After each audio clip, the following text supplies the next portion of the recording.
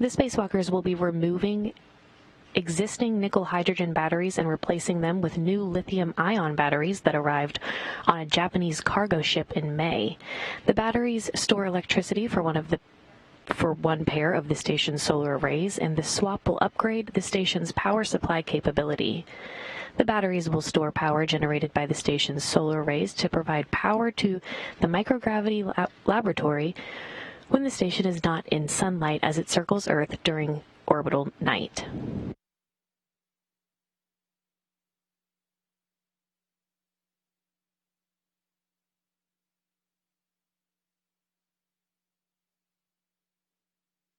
The spacewalk today marks the 228th spacewalk in support of International Space Station assembly, maintenance, and upgrades, and the first spacewalk for Expedition 63. This will be the 7th spacewalk for Station Commander Chris Cassidy. His 6 previous spacewalks bring his total time to 31 hours and 14 minutes.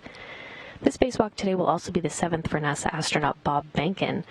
His previous 6 spacewalks bring his career total time to 37 hours and 33 minutes.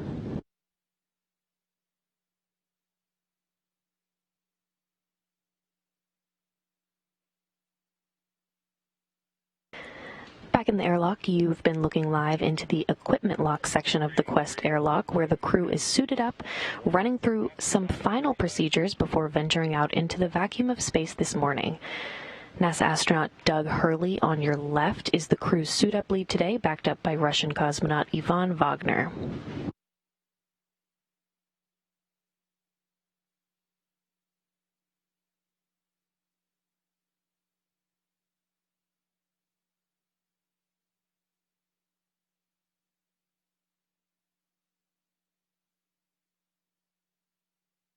You can see Chris Cassidy on the right of your screen. He is designated as EV1 today, or Extravehicular Crew Member Number 1, wearing the suit bearing the red stripes, which you can see on his legs at the bottom right side of your screen.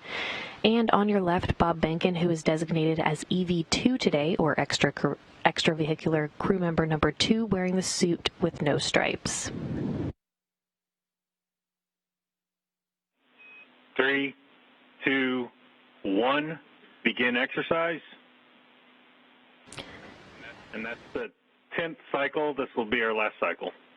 The two will be making their way to the far starboard truss of the International Space Station both today and again next Wednesday, July 1st, to replace aging nickel-hydrogen batteries on the first of two power channels for the S6 truss with new lithium-ion batteries and their associated adapter plates.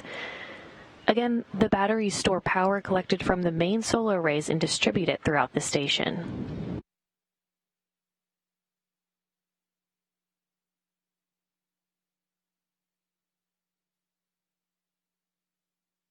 The new lithium-ion batteries that will be involved in the spacewalks today and next Wednesday, and again in the mid-July timeframe, were carried to orbit on the last of the Japanese cargo ships HTV-9 on a pallet that is currently staged at the end of the space station's robotic arm, so that the batteries and their adapter plates can be removed from the pallet that they were brought to orbit on for installation into the integrated electronics assembly on the S6 truss.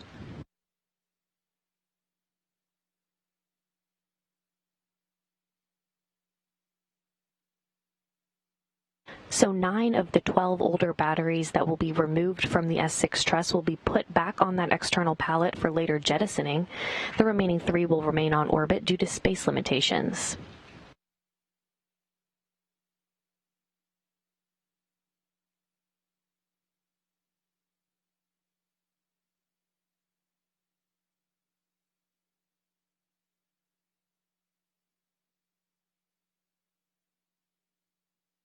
These battery power upgrades began in January of 2017 with a pair of spacewalks for the starboard 4 truss power channels. They continued in March of 2019 with a pair of spacewalks for the port 4 truss power channels, and most recently continued in October of last year with 4 spacewalks to upgrade the power channels on the port 6 truss of the station.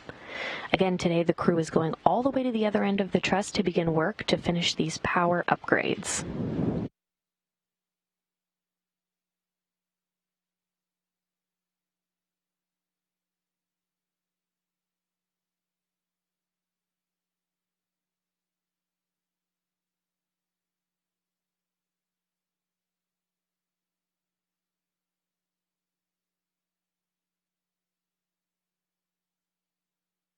Again, each lithium-ion battery and its associated adapter plate replaces a pair of older nickel-hydrogen batteries for the circuit that is required to complete the power routing through the various systems for the station for each truss segment. So in all, when the work is completed within the next month, 48 older nickel-hydrogen batteries will have been replaced by 24 new lithium-ion batteries.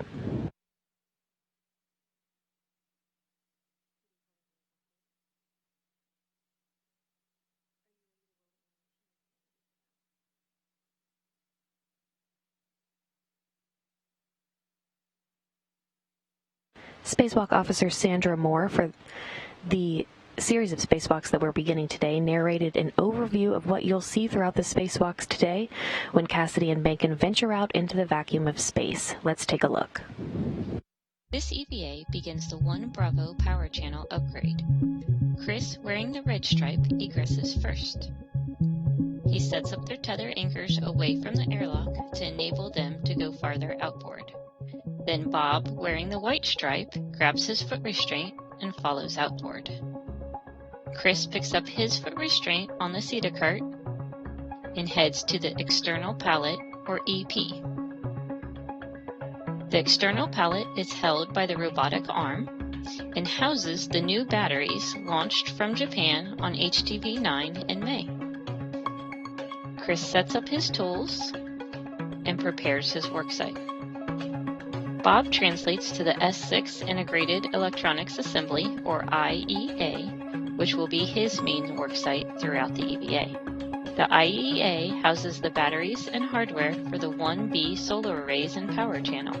Chris will join Bob and they work together to finish setup. First, battery from slot number 1 is retrieved. The crew needs to release torque with a ratchet, then use the pistol grip tool, or PGT, to complete the release of the bolts. The large battery is removed, and the crew work together to move it over to the EP for disposal. Chris ingresses the foot restraint, and the crew work together to install the battery in empty slot X. Then the arm maneuvers to place Chris in front of the first new battery in slot A. After placing scoops to create handholds, the crew will remove the battery and translate it back to the truss and install in empty slot number 1.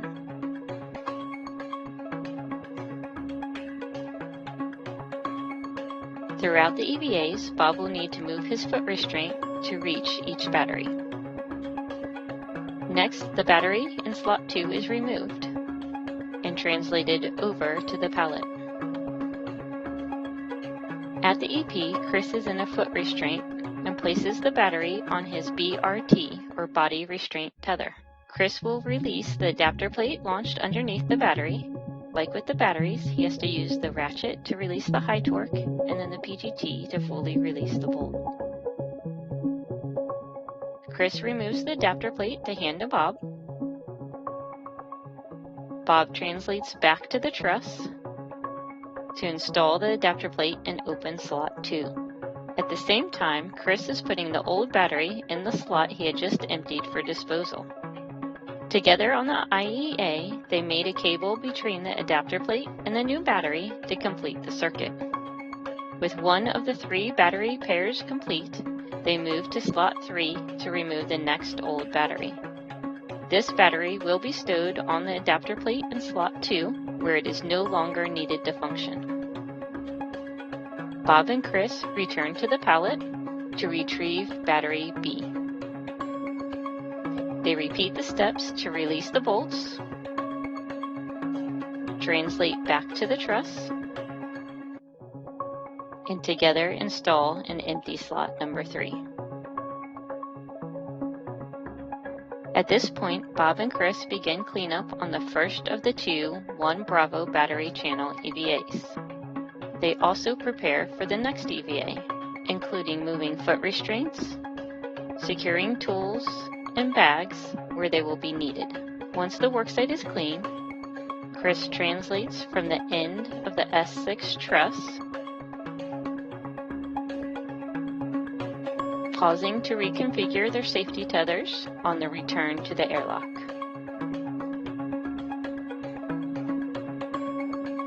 Bob follows for ingress, completing Power Channel 1 Bravo EVA 1. So again, the primary tasks for today, as illustrated in that animation, are to remove 3 existing nickel-hydrogen batteries and replace them with 2 new lithium-ion batteries. The batteries store electricity for 1 pair of the station's solar arrays. Cassidy and Hurley will also be installing an adapter plate to complete the circuit to the new batteries and relocating the nickel-hydrogen batteries, 2 of which will be moved to an external platform for future disposal. And back in the Quest airlock, you can see the crew is starting to wrap up its spacewalk preparations, having completed a round of light exercise to purge nitrogen out of their bloodstreams, preventing decompression sickness from occurring once they step out of the airlock a short time from now.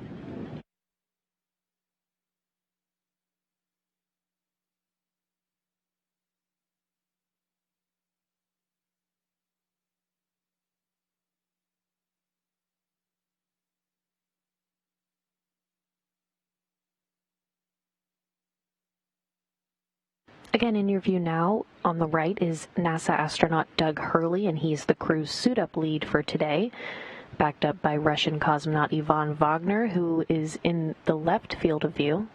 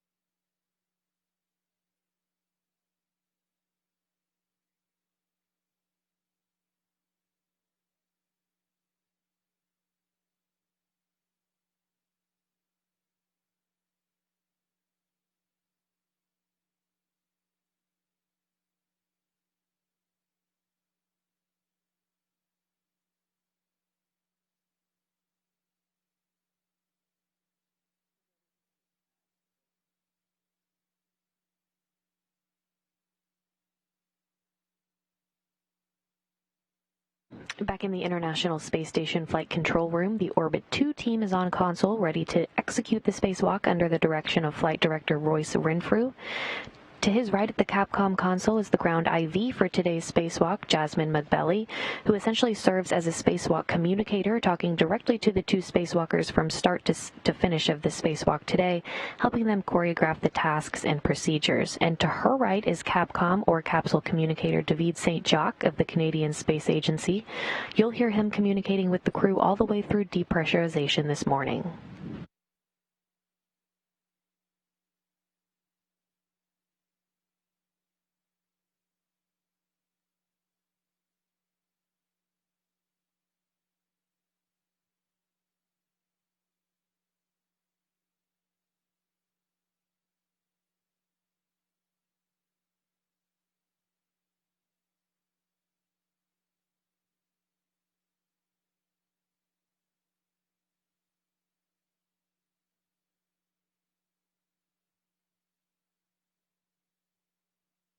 Back in the equipment lock section of the Quest airlock, the crew is suited up running through some final procedures before venturing out into the vacuum of space this morning. You can see Chris Cassidy on the right of your screen. He is designated as EV1 today, or Extravehicular Crew Member Number 1, wearing the suits bearing the red stripes, which you can see down there on the bottom of your screen on his legs. And on your left, Bob Benkin, who is designated today as EV2, or Extravehicular Crew Member Number 2, wearing the suit with no stripes.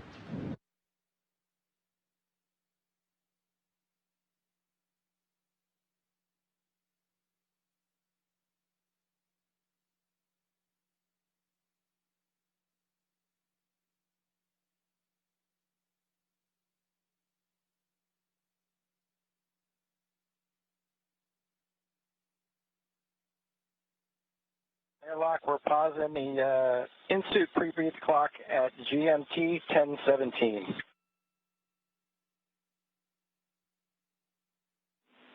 Copy.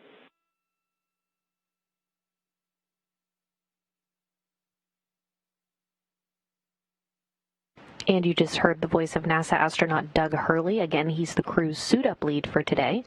He's in the middle of your screen now, backed up by Russian cosmonaut Ivan Wagner toward the bottom left side of your screen.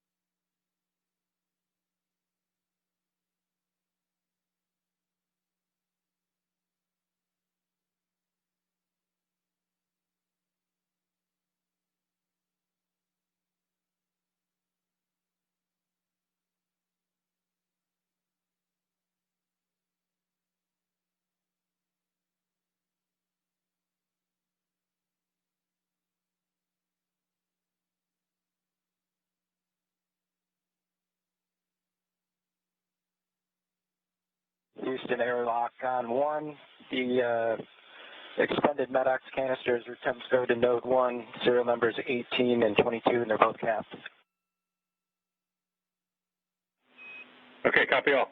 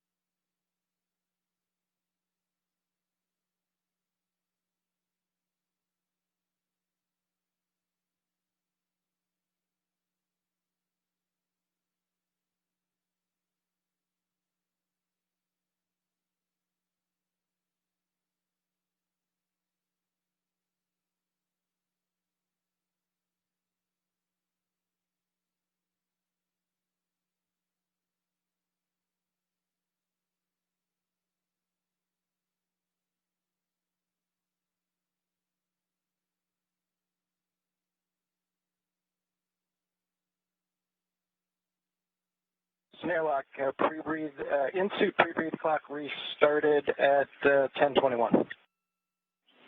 10:21.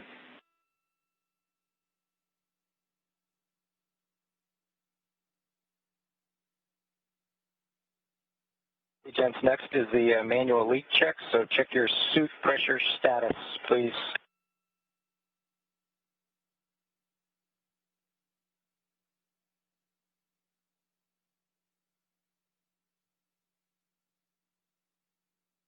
Okay, let me know when you're stable, 4.2 to 4.4, please.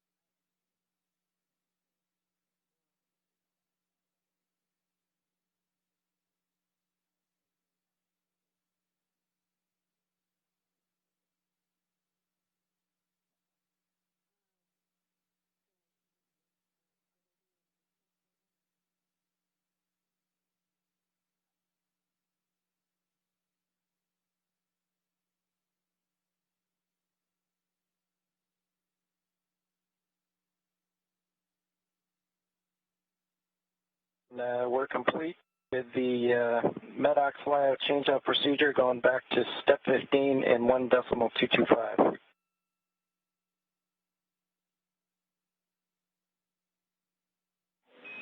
Okay, copy and concur. We'll see you back in 1.225.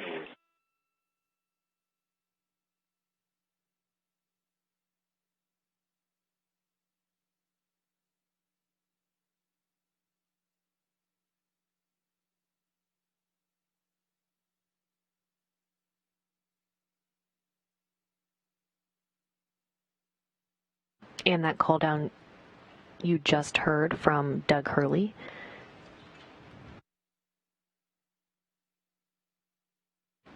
And a response from Capcom, or Capsule Communicator, David St. Jacques. Again, you'll hear him communicating with the crew all the way through depressurization this morning.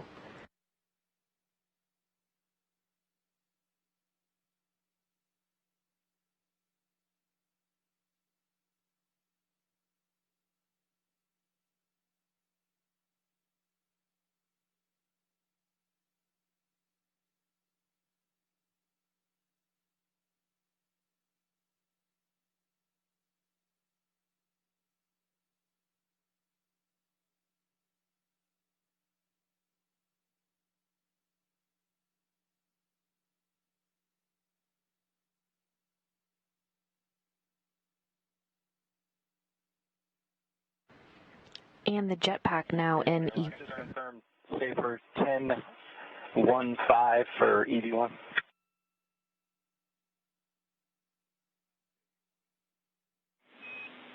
Yeah, it's affirmative. 1015 for EV1.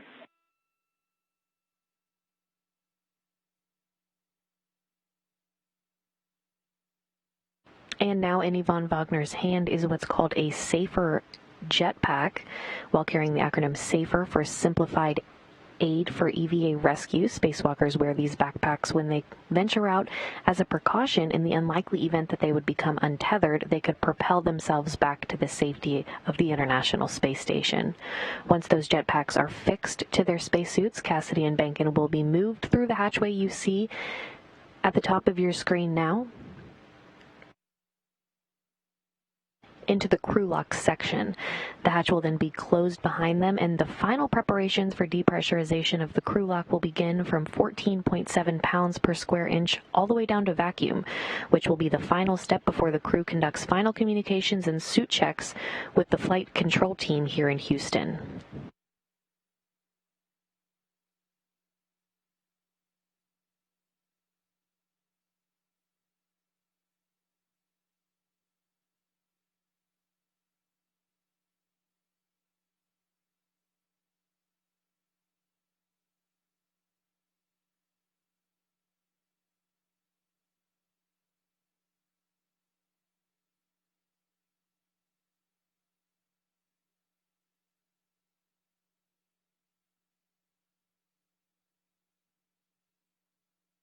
Doug Hurley and Yvonne Wagner will now work to install that SAFER onto Chris Cassidy's suit. And again, SAFER stands for Simplified Aid for EVA Rescue.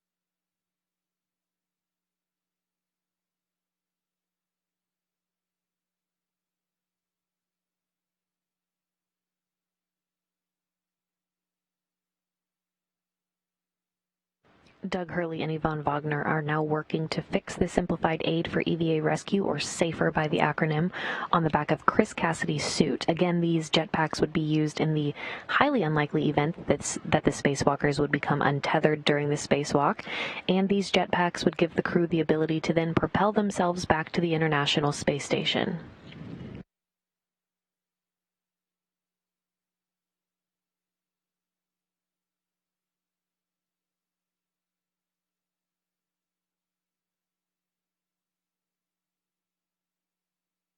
And these space suits, the extravehicular mobility units, or EMUs, are the suits you see Cassidy and Bankett in now. These suits essentially serve as an independent life support system, providing environmental protection, mobility, and communications for the crew members during their spacewalk.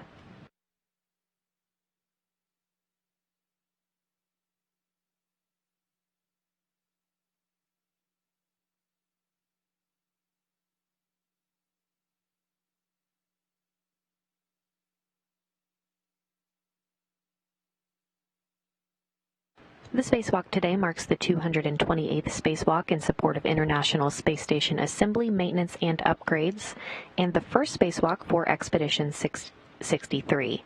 This will be the 7th spacewalk for Station Commander Chris Cassidy. His 6 previous spacewalks bring his total time to 31 hours and 14 minutes. The spacewalk today will also be the 7th for NASA astronaut Bob Behnken. His previous 6 spacewalks bring his career total time to 37 hours and 33 minutes. The spacewalk today is the first spacewalk outside the station since January 25th, when Expedition 61 crew members Drew Morgan and Luca Parmitano completed work on the refurbishment and repair to the alpha magnetic spectrometer.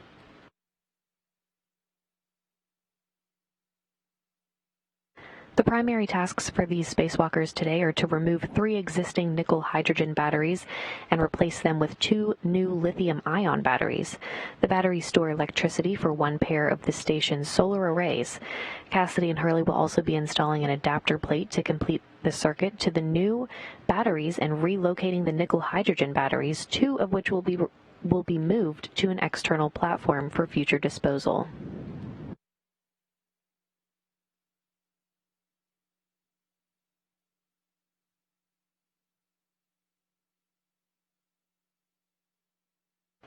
Again, you're looking live into the equipment lock section of the Quest airlock, where the crew is suited up, running through these final procedures, getting their safer jetpacks installed before they venture out into the vacuum of space.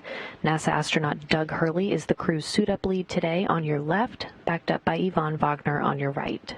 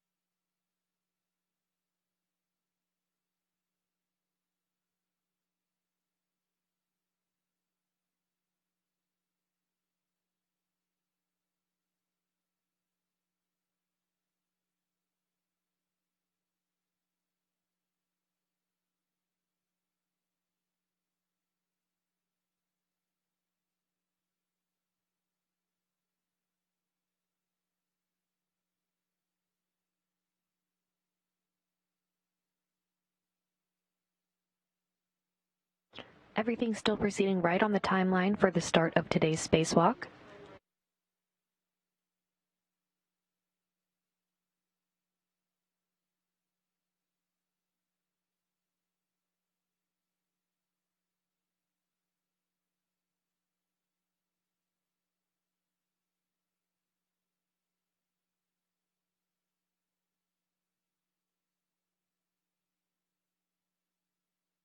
Doug Hurley and Yvonne Wagner now working to install Bob Behnken's safer jetpack on the back of his suit.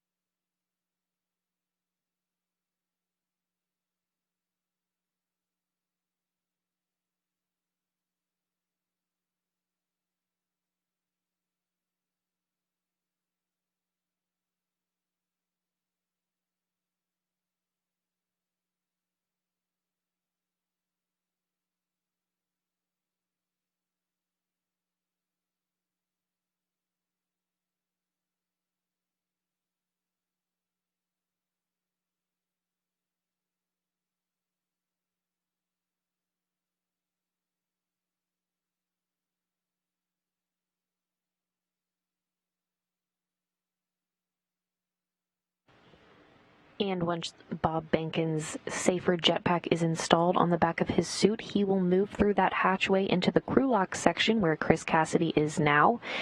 And then depressurization will be done in a two-stage fashion. First, they'll take the crew lock down to 5 pounds per square inch of pressure. They'll pause to do a system check, and then they'll resume the depressurization all the way down to vacuum. Once it reaches vacuum, the two spacewalkers, Chris Cassidy and Bob Behnken, will conduct suit checks and communications checks with Mission Control Houston before they place their suits on internal battery power, which will mark the official start of today's spacewalk.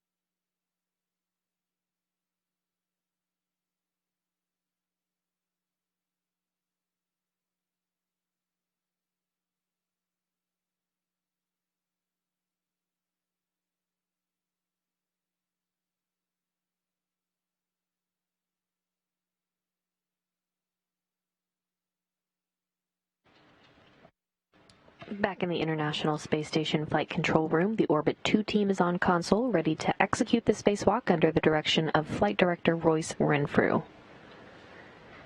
To his right at the Capcom console is the ground IV for today's spacewalk, Jasmine Mabelli, who serves as a spacewalk communicator, talking directly to the two spacewalkers from start to finish of the spacewalk today, helping them choreograph the tasks and procedures.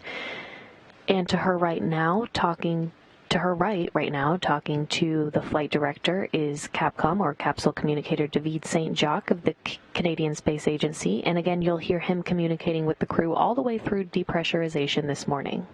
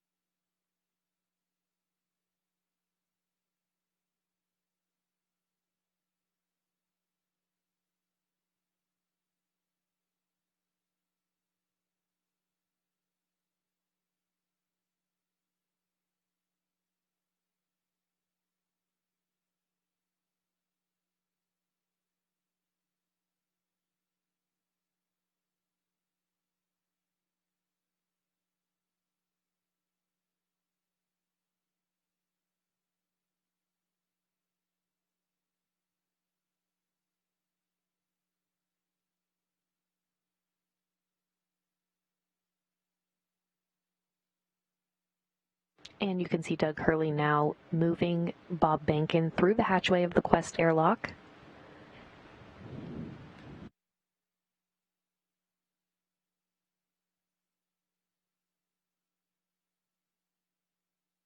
With Cassidy and Bankin completely through the hatchway now, into the crew lock section of the Quest airlock, the hatch will be closed.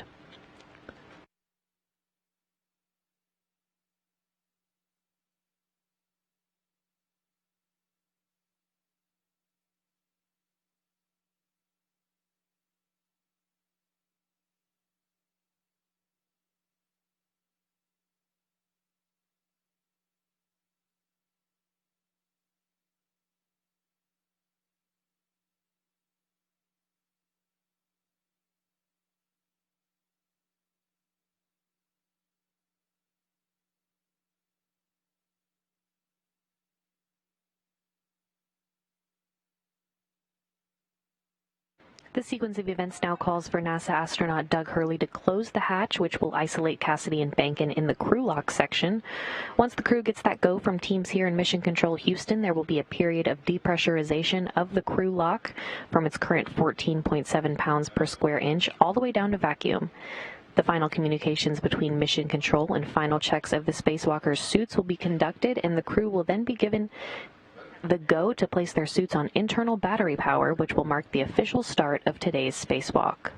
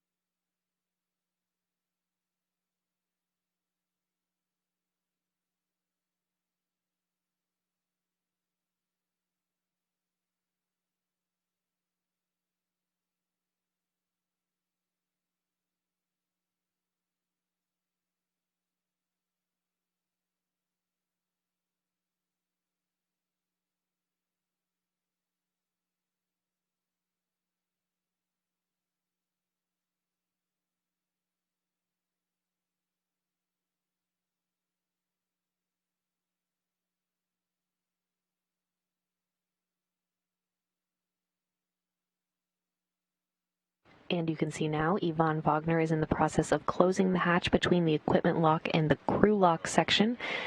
Cassidy and Bankin will now be isolated before their final minutes of preparations before they begin the 228th spacewalk in support of International Space Station assembly and maintenance.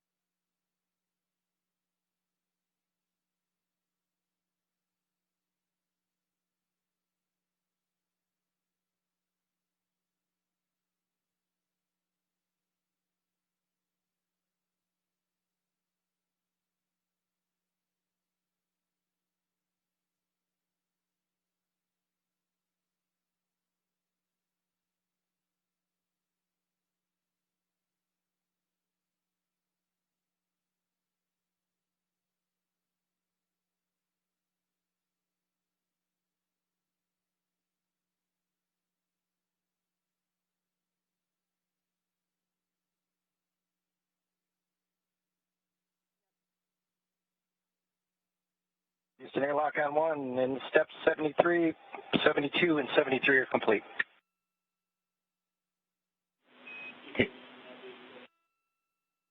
Houston copies.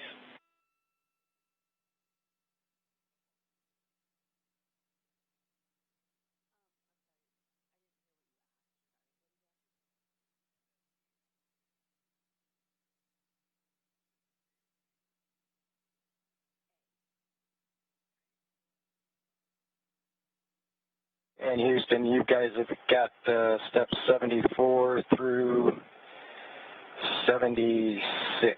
Concur? Yeah, concur. We're putting in work.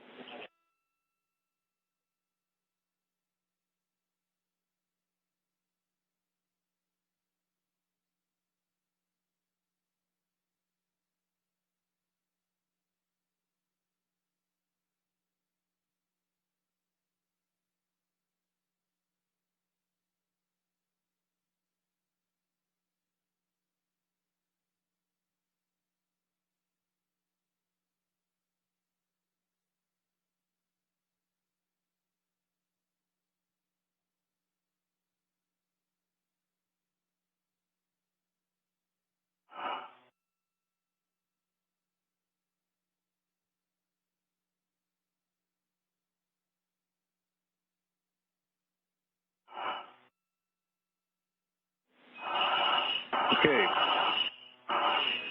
For EV1, EV2, and airlock, you guys are hot mic'd on Spacer Ground 1. EV1 copies. EV2 copies.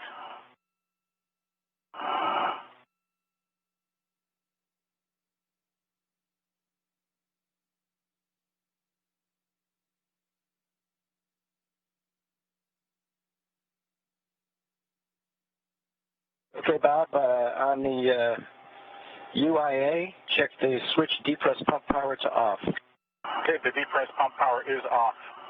Check the depress pump enable LED on. It's on.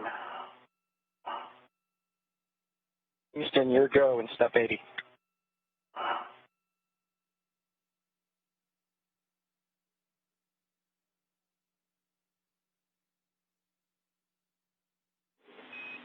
And airlock Houston, we've got about 8 minutes left on our clocks here before we can start, but you can go ahead and pick up step 81.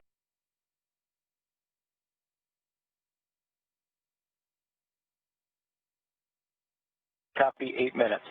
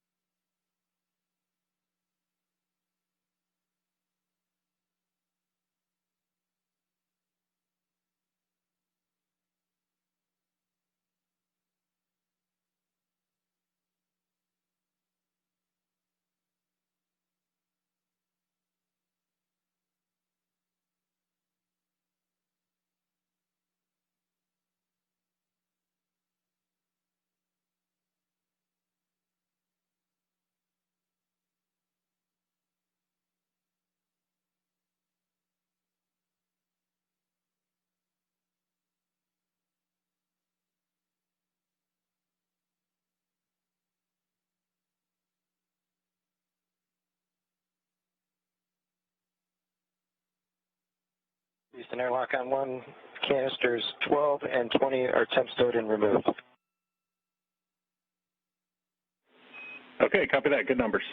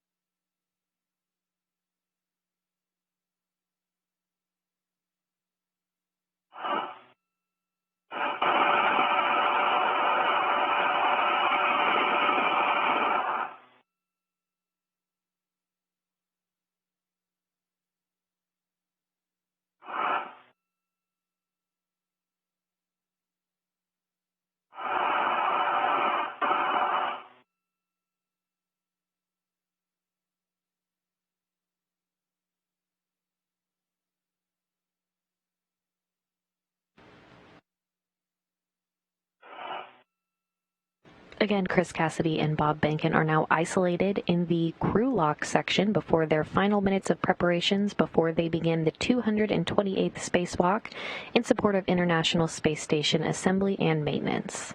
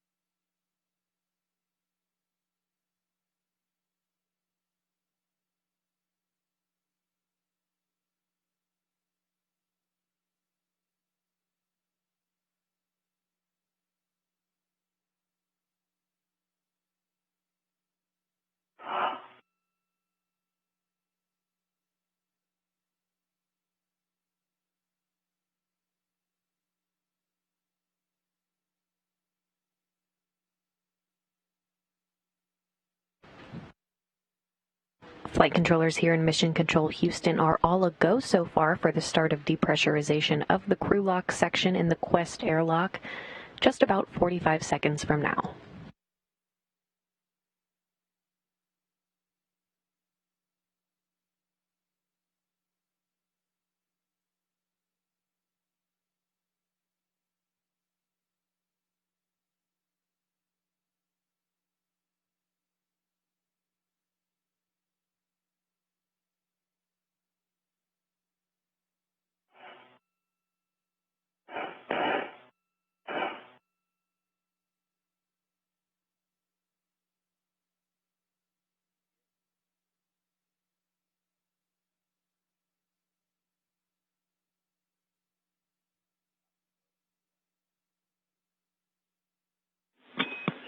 Airlock Houston on Space to Ground 1.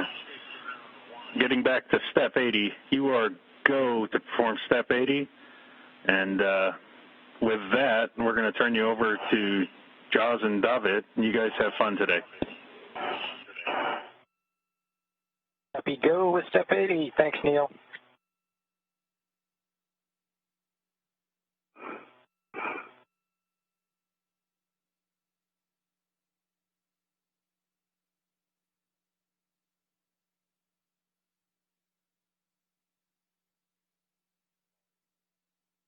Okay, Bob, we're ready with the crew lock depress.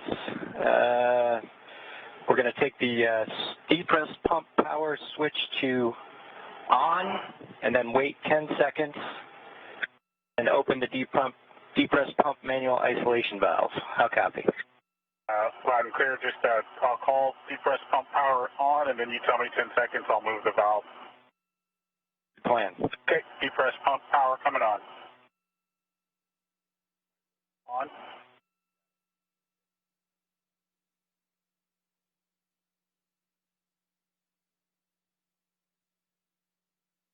There's 10 seconds. Depress pump manual ISO to open. Expect an alert tone and monitor your suit gauge less than 5.5 psi. Copy. Valve is open.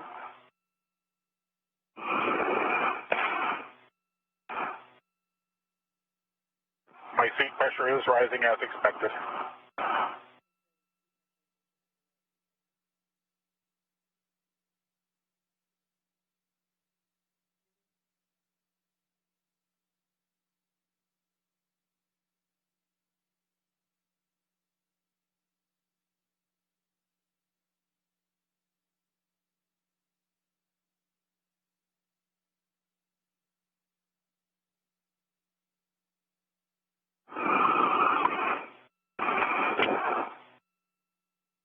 Okay, when crew lock's at 6, expect an alert tone.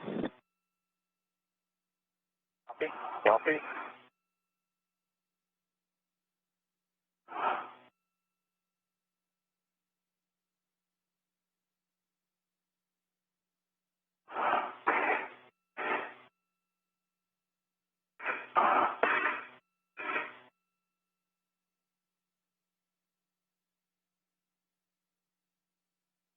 Depressurization of the crew lock section of Quest was officially underway at 6 a.m. Central Time.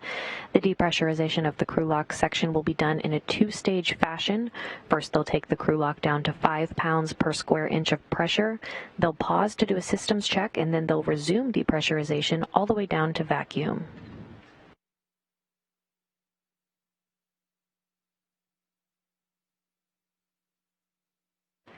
Once it reaches vacuum, the two spacewalkers will conduct suit checks, communications checks with Mission Control here in Houston before they place their suits on internal battery power to officially mark the start of today's spacewalk.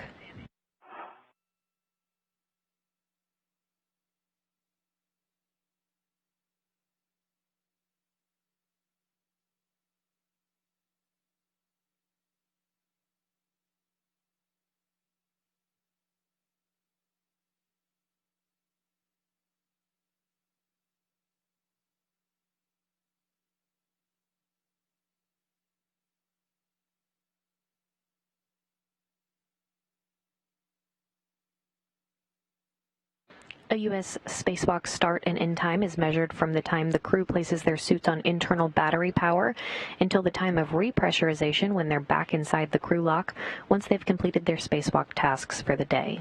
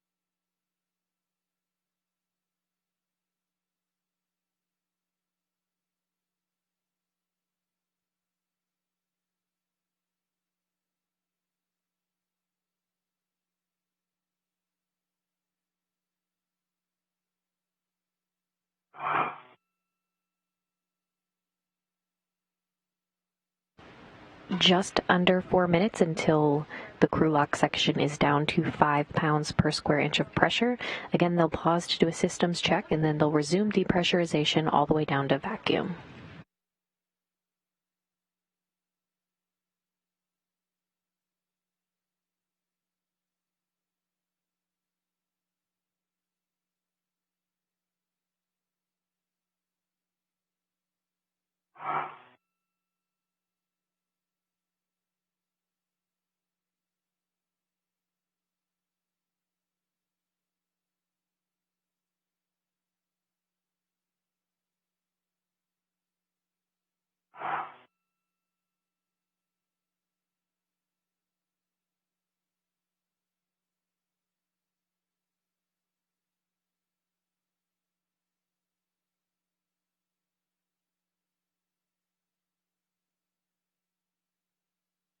Coming up on 6 pounds per square inch now. Again, they're waiting until it gets down to 5 pounds per square inch. 5, you'll be taking the depress pump manual isolation valve to close, and I'll back you up on that call as well from the inside. Copy.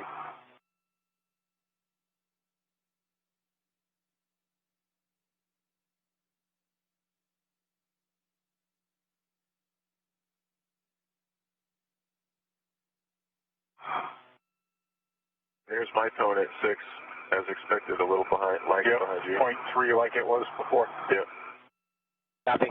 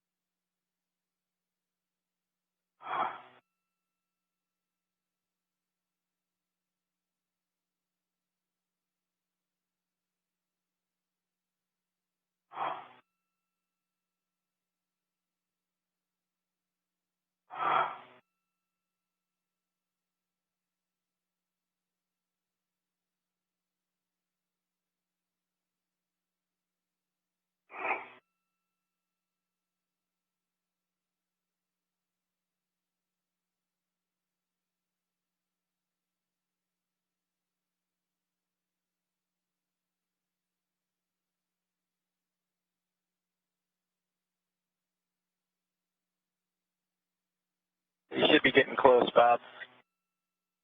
I'm showing 5.1. 5.0. Okay, we heard the valve.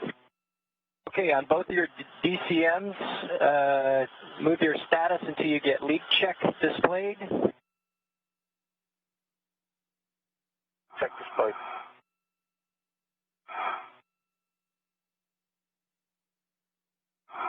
EV1 leak check displayed as well. Copy. Check your O2 actuators to EVA. That's a check.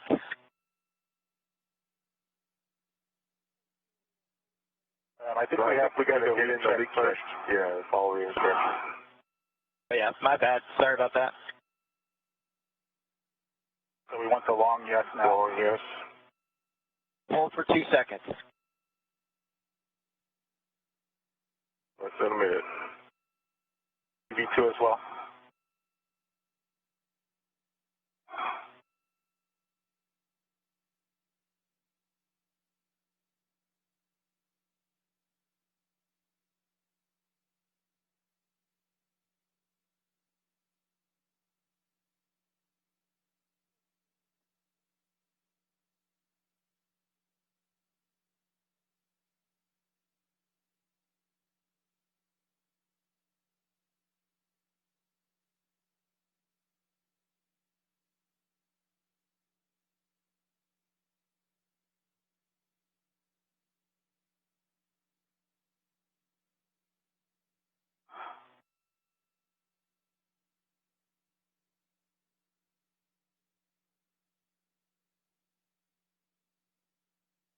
EV1 leak check complete.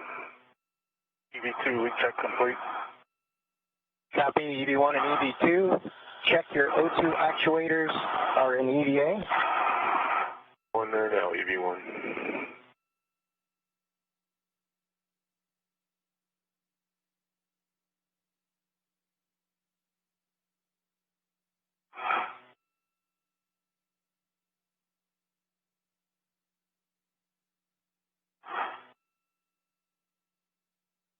V1, go to actuator and EVA. EV1.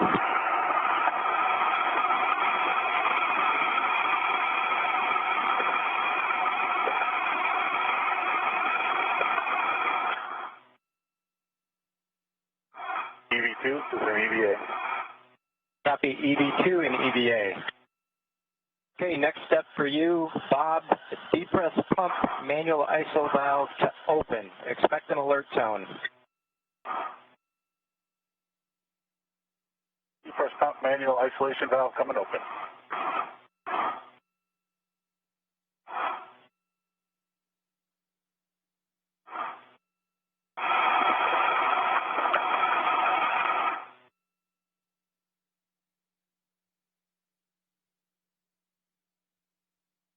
Okay, gents, emergency MPEV is open. You can go ahead and do your tether checks now. All right, copy.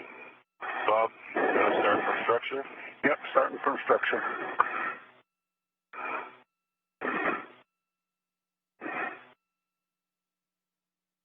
Okay, I've got the airlock waste tether closed and locked on the airlock D-ring extender. That large hook from the airlock waste tether is closed and locked onto my left waste tether. Hook on my left waste tether, the large one is closed and locked, and the small one is closed and locked on my D-ring extender on my left side.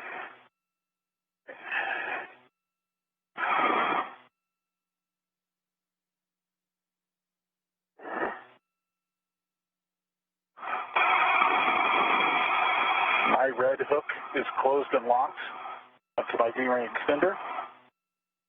Green hook is attached to the red reel. Yellow hook is closed and locked onto the green reel. And then I see that hook on that green reel is closed and locked onto your red hook. Okay? And both reels are verified unlocked. Copy that. Picking up your hook that you just confirmed. It is closed and locked on my red reel. The red reel, my red crew hook is closed and locked on my left D-ring extender. That completes our current load path. Back on my two reels, red Irkham body has a yellow hook, large yellow hook closed and locked on the green Irkham body. The green crew hook is back onto the red reel. It happens to be locked also. And the large white hook on the green reel is temp stowed on my mini workstation. Both of the Irkhams are in the unlocked reel position. I've got a dry hat, and I've been looking at my gloves for a while, and they're pristine. I also have a dry hat, and the gloves are pristine. Copy all.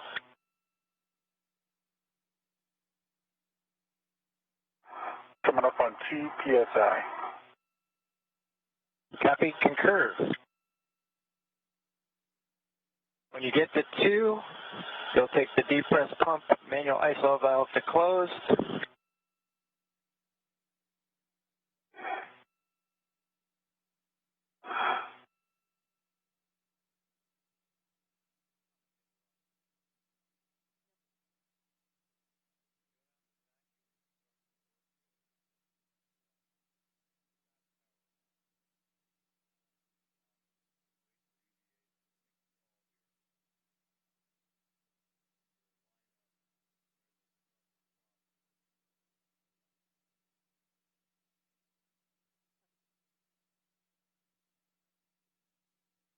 2.0 coming closed.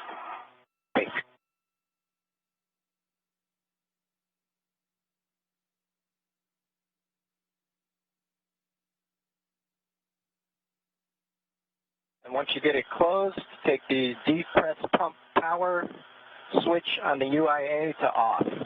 depress pump power is off. Okay, we talked about tethers. The crew lock DPDT gets to about 0, expect an alert tone.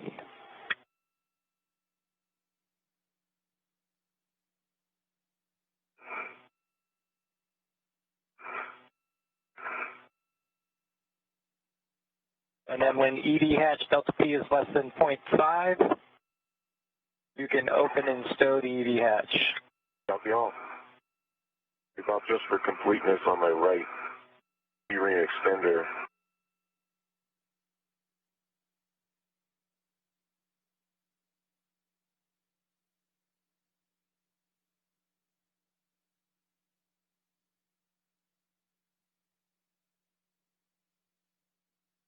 And we're in a quick handover between satellites right now, but we should be regaining those communications here shortly.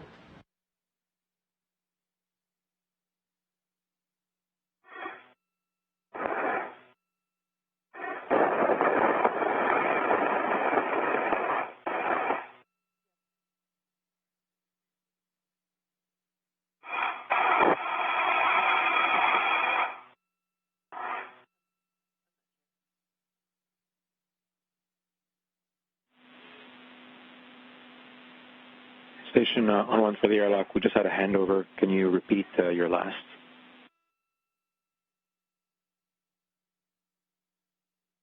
Hello, Debbie. I was just completing the final tether hook check, and that was on my right D-ring extender. I have a closed and locked small hook to my waist tether, and my waist tether big hook is temp stowed on my mini workstation. Okay. Copy all. Good config. Thanks.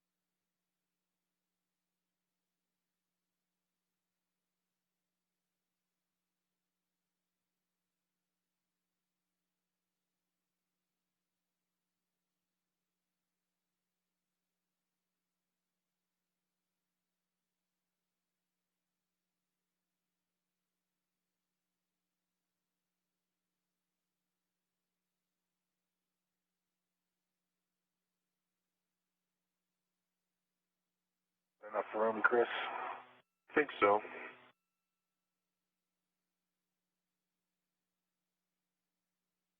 Hatch gauge, hovering right around 1.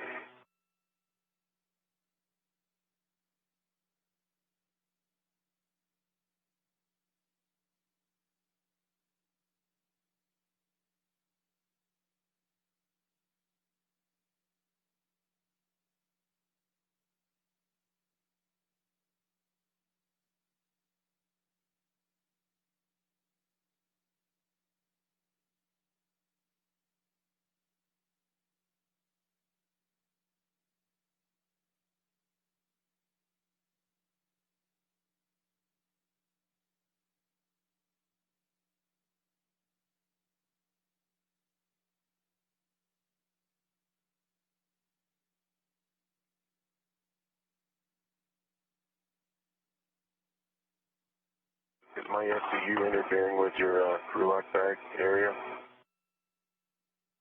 That's good. Good. That's why I took the bag before you stowed I got it out from underneath the SCU, so I've got access to it. Copy.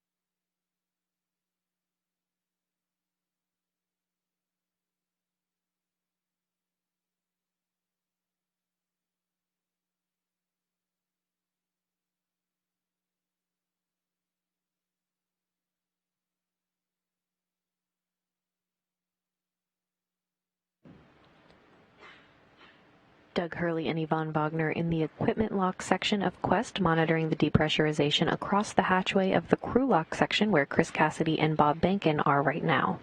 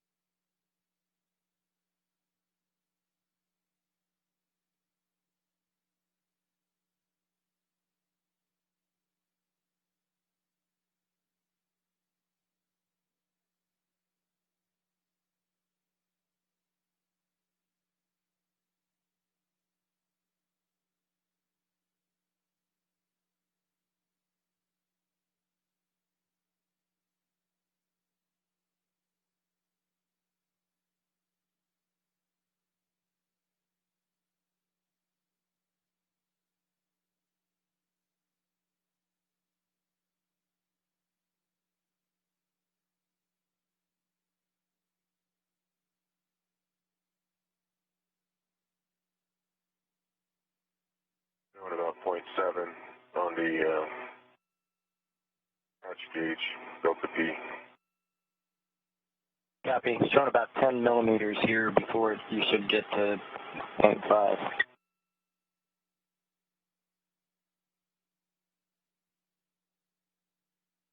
It is slow as you briefed.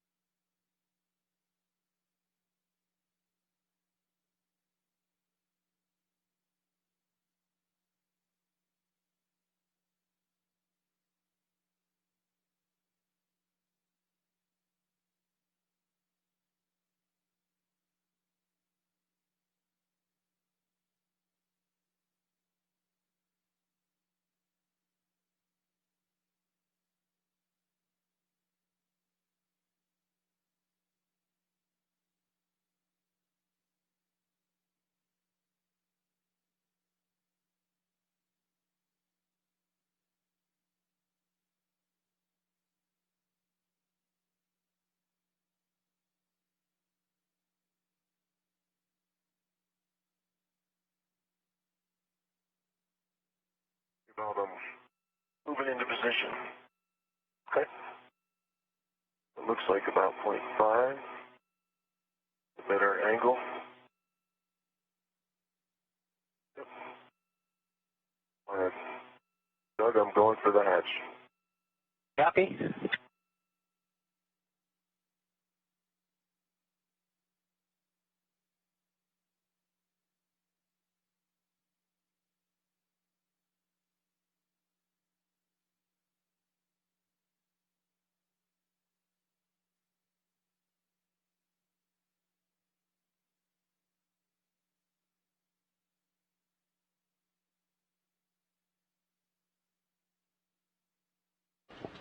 Free time.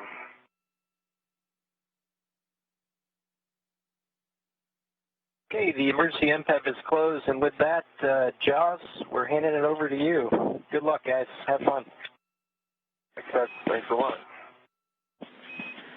Thanks, Doug and Yvonne. Thanks for your work getting us set up so well. Got us right on timeline. We appreciate it. Chris and Bob, good morning. Good morning. Good morning. Okay, with that, we'll step into the post-depress.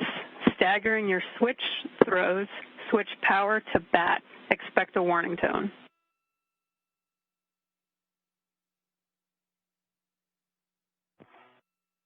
V1 power bat.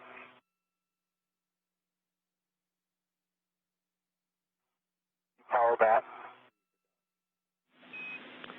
Both of you check your display switches are functional.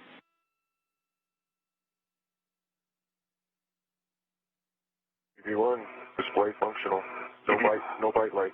EV2 display functional, no bite light.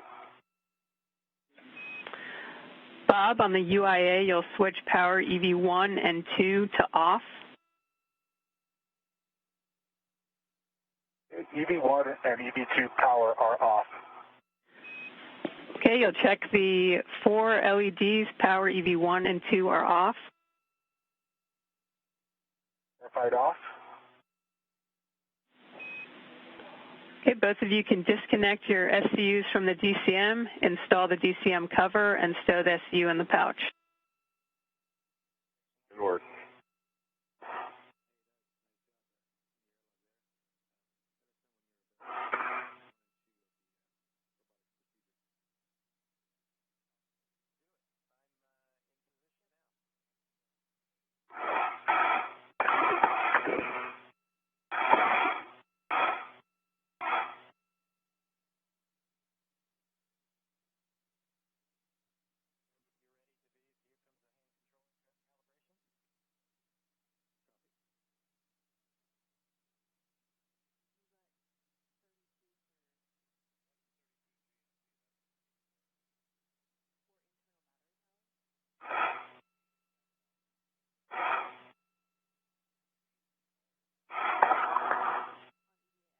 Complete for EV2. EV1 complete as well. Okay, Bob, on the crew lock, check the depress pump man ISO valve is closed. Depress pump man ISO valve is closed. Both of you can take your temperature control valves to max hot.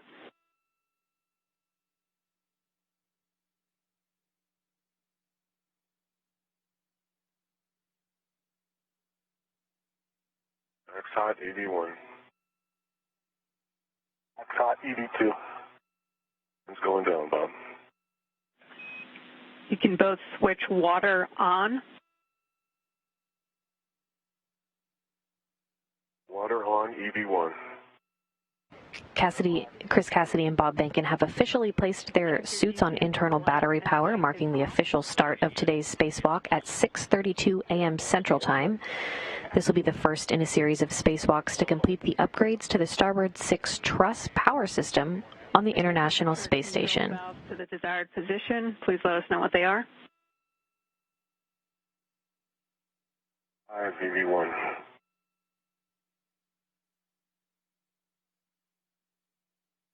And EV2 set to 5 as well. Copy. Check your suit pressure gauges and report. 4.3 EV1. 4.2 EV2. Copy 4.3 and 4.2. You can set your visors as required. It's just the beginning of a night pass now. Okay.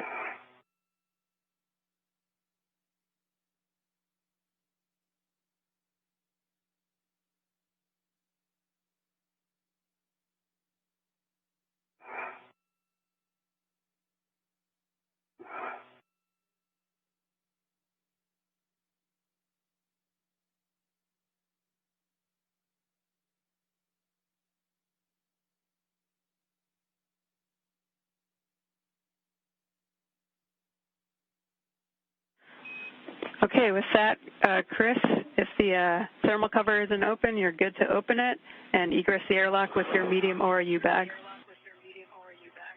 Thermal cover is open. Now.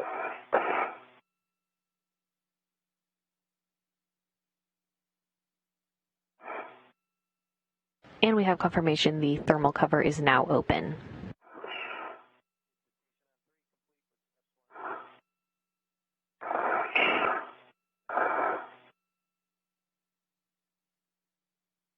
Everybody else good? I don't think you're going to need 2 ways to other spot to get to the IPFR, but right here. Yes. Yeah. All right. Going in.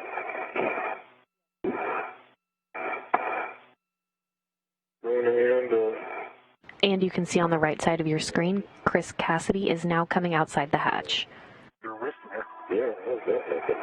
Cassidy will be the first out of the hatch this morning, followed by Bob Bankin. Again, Cassidy as EV1 in the suit bearing the red stripes, and Bankin EV2 in the suit bearing no stripes.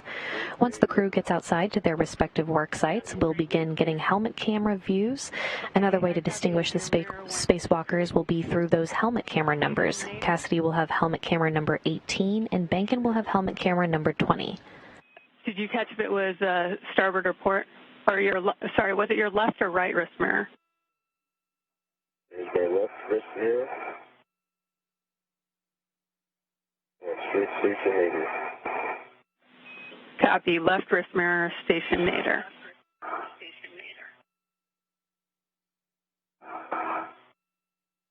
All right, Bob, moving out. Manual isolation valve is down, and my sticker deploy handle is down.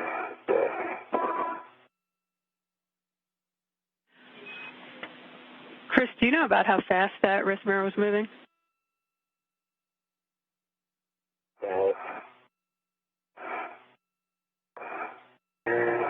Maybe a foot per second. Copy, 1 foot per second. Okay, Chris, and we didn't copy all your self-checks. If you can just get us those. Green light is on. Which one are you missing?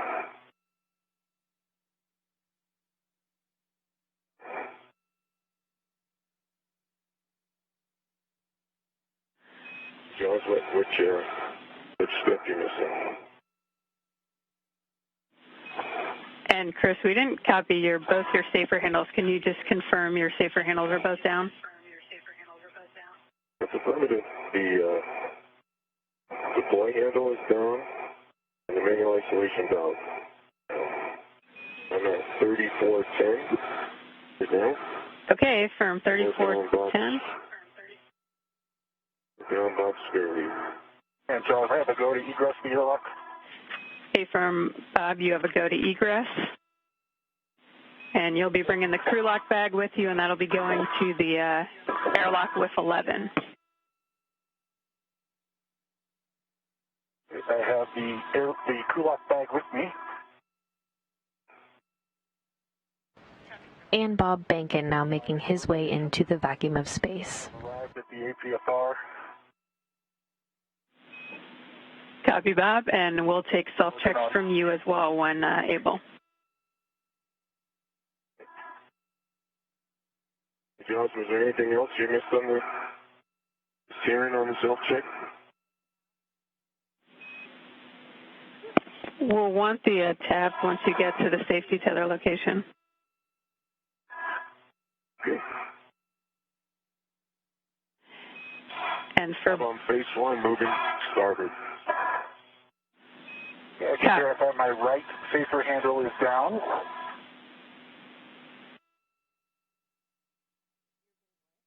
And my left safer handle is down. And my green light is on. Need any of my tether configuration, Jaws? we'll take your tabs. We don't need tethers.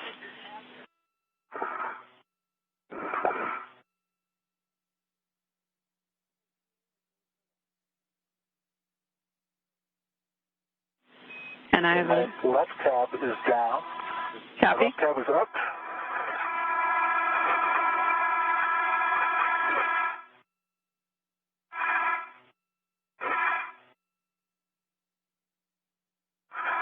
And my right tab. As Chris Cassidy was exiting the airlock, his wrist mirror floated away, and there's no risk to the crew. They're still proceeding with procedures.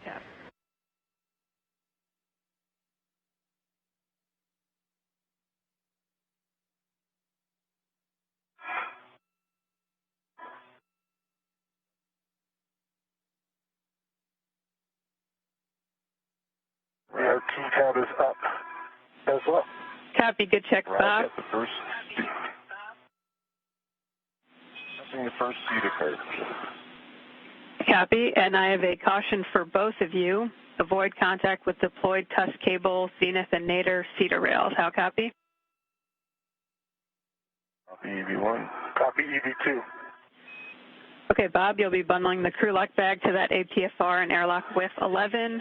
And Chris, let me know when you get to the outboard CETA card, and I can give you the handrail numbers.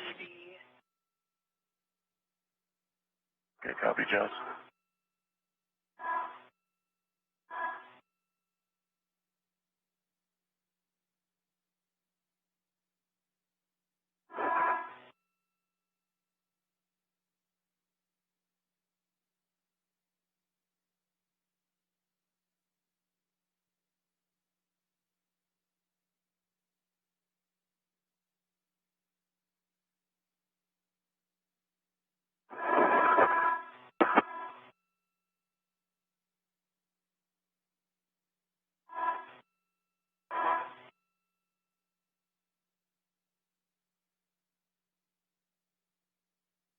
Okay, I'm underneath the outboard cart. I'm looking at 3061 as a handrail. Okay, Chris, that's where you'll drop your anchor hook. My anchor hook is closed. Slider is in the lock position, double checking. Reels are unlocked. Copy, good config. 3V1. And just beside that, you'll see handrail 3060. You'll attach Bob's anchor hook there. Copy all.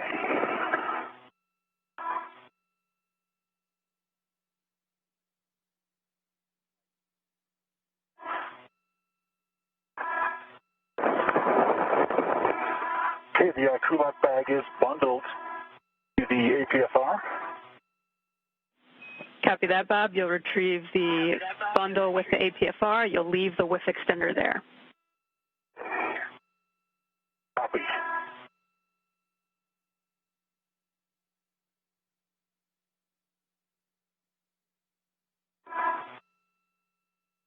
Okay, I'm tethered Bob's hook. Breaking packs up.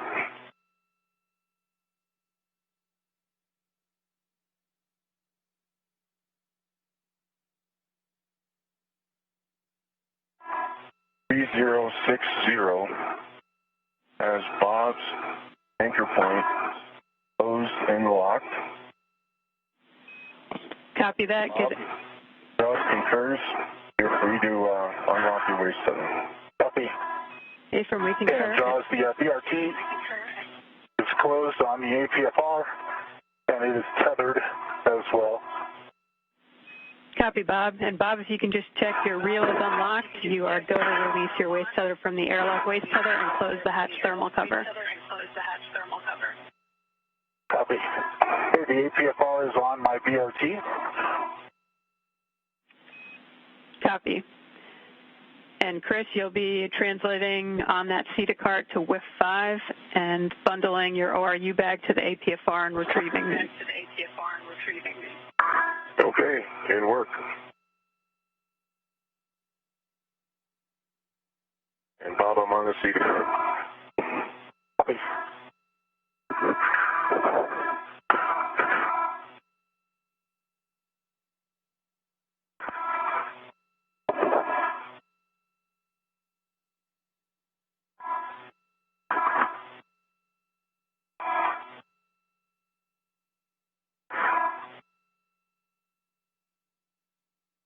Rules are verified unlocked, Jaws. Copy, Bob.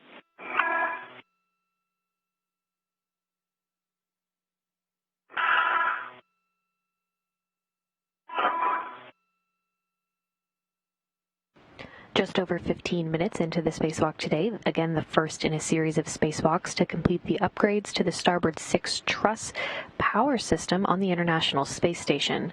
Again, the two spacewalkers will be making their way to the far starboard truss of the International Space Station both today and again next Wednesday, July 1st, to replace aging nickel-hydrogen batteries on the first of two power channels for the S6 truss with new lithium-ion batteries and their associated adapter plates.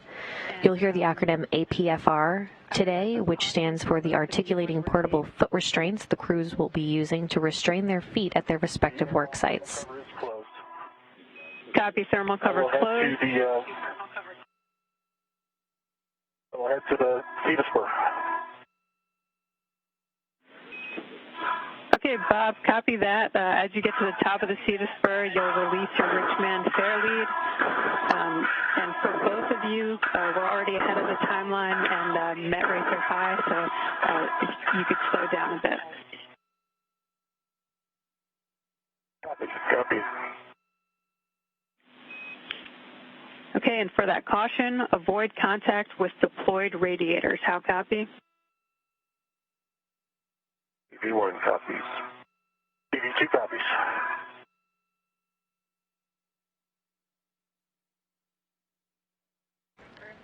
And we're getting helmet camera views. Of course, this one number 18 from Chris Cassidy. I'll have you check your gauntlets in place and check your 3 tabs as well, please. Okay, you bet. Now's a great time. So both gauntlets are in place and tab checking in work. Copy. First order of business for Chris Cassidy this morning will be to set up their tether anchors away from the airlock to enable them to go farther outboard. Cassidy will then head to the external pallet, or EP. The external pallet is held by the robotic arm and houses the new batteries launched from Japan on HTV-9 in May. BRT tab up and 2 mini workstation tabs are also up. All 3 tabs up. Copy, Chris. Good config. With that, you can translate to handrail 2004 just past S6 when you get to S6. 2004, copy that. Another acronym you'll hear throughout the day is BRT, which stands for Body Restraint Tether.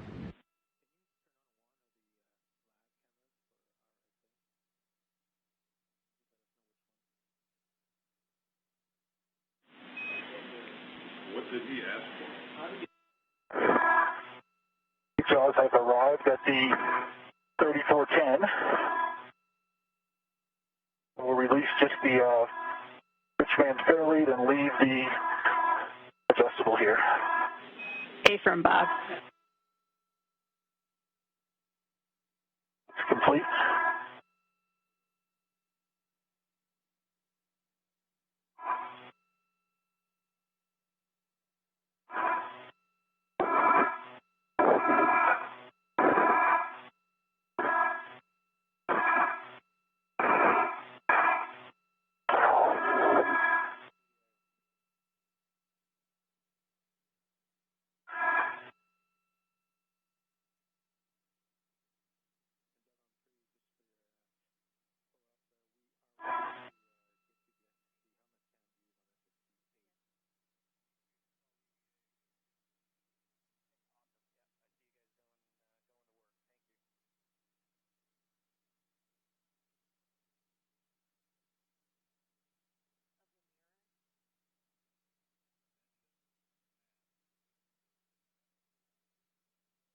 have reached the forward face of S0.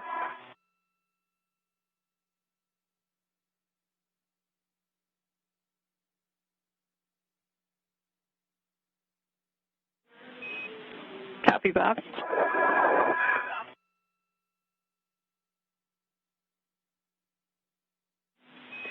And Bob, you'll be heading all the way outboard on S6, and as you approach the Sarge, if I can just get a check for gauntlets in place.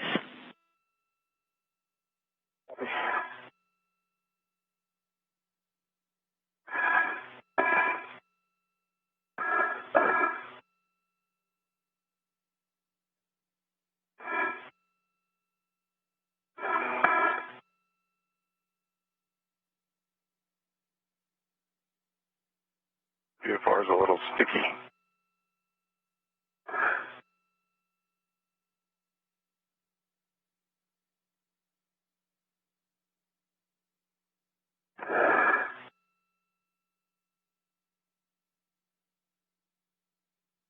As I got the APFR out, but just as a note, it was release mechanism was a little key. Copy that, Chris.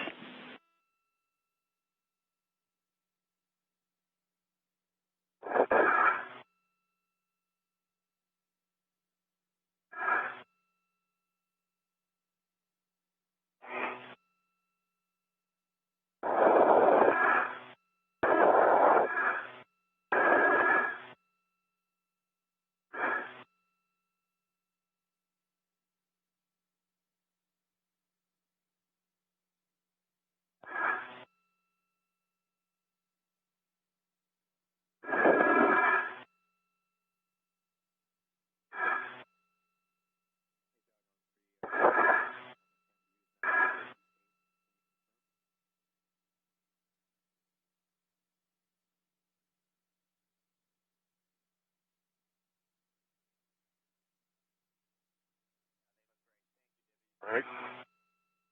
Moving out from Cedar Cart and heading outward. Where are you at? I am at the Cedar Cart. Copy that.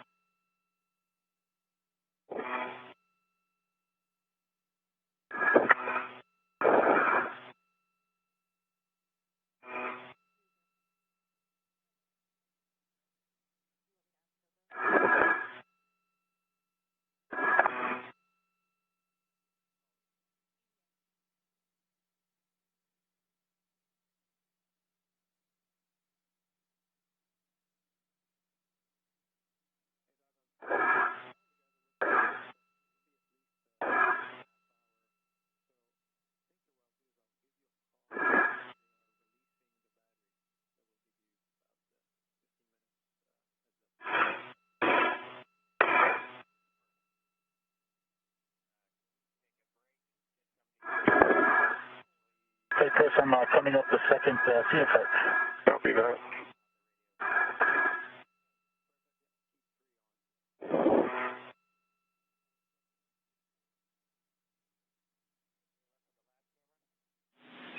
And Chris, reminder for you, you're going to handrail 2004 for your green hook, and Bob will take a gauntlet check prior to crossing the Sarge. 004.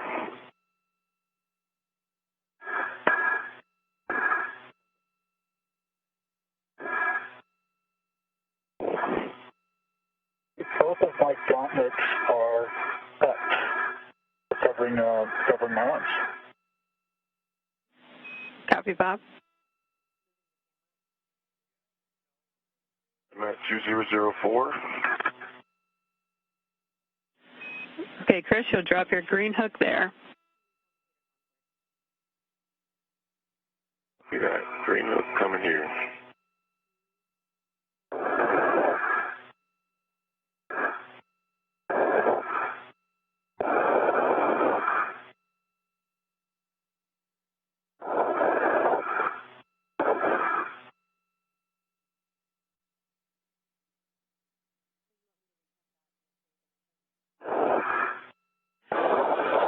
And just a heads up for both of you, once you install your APFR, we're going to take a break for a couple minutes.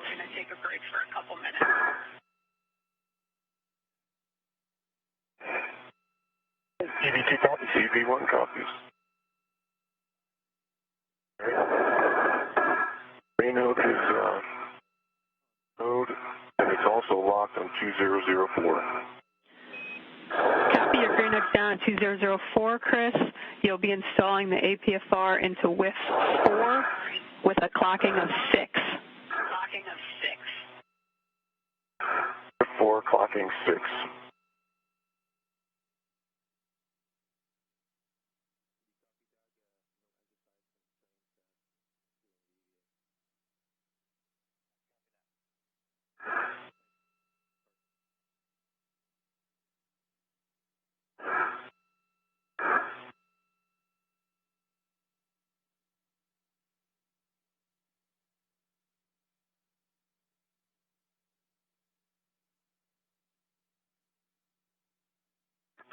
Okay, you want to... I'll just hop up here, Bob, and you can...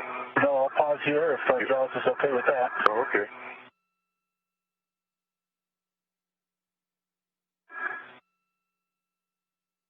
Jazz, Bob's right here next to me. I'm going to put this APFR in. Okay, copy.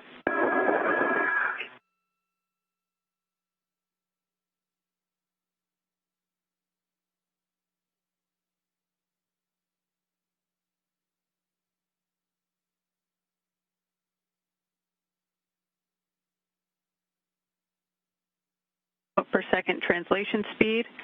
Wait until pallet motion dampens out before imparting any loads. How copy? EV1 copy. EV2 copies. Tom is a little garbled. Me? Do you hear the same thing, Bob? No, the combo's okay for me. And Chris, are you hearing Bob fine? Is it just me that's garbled? No, it was just you in that last transmission. Now you're fine. Okay, great.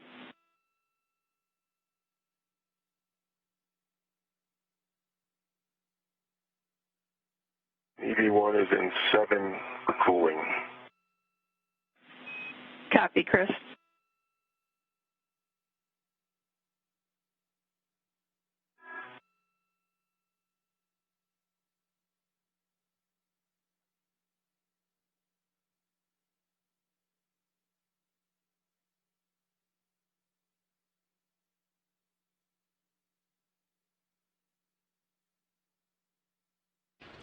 Now 30 minutes into today's spacewalk, recapping the milestones so far, Chris Cassidy and Bob Behnken placed their suits on internal battery power, marking the official start of today's spacewalk at 6:32 a.m. Central Time. Chris Cassidy's mirror on his left wrist became detached on his way out of the hatch, and there was no risk to the crew. The dimensions of that wrist mirror are 5 by 3 by 0.75 inches with a mass of 1/10 of a pound. Chris Cassidy and Bob Behnken are now headed to their respective work sites to begin prep activities.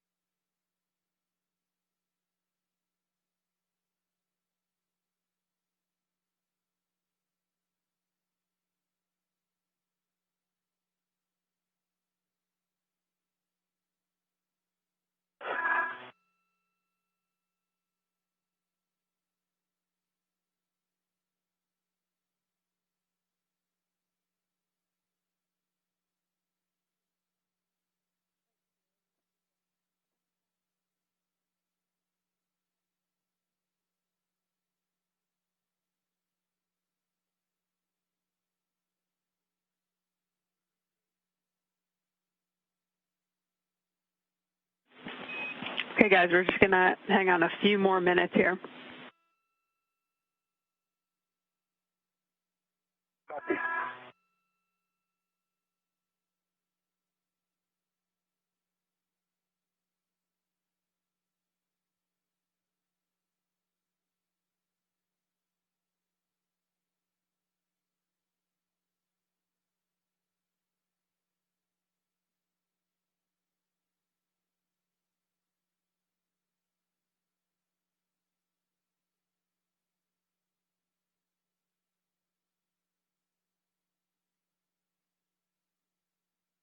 Again, we'll continue to get these helmet camera views. This one now, number 20 from Bob Bankin.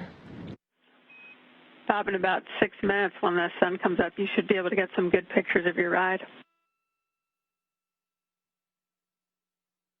We hope to let the fishnet camera out here. We could get some on the way over to the IEA, Chris. Yeah, that's what I was thinking when I'm getting the bagel organized up there.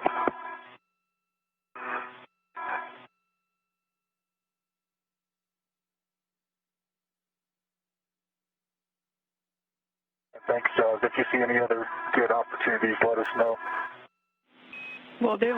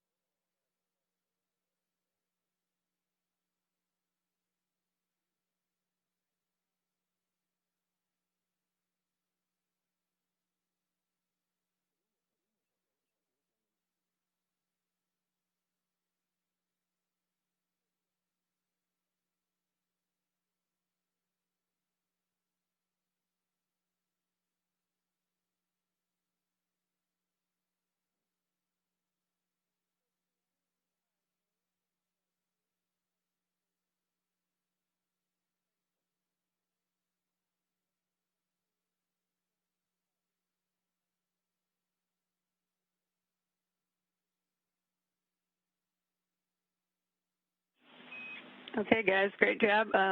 We're going to pick back up slowly. So, Bob, you can continue outboard, and Chris, you can complete the Fox 12 settings on the APFR. All right, let me get out of Bob's way.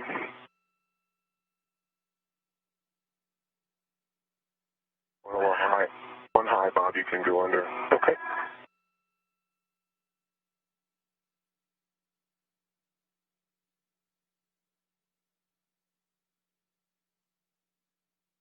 Room.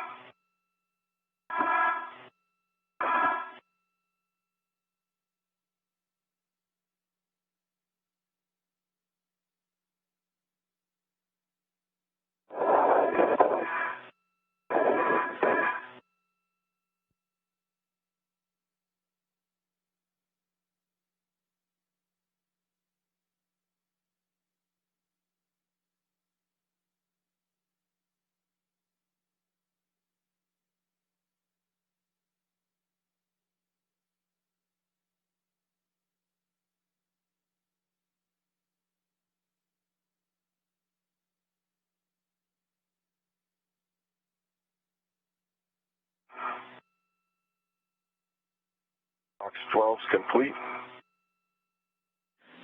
Copy, Chris. And can you just confirm the pitch knob has popped out?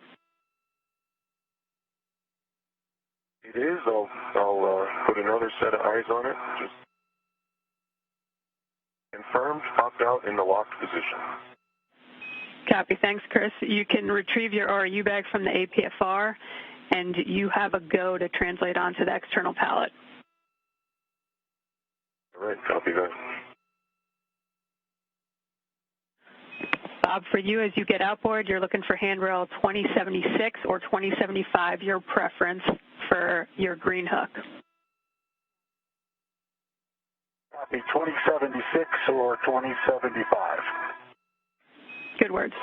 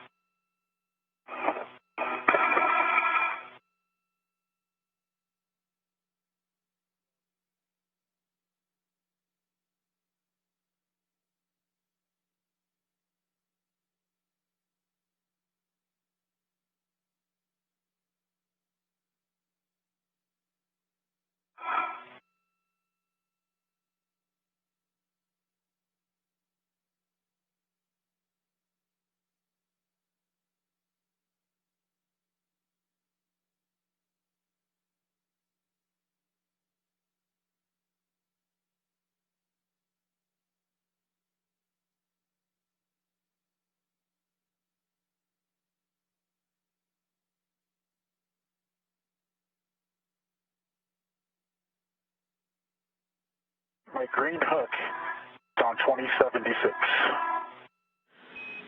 Copy 2076. Bob, you can translate to width 30. You'll be With 30. A firm. And the clocking for the APFR is 12. Thank you, 12. Transitioning to the pallet. Copy, Chris. You're looking for handrail 7325. It's adjacent to battery alpha. You'll stow the ORU bag there. Okay.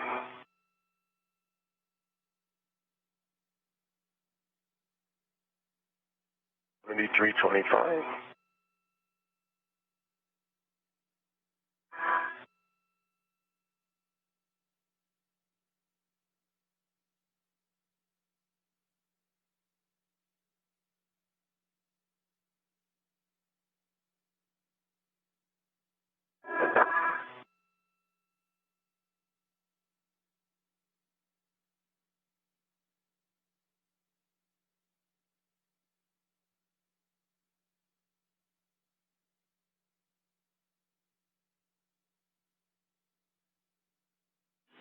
You should be coming up on the coast of California soon. If you look south, you might see Hawthorne.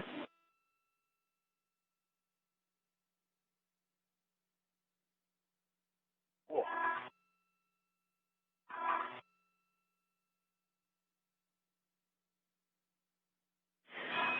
Chris, Does the APFR is installed in with 40 minutes into the spacewalk today and recapping some of those milestones so far, Chris Cassidy and Bob Behnken placed their suits on internal battery power, marking the official start of today's spacewalk at 6:32 a.m. Central Time. Chris Cassidy's mirror on his left wrist became detached on his way out of the hatch, and there was no risk to the crew. The dimensions of that wrist mirror are 5 by 3 by 0.75 inches with a mass of 1/10 of a pound. Cassidy will still be able to use the mirror on his right wrist for the duration of the spacewalk today. The primary reason the crew wears mirrors on their wrist is to allow the crew to see switches, actuators, and labeling on the front of the suit that is typically out of their view. Labeling is, of course, written in mirror image because it's intended to be read via the mirror. Chris Cassidy and Bob Behnken are now headed to the work site to begin prep activities. And this view now from Chris Cassidy's helmet camera number 18.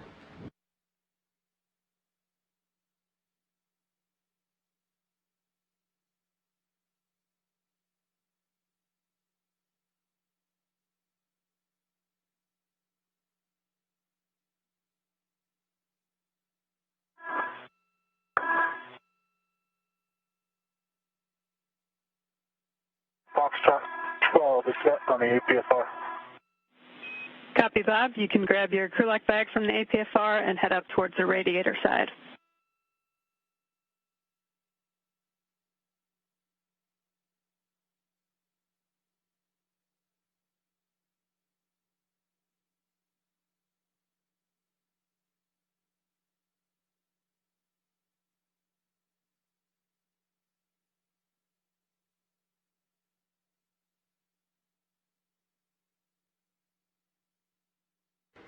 The spacewalkers today will be removing existing nickel-hydrogen batteries and replacing them with new lithium-ion batteries that arrived on a Japanese cargo ship last month.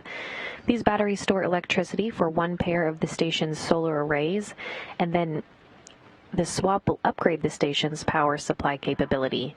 The batteries store power generated by the station's solar arrays to provide power to the microgravity laboratory when the station is not in sunlight as it circles Earth during orbital night.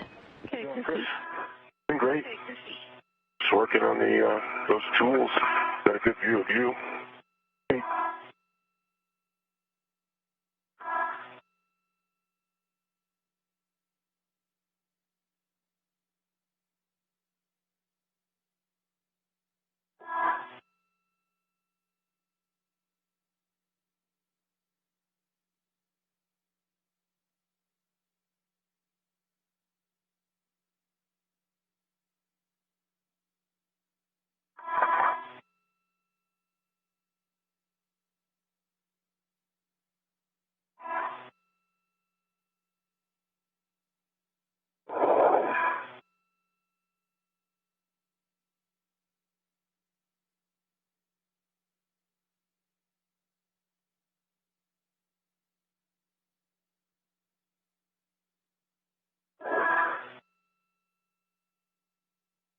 Were you going to say something?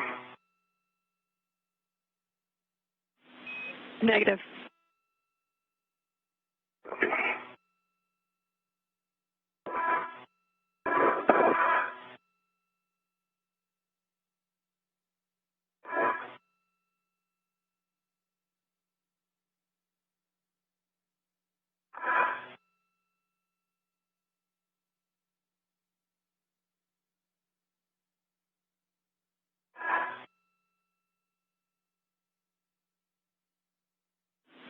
Bob, I see you heading up towards the radiator side. You're looking for handrails 2049 and 2054. Yeah, I've arrived at 2054. Copy. And just a reminder, you want the crew lock bag handrail towards the radiator, and you want to make sure the adjustable equipment tether is inboard of the gap spanner that you're going to deploy on handrail 2054. Okay.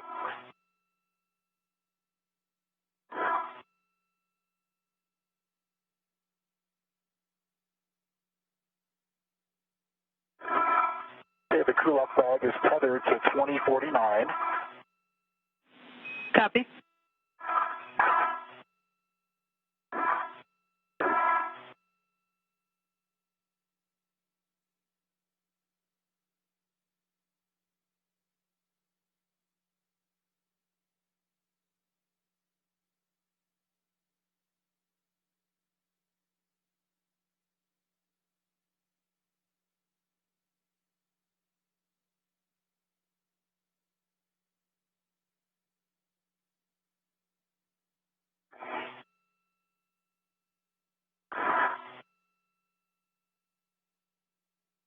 Okay, Jaws, I don't know if you can see my WBS or not.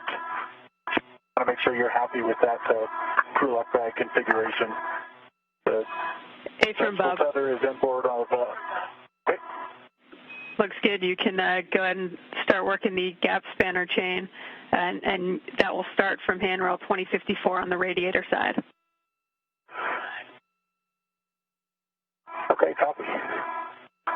And just a reminder as you do this to make sure you don't trap your safety tether. Thank you.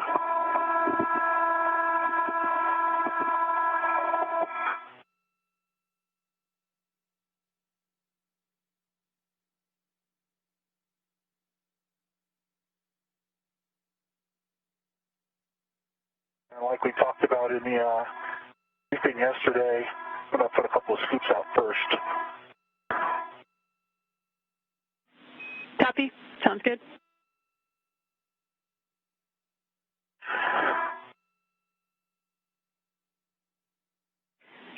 And Bob, did you want to go to battery 1 first? I'd like to go to battery 3 first. Okay, copy. Let me know when you're ready for the clockings.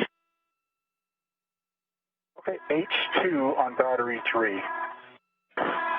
will be 9 o'clock, so straight down. Okay.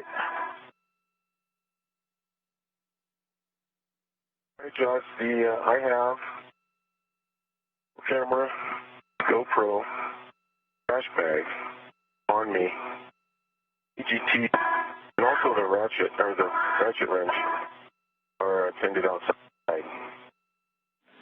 Okay, Chris, you can head back to the IAA to help with the scoops and gap spanners. Roger that. In work. The scoop is installed on H2 at 9 o'clock with the doghouse on the top, which is the handle straight down. Okay, Bob, and for H1 on battery 3, it'll be going to the 10 o'clock, so down and slightly to the left. Copy.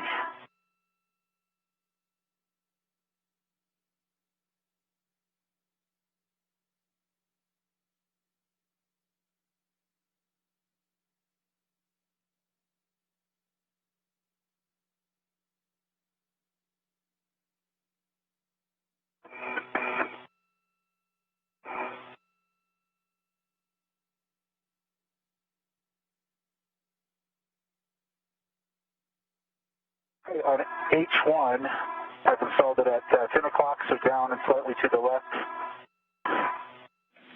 Copy, Bob. Let me know which battery you'd like to do next.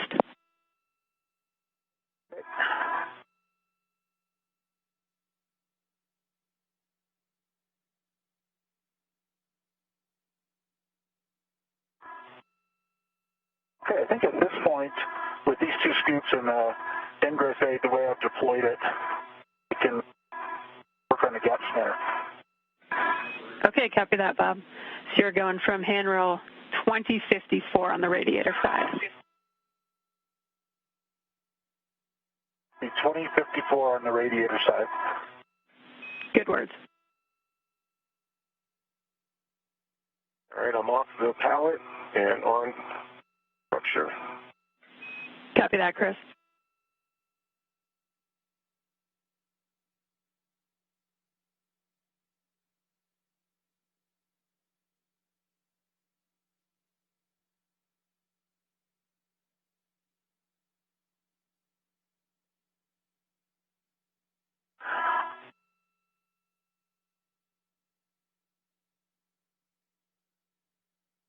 Josh, I'm actually going to leave the GoPro camera right here in Bob's future happy place. Okay. On handrail 2005, which is adjacent to the APFR. Copy handrail 2005.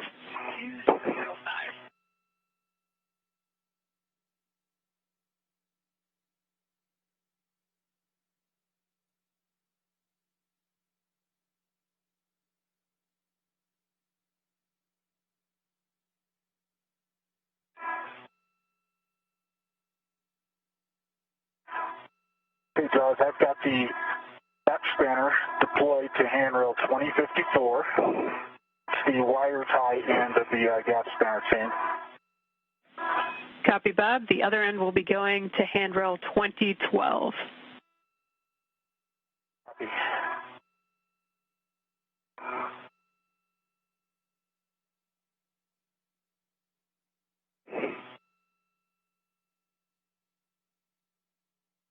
All right, Bob, finally heading your way. Sounds good.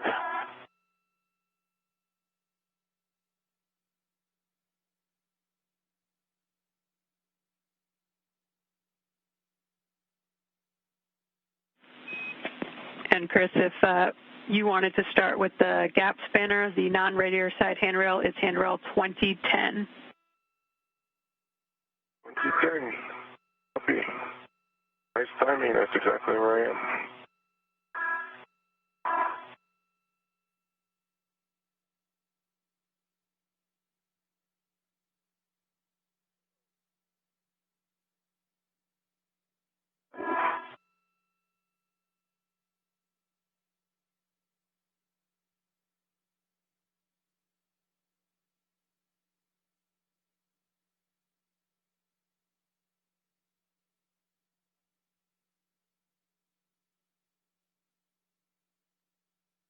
And the still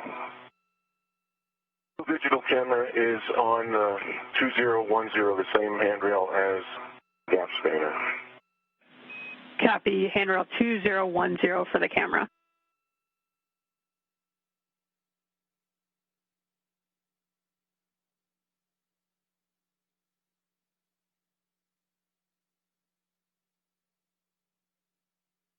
And on the gap spanner.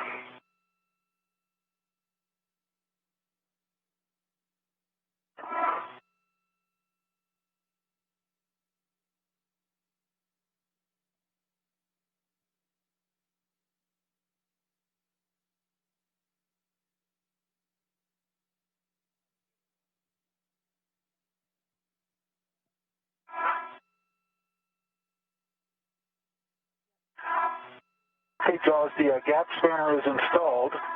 The handrail 2012. Okay, Bob, we'll check, do a tension gap spanner check and tension it down and then turn the buckle 180 degrees to ensure slacks. And Bob, for your essay, we've lost your WVS video. Okay, copy. If you could just check We'll the touch the gap spanner chain down.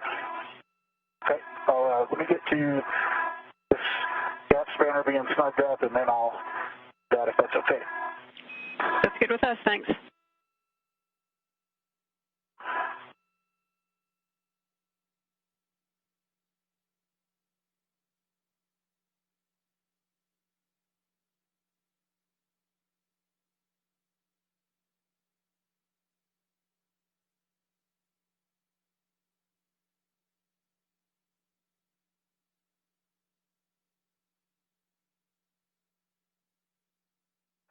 Okay, Bob, working my way up to the radiator side.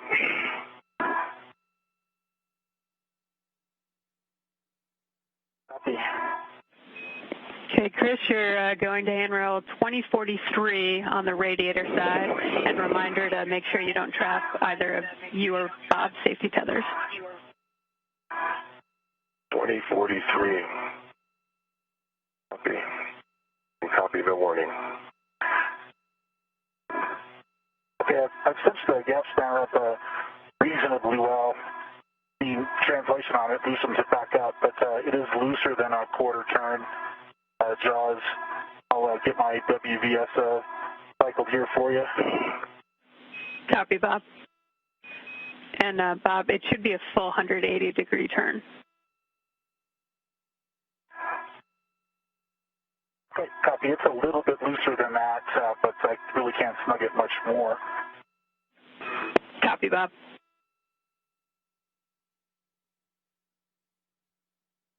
All right, 2043 has my radiator end deployed, and I'm working on the same tensioning steps. Copy, Chris.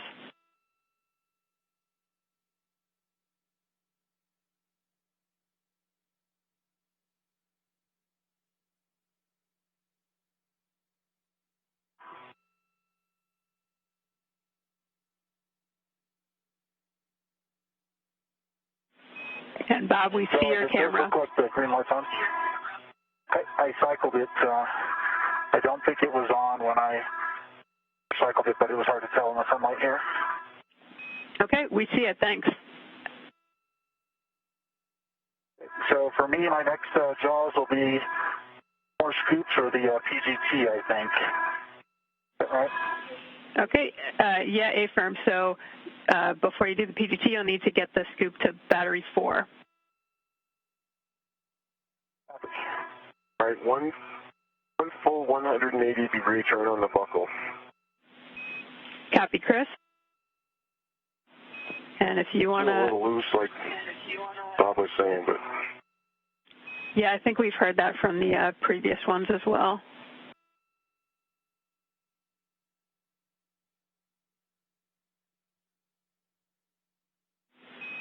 And I don't know if it would help you to deconflict, Bob, if you went to battery 1 and Chris went to battery 4 and the DCSU, but up to you.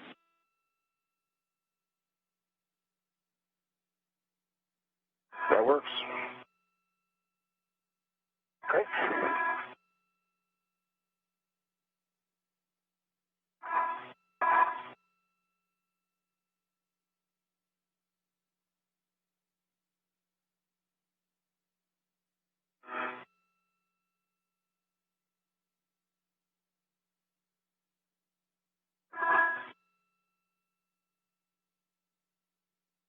Okay, Todd. H2 on battery 1. H2 on battery 1 will be at the 3 o'clock, which is straight down.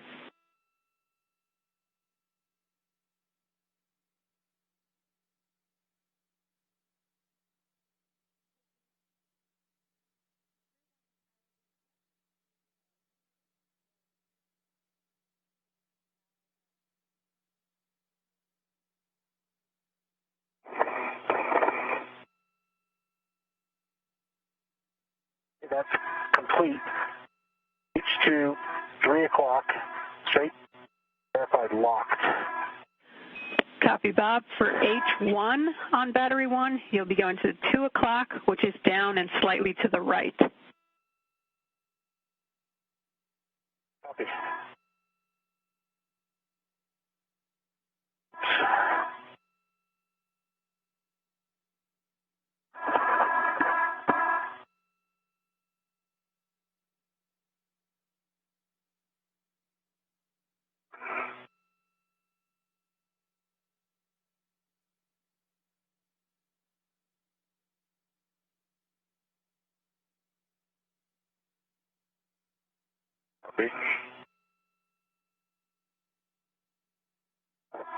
Copy.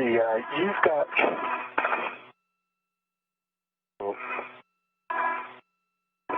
scoops as well, huh? Yeah. Okay. If that makes sense, I can, I'm right here at battery 4. Yeah, Chris, if you want to do battery 4 that way, Bob can, as he sets up his PGT, stow it there. So you'd be going to H2 on battery 4. Let me know when you're ready for the clocking.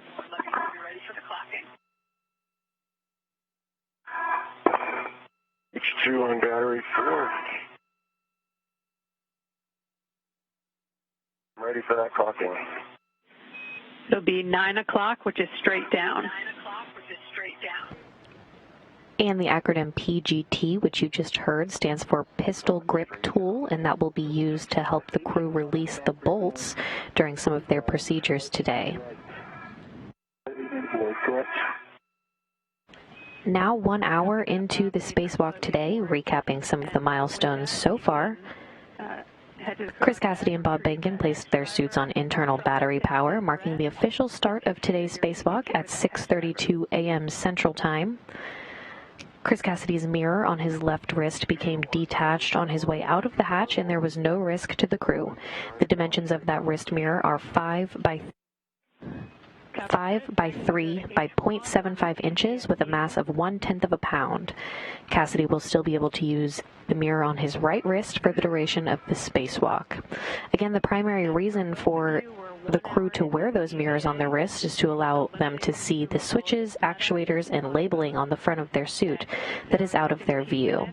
Of course, the labeling is written in mirror image because it's intended to be read via mirror.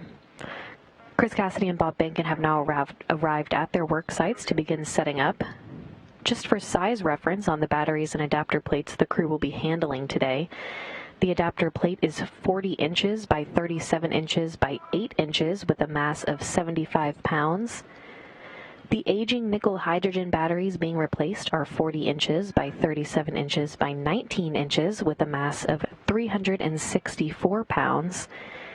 And the new lithium-ion batteries being installed today are 40 inches by 37 inches by 19 inches with a mass of 428 pounds. I'm going to put this right angle, sorry, the 9-inch head onto my PGT. Okay, copy.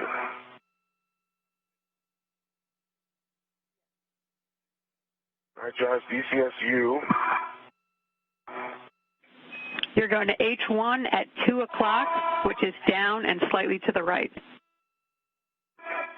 Down and slightly to the right, I'm on H1 of the DCSU. 2 o'clock, it's in the locked position, good wiggle test, scoop is installed. Copy that, Chris. So we've got all our scoops installed. And Chris, if you want to hang out by the H2 scoop of battery 4, once Bob configures his PGT, he can hand off the adjustable equipment tether for you to stow it on that.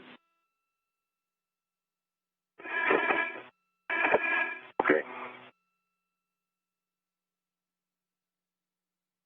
Hey, Chris, I can pass you the PGT, and you can tether it there, and then I'll move my right swing arm tether to the crew lock bag. Okay, the PGT is adjustable. It's hooked to battery 4. Copy, and Bob, you may have said it, but I didn't catch it. You've got the Red series going back to the crew lock bag and a good pull test on the hex driver? Good pull test on the hex driver, and I am tethering the PGT Red series to the crew lock bag at this time. Copy.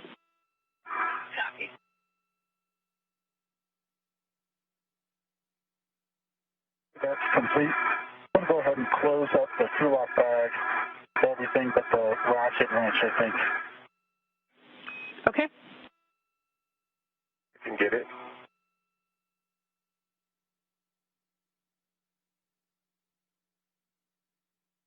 Over. I got it. Mr. Wrench is out.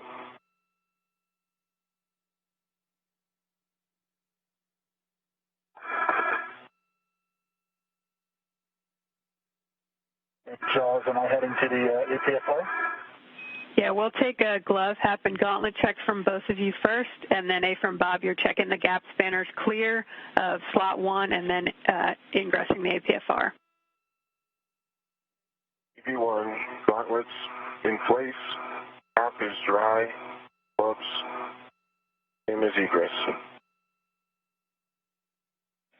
And Chris, since that mirror got knocked off, we just want to make sure you check that hand extra carefully in case there was something that caught on it to cause that.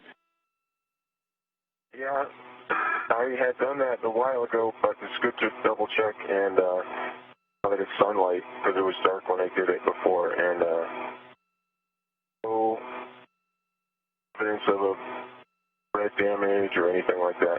All nominal. Copy. Good checks, Chris.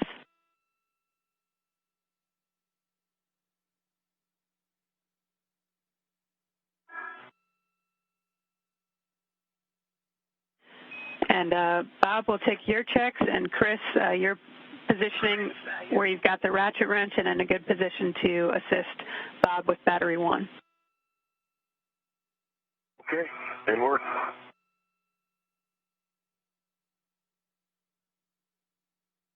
I've got a good glove check. Also look like a little bit of like smudging, so nothing significant. Gloves are in good shape. Hap is in same state that it was when I left the airlock, and both of my gauntlets are up. Copy that, Bob. If that gap spanner's clear, you are go to ingress APFR.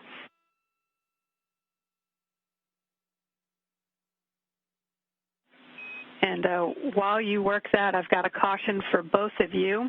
Once torque is broken on an H-bolt, do not impart loads into the corresponding microsquare. How copy? P1 copies. P2 copies. Another acronym you'll hear throughout the day is HAP, H-A-P. The HAP is the acronym for the Helmet Absorption Pad, which was installed in all spacewalking helmets in the wake of a water intrusion in the helmet of Luca Parmitano in 2014. The installation of the Helmet Absorption Pad, or HAP by the acronym, is intended to absorb water in the case that it has migrated to the back of a crew member's helmet. H2 side, if you don't mind me doing that, but otherwise I'll wait for Bob. Need that order. We need H1 first. Then that's for Bob to do. Copy.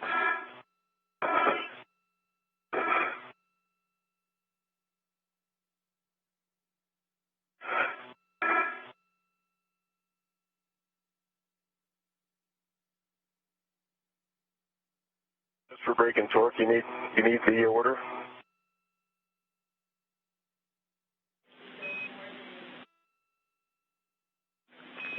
I'm being told to affirm we need to go in order even braking torque.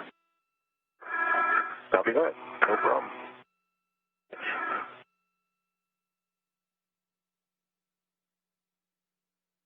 Ingress the APFR, and we'll brake torque on H1. Okay, Bob, if we can get you to just make sure your ingress aid is tucked, tethers are clear, and get the serial number off that battery. I can read it right here. 0075. Copy, good serial number.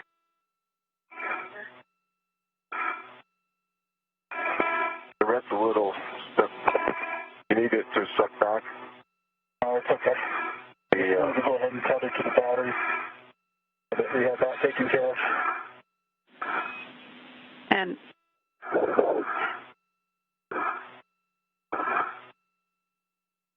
That's Ross. no, sorry, I saw you right after I was about to say something, so.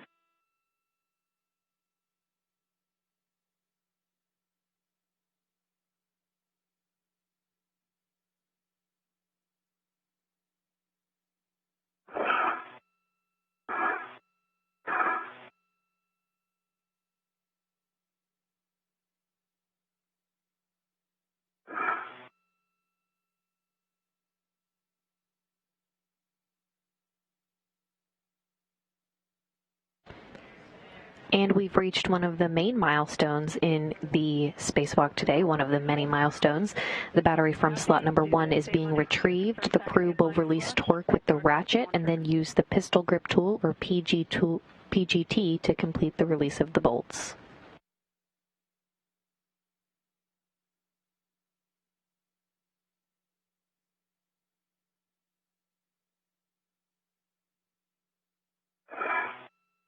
Torque is broke. Okay, you can hand that ratchet wrench back to Chris. Maybe a quarter. Has it? And swap for Chris's PGT with the 6-inch.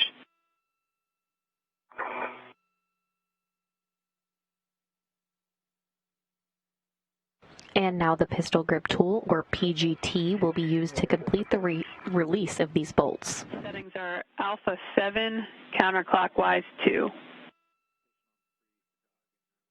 I'm sorry, I should have counted it for you. Alpha 7, counter 2. Alpha 7, counter 2. Copy, you'll be going to H1, confirm socket tape lines flush to the scoop, and looking for approximately 8 turns.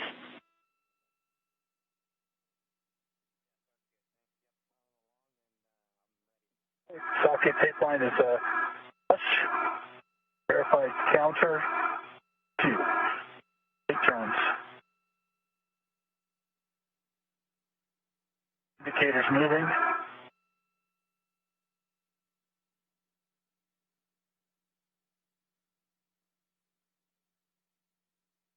So about 6.5 turns, the indicator started popping, indicating it was fully unlocked. Gave it the full 8 turns.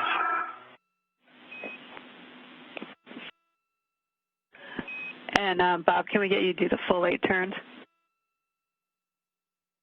I'm sorry, guys. I did do the full 8 turns, but at 6.5, started to pop, indicating unlocked, so the indicator started to jitter.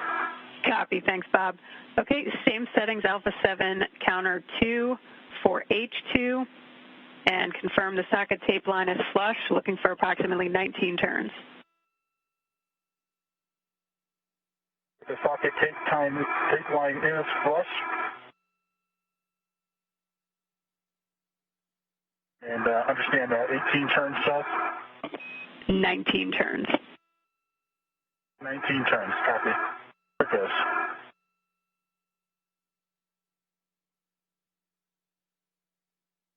See the battery rising.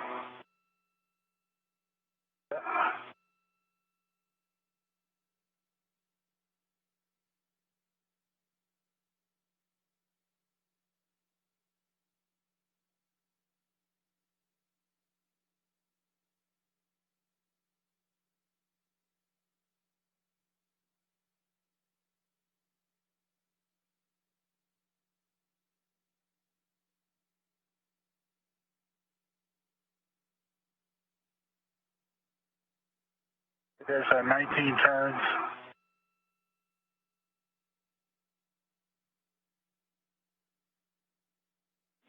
Got the PGT. I got it. And status indicators unlocked, Bob? Status indicator is unlocked. It has arrived there at about 17. Copy. Okay, I see you've handed the PGT back to Chris. Once Chris is in a good position to receive the battery, you can unlock the red and remove the battery.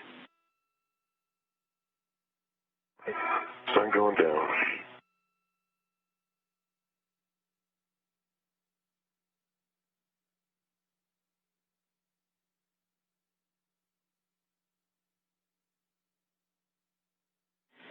And Chris, for you, just a reminder to check that you're not local tethered on the outboard gap spanner and all your fair leads are released.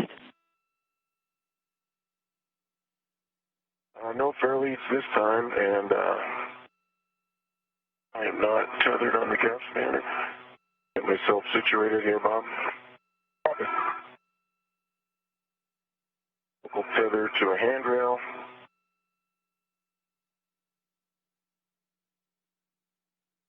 And I am ready. I'm all the way down on the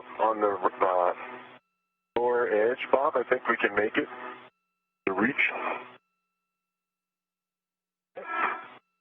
And Jaws, remind me which... You're handing off H1 to Chris.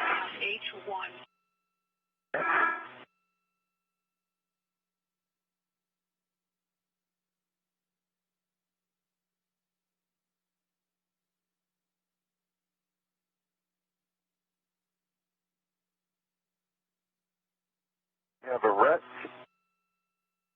Have control. Okay. You have control of the battery, and I'm going to release my ret and egress the APFR.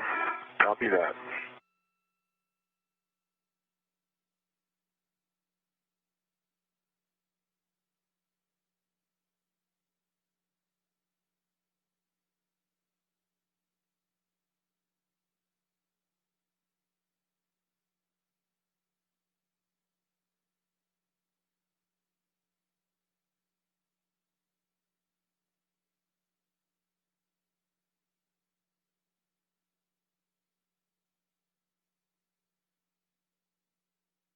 Got that APFR right in the middle.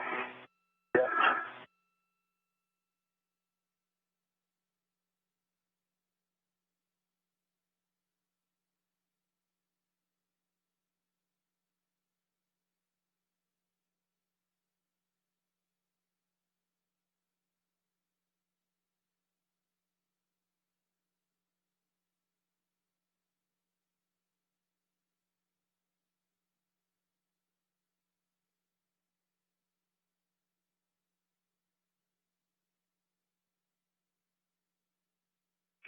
Trying to get it to you.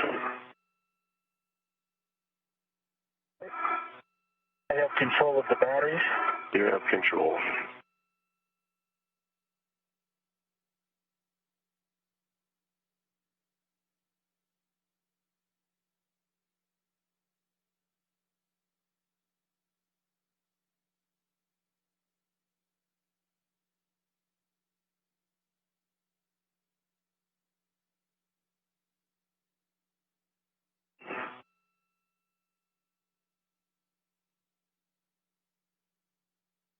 I have control of the battery. You have control of the battery. We've got the pin side out. Inside out. And the first nickel hydrogen battery has been released. The crew will now work together to move it over to the external pallet for disposal. While you're translating. I think I'd rather you hold on just a minute. Copy. I've got the battery. You have control of the battery. You have control of the battery.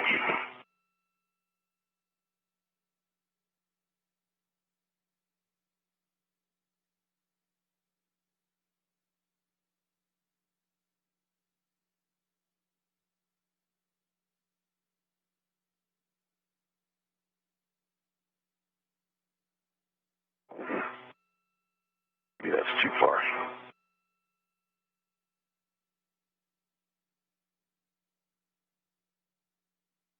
I have control of the battery. You have control of the battery.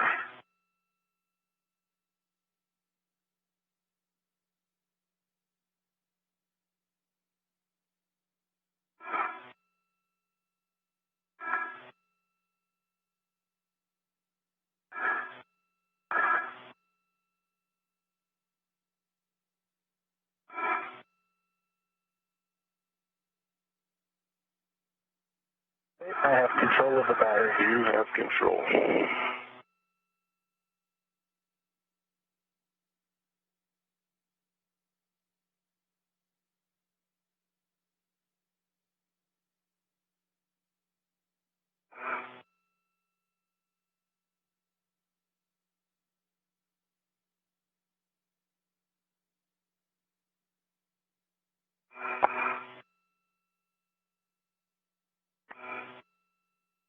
I have control of the battery. You have control of the battery.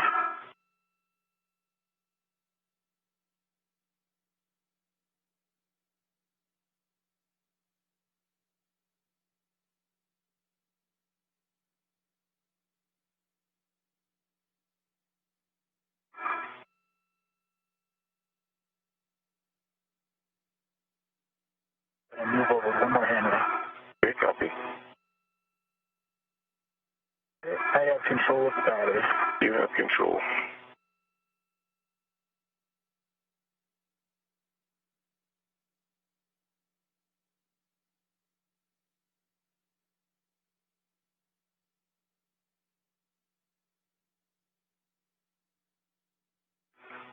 Move one more.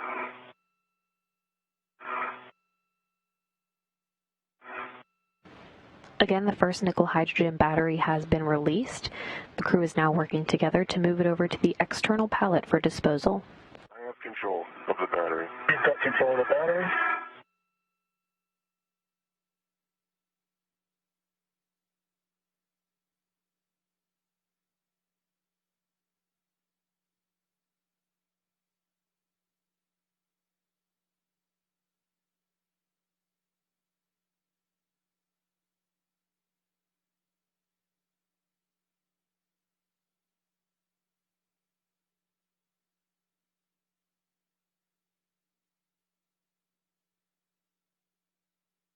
I have control of the battery. You have control of the battery. Chris, a reminder as you Fine. get there that if you want to stow your trash bag in the medium RU bag, you can do so before you ingress APFR. Okay, copy, Joes. This will just be a short hop, Bob, and then I'll go to the other side. Okay. I have control of the battery. You have control of the battery.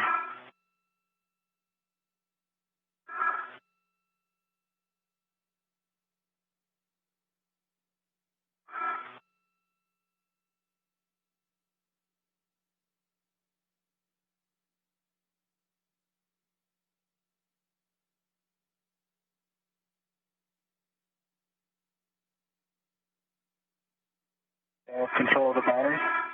You have control. Why don't we take the second to switch to your red? Okay. I have control of the battery. You have control of the battery.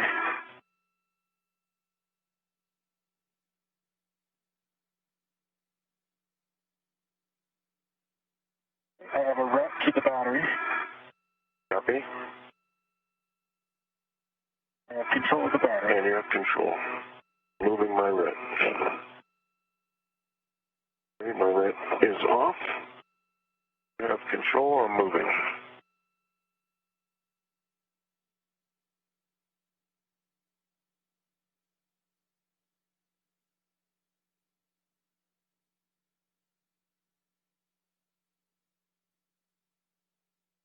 Tell me what you have the ability to get to your handoff position, or if we need a little one to set you up. I need to move one more hammer. Yes, copy that.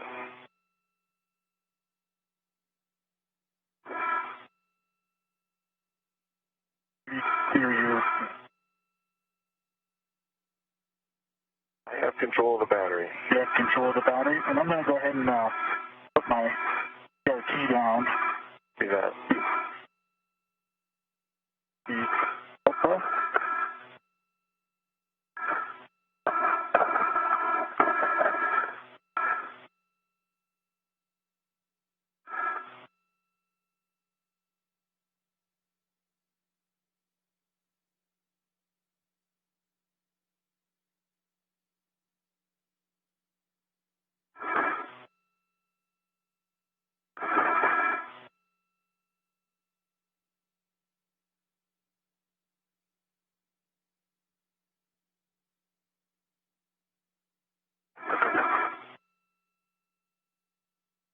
I have the battery.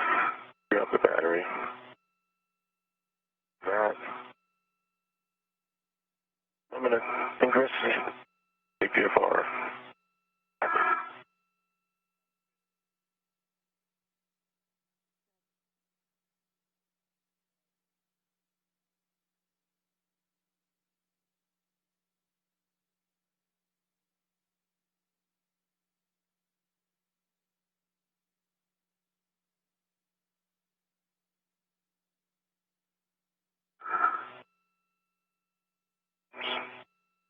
Bit of yaw.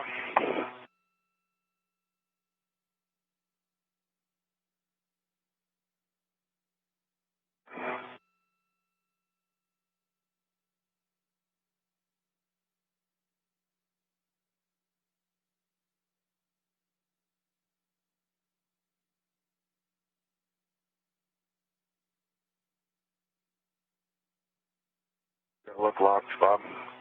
Bit of yaw. It does look locked in the Yeah, feel in. Okay, Chris, we'll have you check your ingress aids tucked, tethers are clear, and end state. As Bob hands it off, you want H1 in your left hand, Chris, with you ready to H1. Okay, setting up for the transfer. All right, Bob? I'm ready. I'm ready. See here.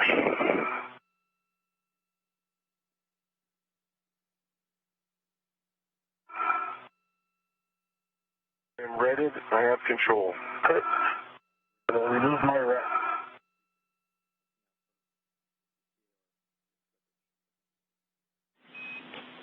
And while you do that, I have 3 cautions I'm going to read before handover. Crew must not simultaneously impart loads into the external pallet.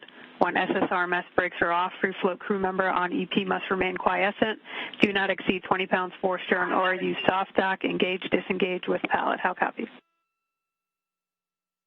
Copy all. Chris, you've got good access to your tools?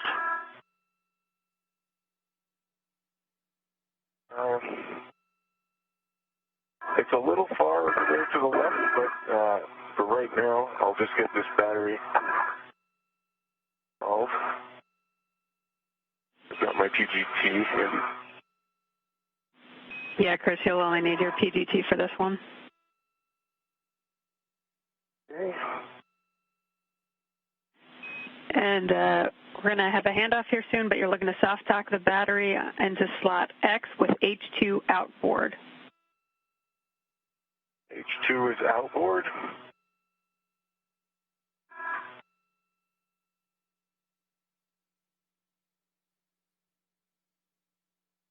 Looks like a lot of, there we go.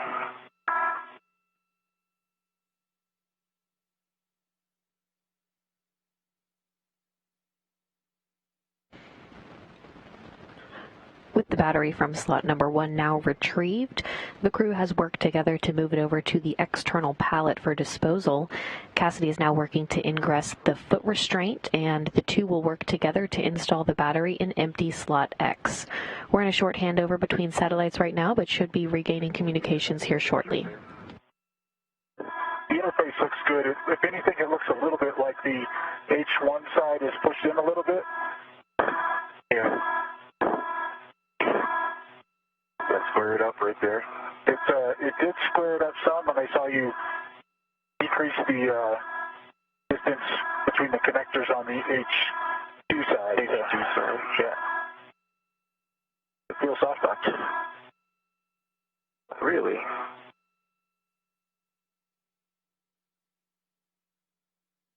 Yeah, I think that is right there. Not a huge confirmation feel, you know what I mean? Yeah. Chris and Bob, I'm back with you after the handover. Let me know when you're ready for PGT settings.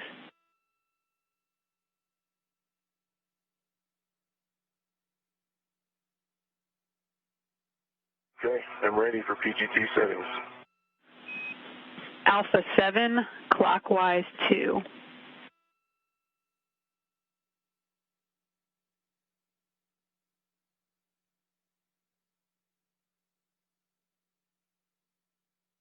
Okay, Alpha 7, clockwise 2 is set. Copy. You'll be going to the H2 scoop. Confirm the socket tape line is flush, and you're driving a torque 16 to 17 turns. Okay, the socket tape line is flush. Driving, I see the indicator moving. Battery is moving in.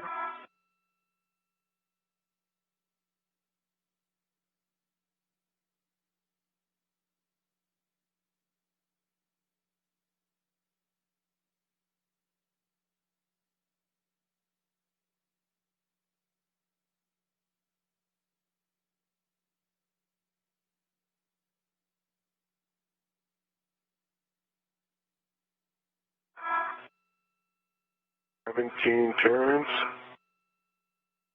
9.5 foot-pounds, green torquing light, and the indicator shows locked. Copy, Chris. That's a good install. You can stow your PGT, and then we'll take a glove, hap, and gauntlet check from both of you. You can go first, Bob, while I get myself muted. Okay, my hap is still baseline. My right glove looks pristine. And my left glove has got a little bit of a smudging as before, but otherwise pristine, and both gauntlets are up. Copy. Good checks, Bob. And EB1. Copy. Good checks, Bob. EB1, hap, dry, gauntlets in place. And gloves are pristine. I also have a little bit of black smudging, like Bob mentioned. Copy that, Chris. With that, I'm going to remove my red. Or actually, I'm taking these scoops with me, so. Hey, Firm, you're taking the scoops with you, so you can leave the red on.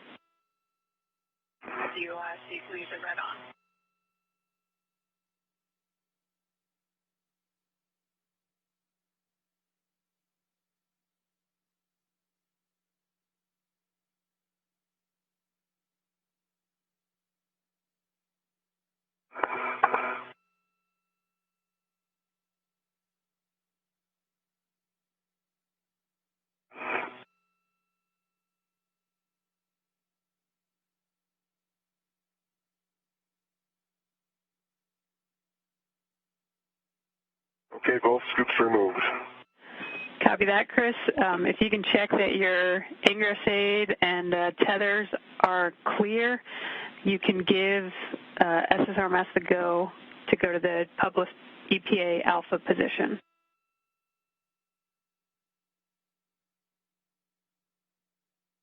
Okay, Doug, radio check. Loud and clear, Chris. All right, I am clear. Tether's clear. Bob can double check me. I verify you're clear. And you have a go to your published position, Doug. Okay, copy. We'll put over to work site Alpha in work.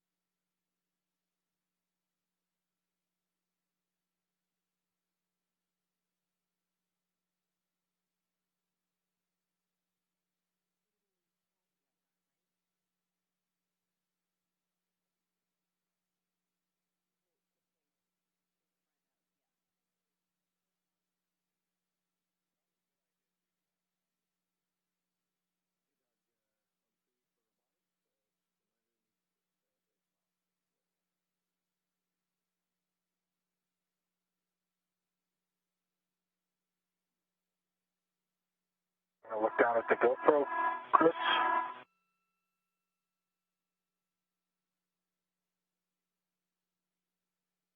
A bunch of scoops on your front.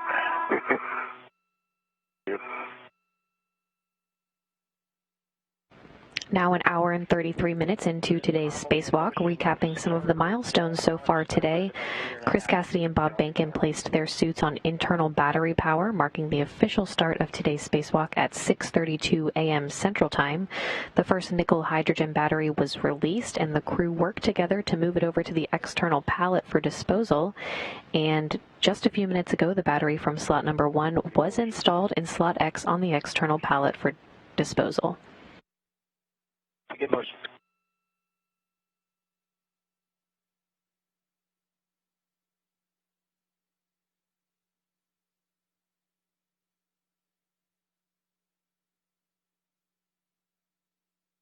Doug Hurley now at the controls of the robotic arm, and the arm will maneuver to place Cassidy in front of the first new battery in slot A.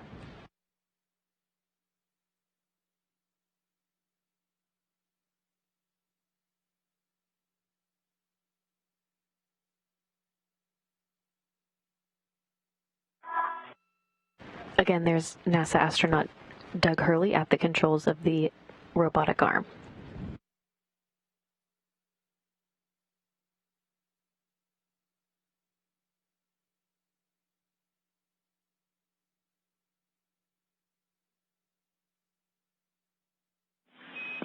And we're about to enter a night pass.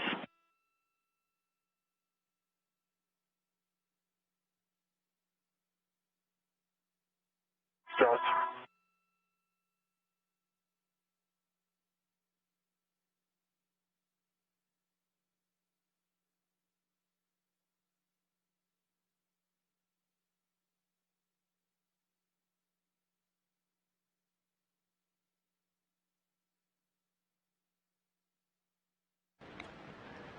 Again, the robotic arm is now being maneuvered to place Chris Cassidy in front of the first new battery in slot A.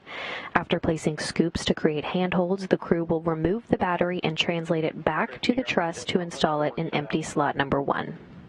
Okay, let's hold that for a second. You can, actually, you know what, before you do your brakes, I think it's going to be low for my GT. Can you come up by pallet up towards my head, 15 centimeters? Okay, copy. Pallet. Zenith, 15 centimeters. Maneuver.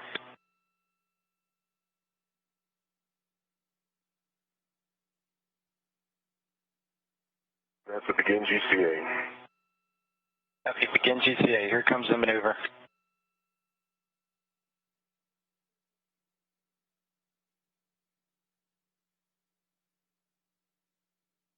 That was 15.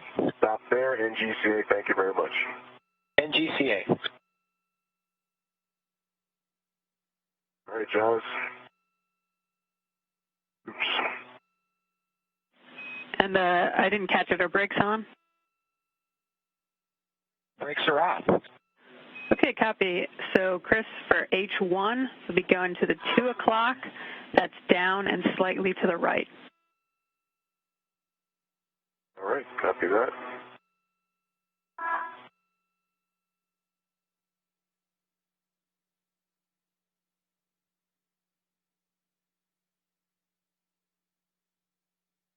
Confirmed locked. H1, 2 o'clock, down slightly to the right. Okay, for H2, you'll be going to 3 o'clock, which is straight down, and you'll stay redded to that scoop.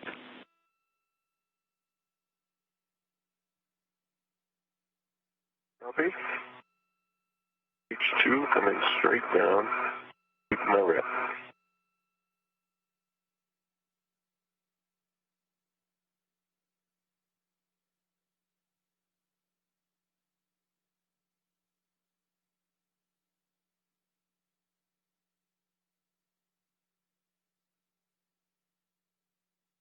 Confirmed locked. H2, 9 o'clock straight down. Or 3 o'clock straight down. Copy. And can we get the serial number on that battery?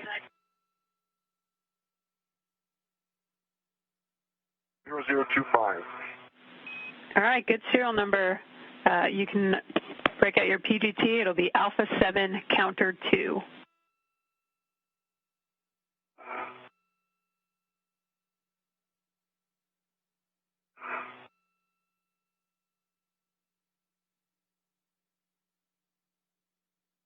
Alpha 7,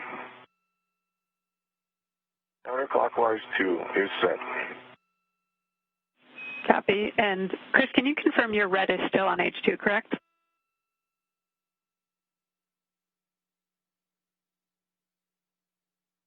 It is not.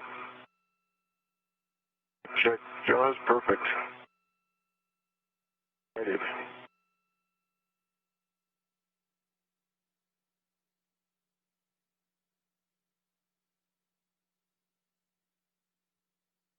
Tape is seated ahead of H1, and I'm waiting on your go.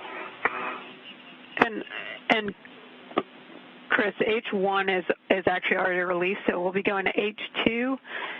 Confirm the socket tape line is flush. I'm looking for 19 turns. 19 turns. Tape line is flush. 19 turns, here we go, H2.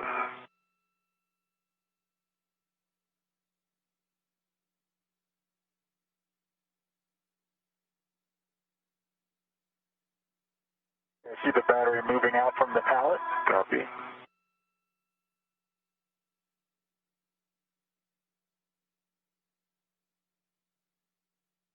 10 for 19.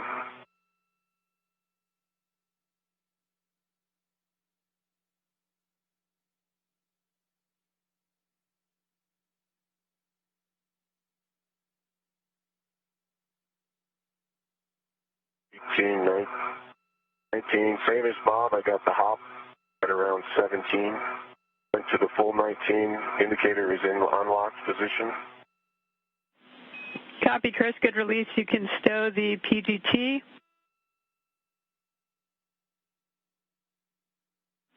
And end state, as you hand this off to Bob, you're going to want to hand off H1 to Bob, and Bob, you'll end up redded to H1 in the red swap. Thanks, Jeff. Copy all.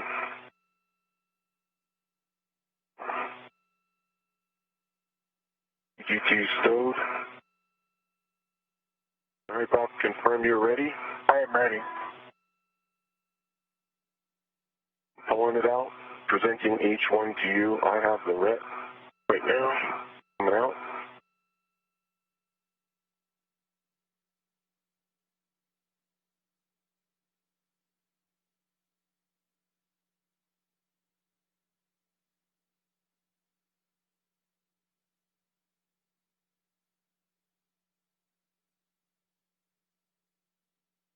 You're clear. Just come down.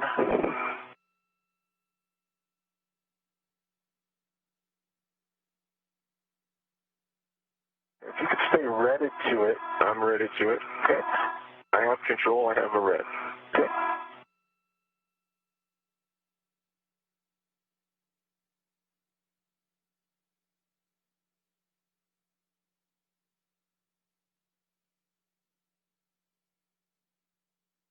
I have a red as well. I have control now. You have control. You have the red. Removing my red.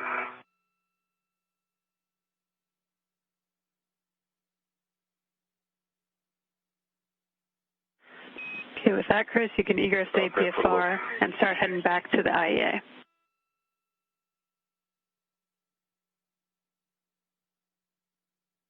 All right, copy that.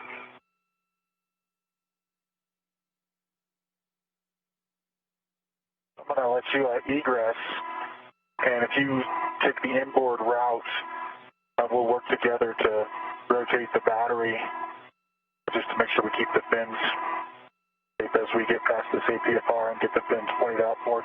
Copy all.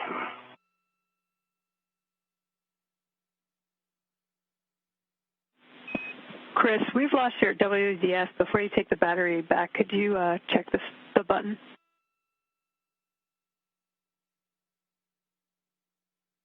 Sure connecting.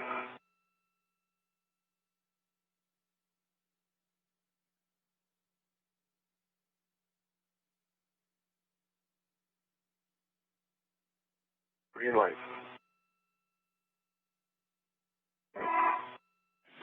And we have your WVS back. Thanks, Chris. All right, Bob.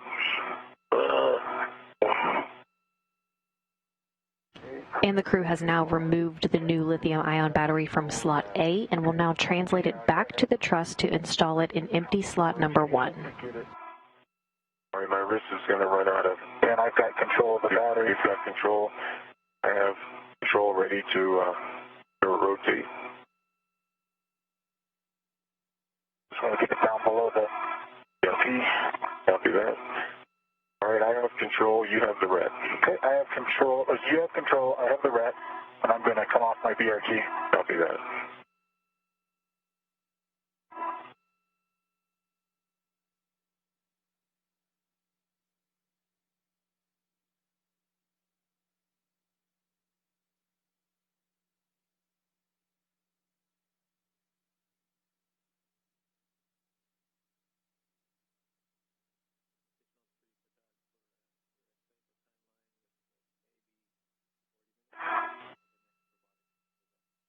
I have control You have control. of the battery.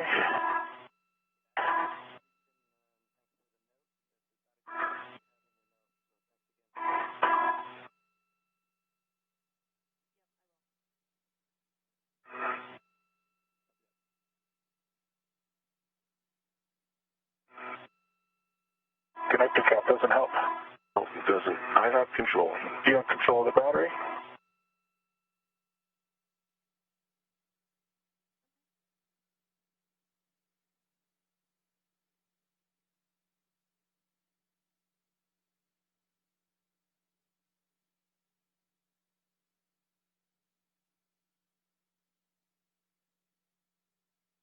I have control of the battery. You have control of the battery.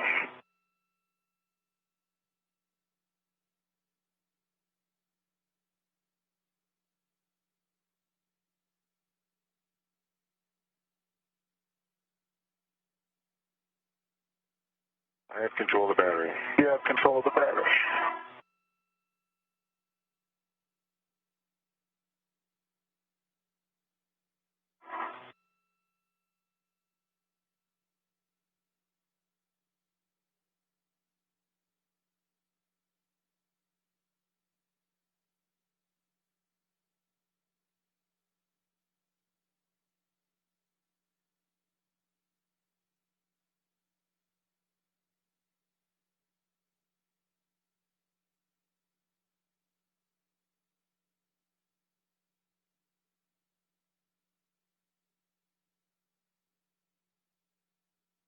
The little ones are barely enough room to put hands. Yeah, I have control of the battery. You have control of the battery.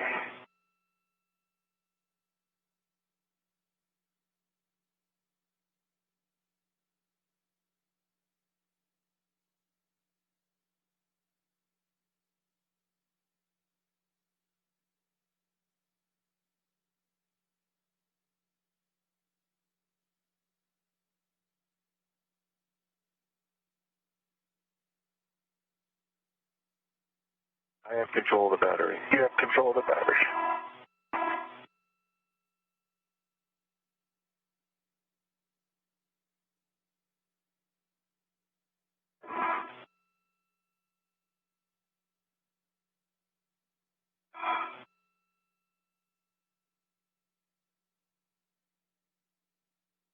I have control of the battery. You have control of the battery.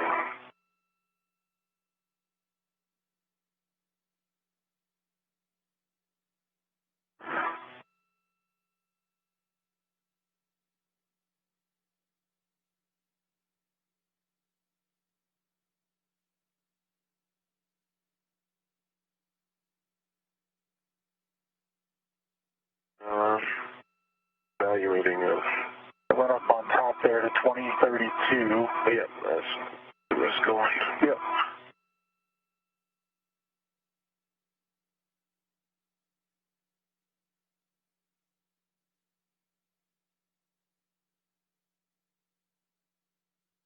control of the battery. Copy, you have control of the battery.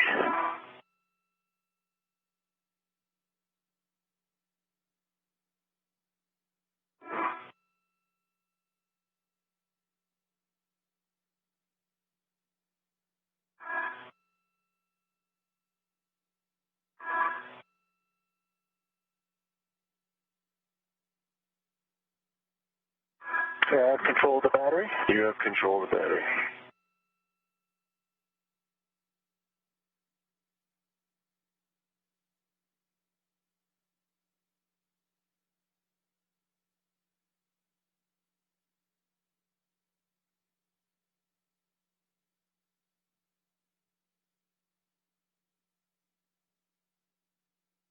I have control of the battery. You have control.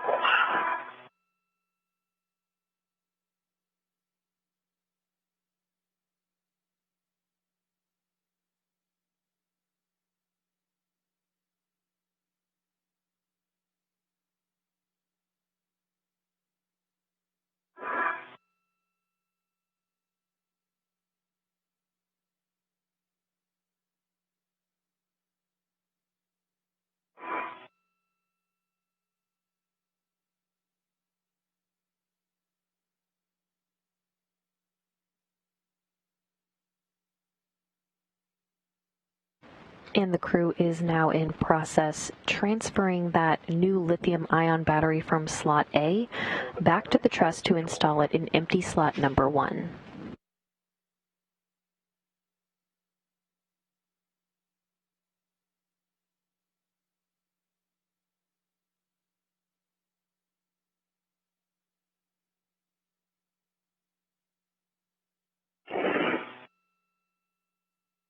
So let's see. What's your next move? My next move is probably for you to get to the, can you get to this handrail I've got my hand on right now? Yeah, if you still have control? I still have control. Okay, I have control. Okay, and so at this point, you could get a ret on there. Yep, all right, then you take control back. I've got control. Okay.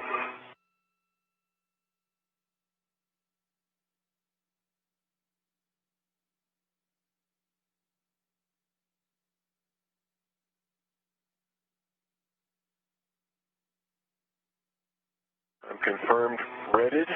Okay.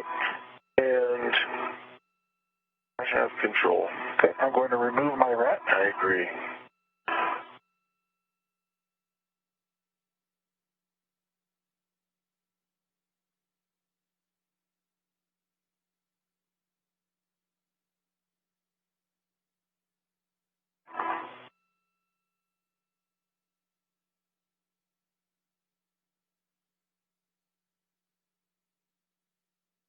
Okay, do you need to do anything before I ingress the APFR? Bob, you just need to check Yeah, that the gap spanner is clear of slot 1.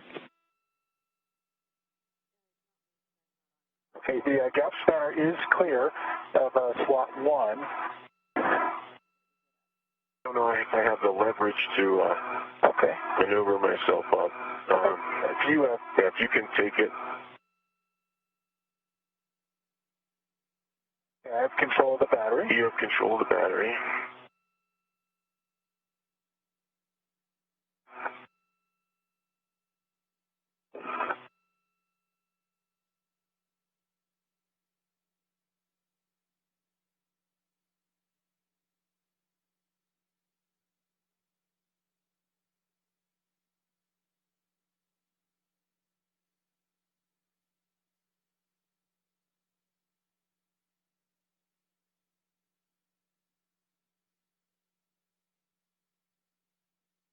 Both tabs are out. Grab onto this.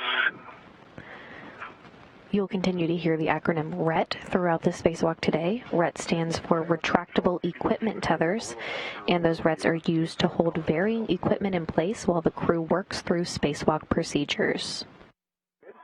Good, nice, perfect. Okay, well, the gap spanner is clear. I'm ready to ingress the APFR. Copy, Bob.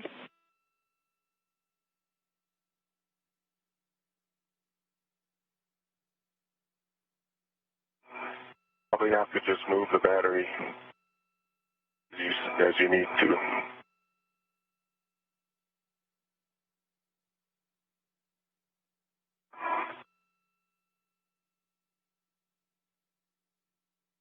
Am I putting your arm in a restroom? I'm still good. Okay. You got room? You'll have the best view.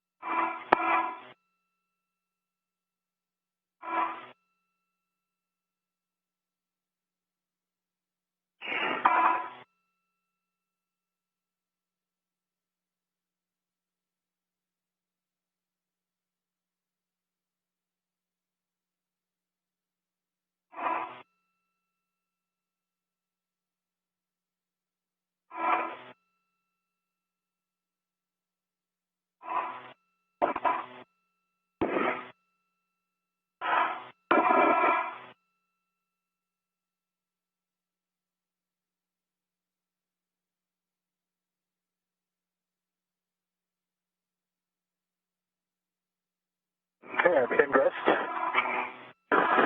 Copy, Bob. If you can check your ingress state is tucked and tethers are clear, then we'll take an inspection of the IAA receptacle. The ingress crate is tucked. The IEA receptacle looks clear. The pins are straight. No FOD. The electrical connector looks good as well. Copy. My arm's in a bit of a singularity. Okay, I have control. You have control. Oh, okay. And Bob, you'll want H2 inboard, and you want to inspect or present the battery, the bottom to Bob, or to Chris rather, for an inspection of the connector pins, FOD, and EMI band. I'll be right there, Bob.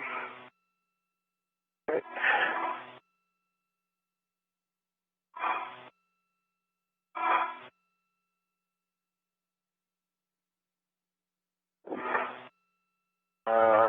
Let's see. Connectors have no FOD. I can see the EMI band is intact. Pins look straight. Fins on the back, nice. Everything's good. Copy, good inspection. I've got control of the gap spanner. The gap spanner is free and clear. Okay, Bob, you look to soft dock the battery onto H2 with H2 inboard. Okay, I got the H2 inboard, and should we swap reps prior to that? Yeah, you'll want... Good if you just want to put it in there. Yeah, over to you. Whatever you want, Bob. Okay. I am ready to it. You're ready to it? Copy that. Got it.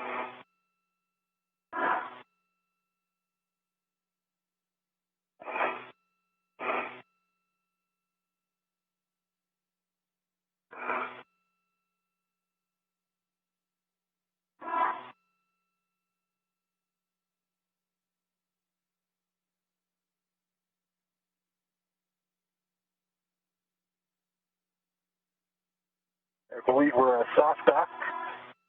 It looks equal to me on both sides. I agree. Looks straight and orthogonal. Okay, great. Chris, you can transfer your PGT with the 6-inch to Bob. Bob, settings are alpha 7, clockwise 2.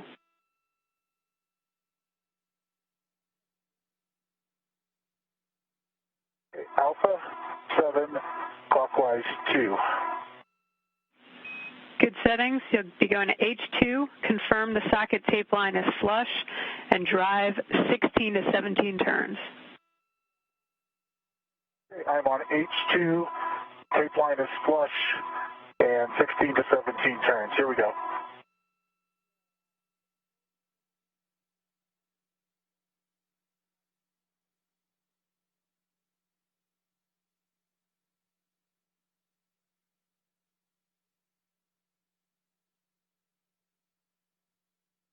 There we go. Battery's going in.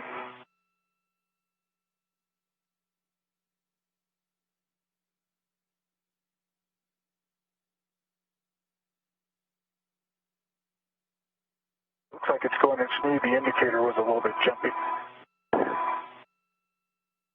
Yeah.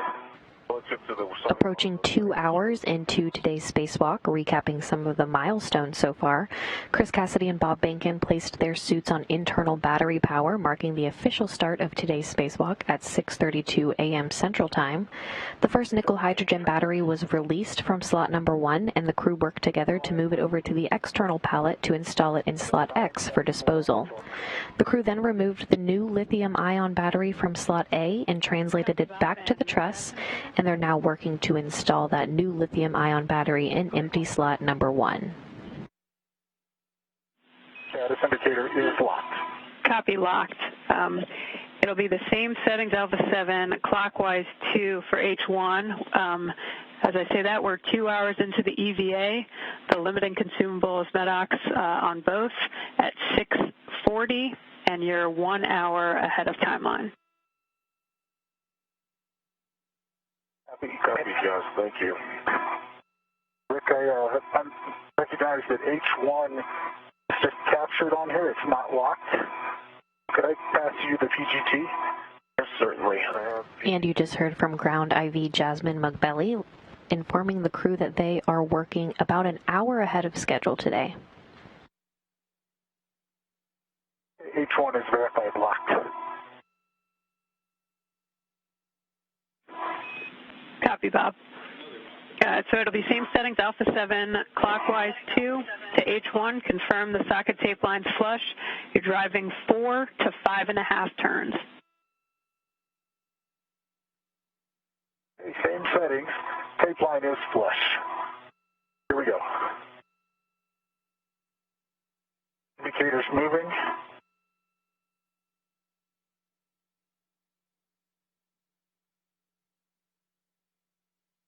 About 4.5 turns. Indicator is just, the black line lines up with the lock on the indicator here, not the white line or the metal piece.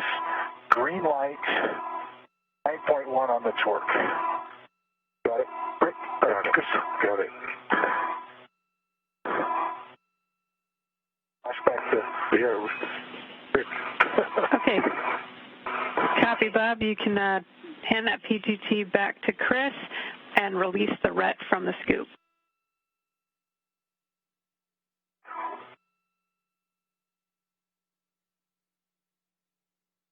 Rick has the PGT.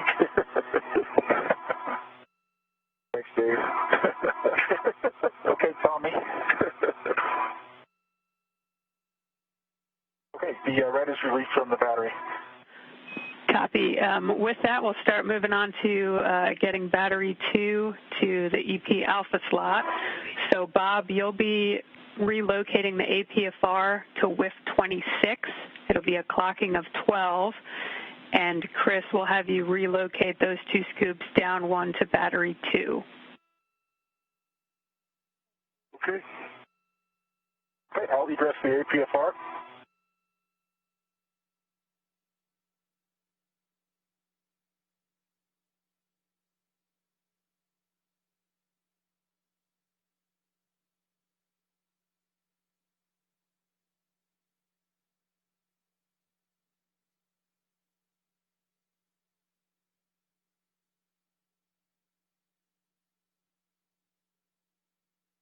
H1 scoop clocking. For battery 2, it'll be 2 o'clock, down and slightly to the right.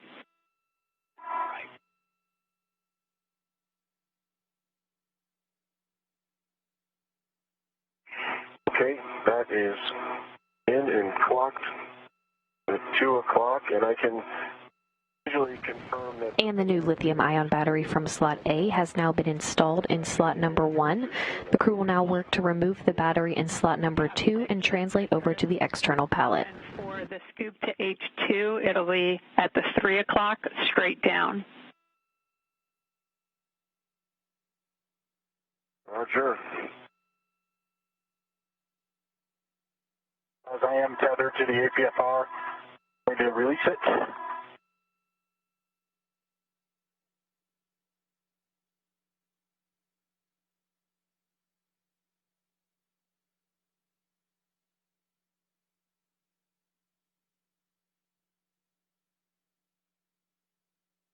H2, 3 o'clock straight down. Confirmed locked, good wiggle. The scoop. Okay, Chris, with that, you can retrieve the ratchet wrench and position yourself, we recommend, on the outboard edge of the IEA to assist with PGT ops. And if you want to check that gap spanner's clear of slot 2 in the, as well, that would be great. Okay, the gap spanner's clear.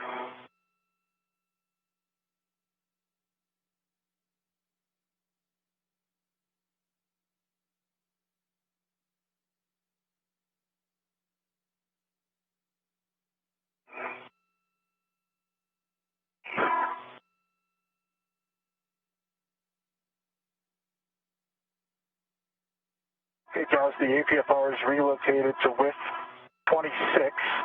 Black on black, good pull test, good twist test, and the pitch knob is verified out. Copy, and settings 12, Quebec, Quebec, Juliet 12.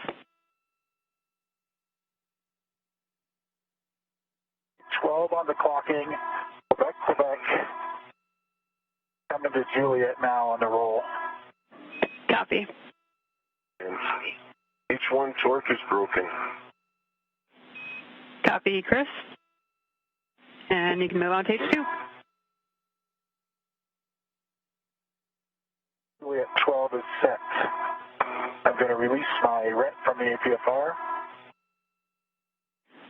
Copy, Bob. And once you do that, you can ingress the APFR, make sure the ingress aid is tucked, and your tethers are clear, and then we'll take the serial number.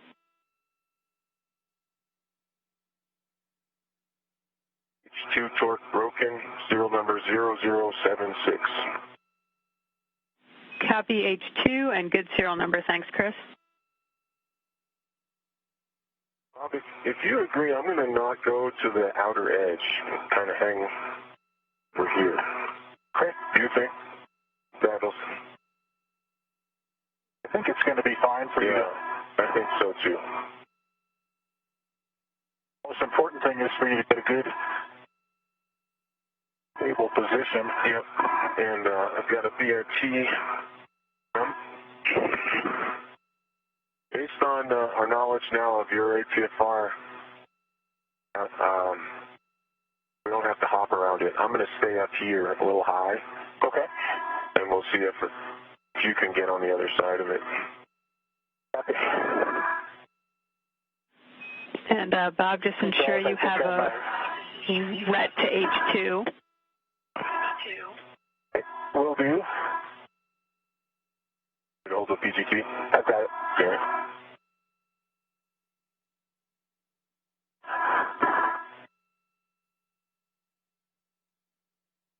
I am ready to H2. Okay, copy. I see you've got the PGT settings are Alpha 7, counter 2.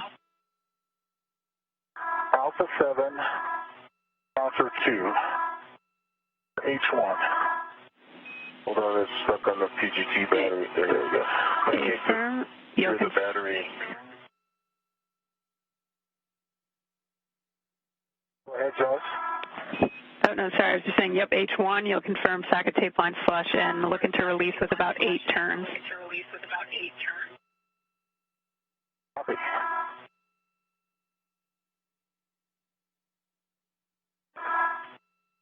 Not the best looker on that. Yeah.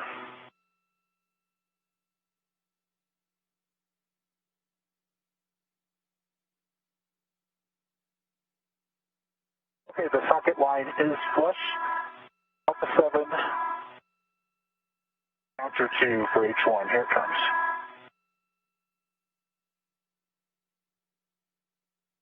Indicators moving.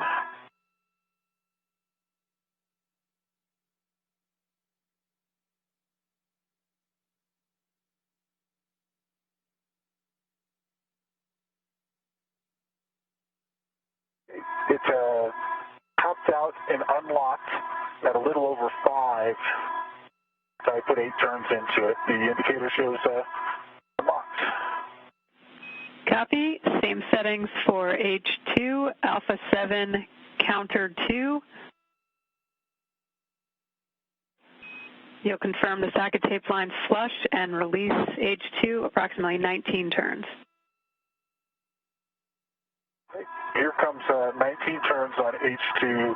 The tape line is flush. Indicator's moving. I see the battery jacking out. I agree.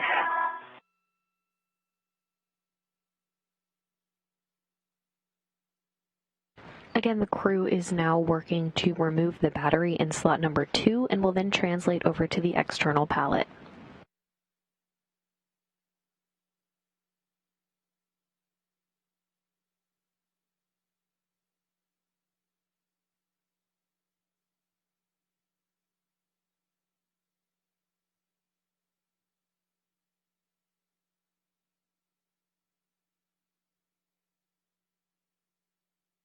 There's 19 turns. The indicator shows beyond unlocked. I didn't quite have the same feeling of it being all the way loose and jumping, but got the PGT? I have the PGT. Okay, copy. And just a heads up, you're going into a day pass in about a minute. Okay, I'm going to configure my visor then before I pull the battery out.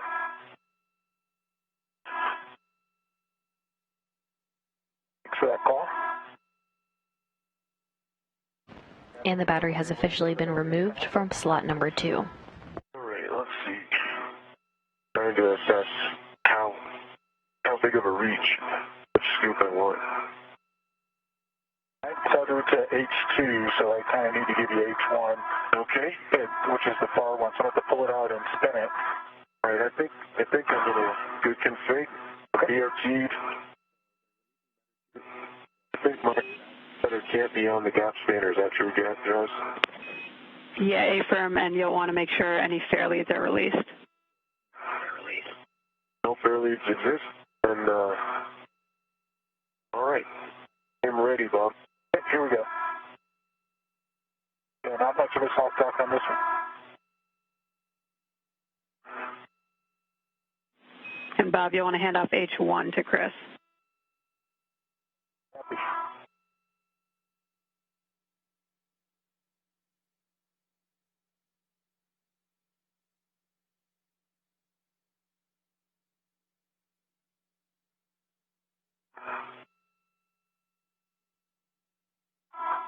I have control. Okay. But you put a red on it. All right, you take control back. I've got control. Here's my ret. And I have control. Okay. You have control. I'm going to release my ret. Roger.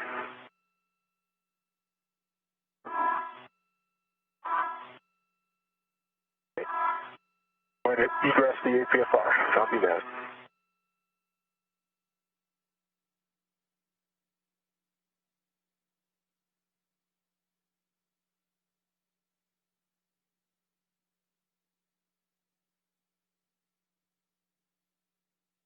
Right. It's just like Jaws predicted. Yep, there it is.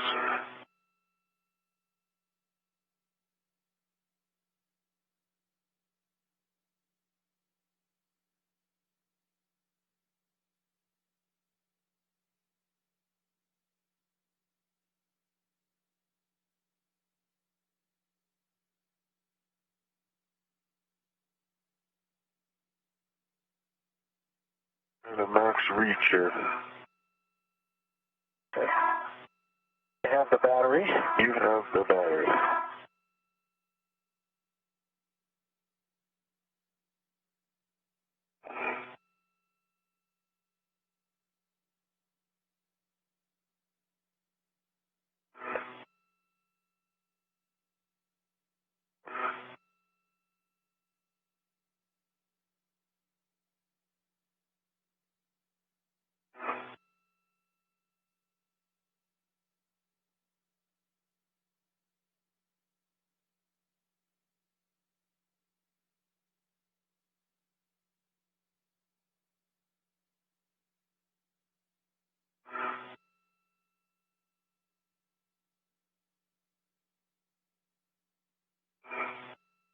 vehicle tethered. Setting up myself.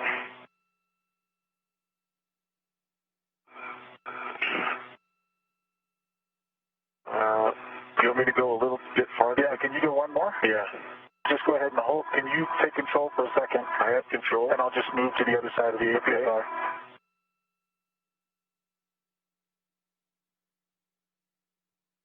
There you go.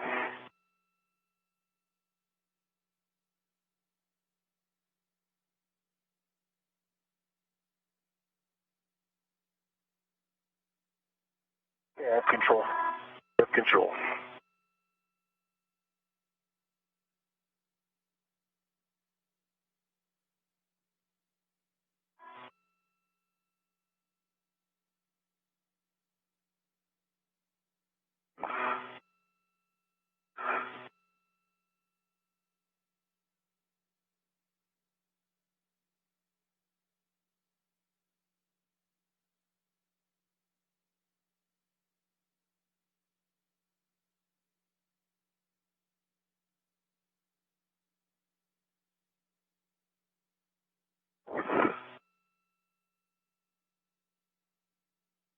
I have control of the battery. You have control of the battery.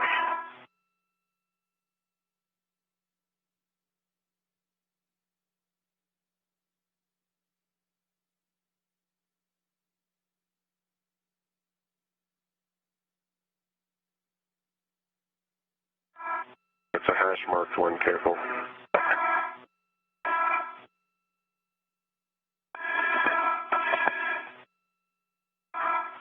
Good? Yep, that's secure, nice.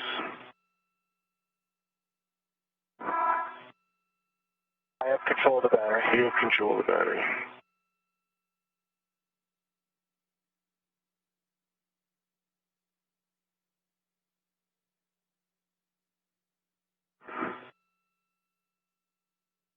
I have control of the battery. Copy.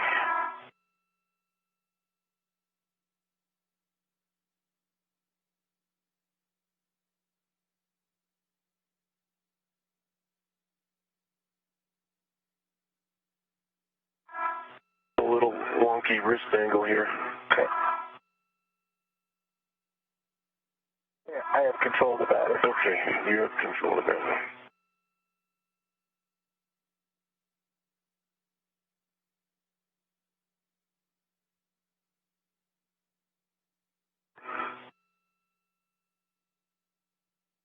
I have control of the battery. Copy.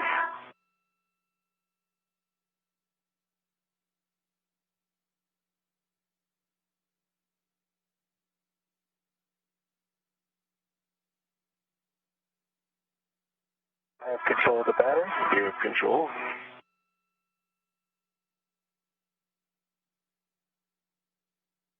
Okay, I'm even with the APFR. I have control of the battery. Copy. You have control of the battery.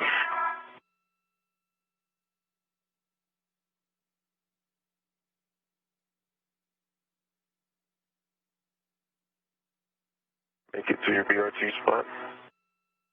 I think I can Get a little bit more. tether there, but I might need A little bit more for the BRT. yeah.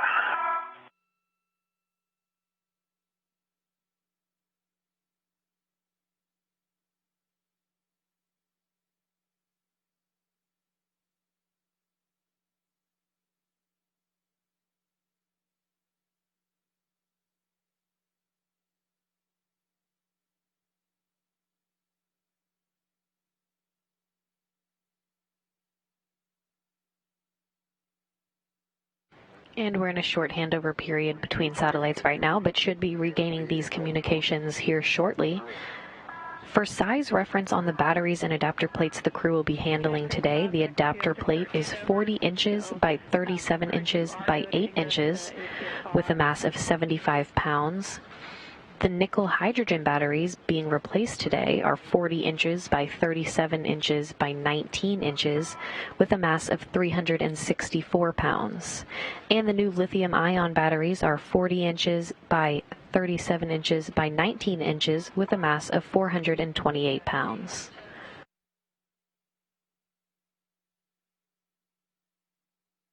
Okay, I have a ret on the battery. Let me get it so that it's retracting.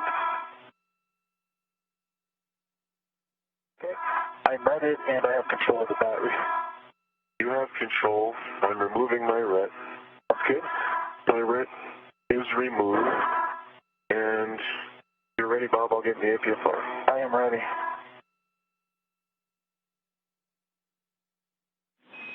And Chris, while you work that, I have one caution for both of you if you're ready. Ready. When braking That would torque, be helpful, Rick. I'm sorry, Jaws. Could you pause for a second, Jaws? Chris, could you move your waist tether like fairly a little bit? The waist tether?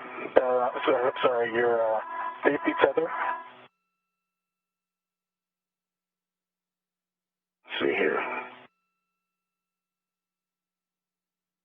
Yeah, you kind of were taking mine with you at the same time, so that's what I was seeing. Okay, it's in a good config. Is it? Looks like it's wrapped around my leg. Yeah, take both your legs forward, and you'll be clear. Good? Clear. Roger. Sorry, Jaws. no worries. And Chris, also a reminder that you wanted to make sure your access to the Ratchet Wrench and PGT were good as you ingressed. Great reminder.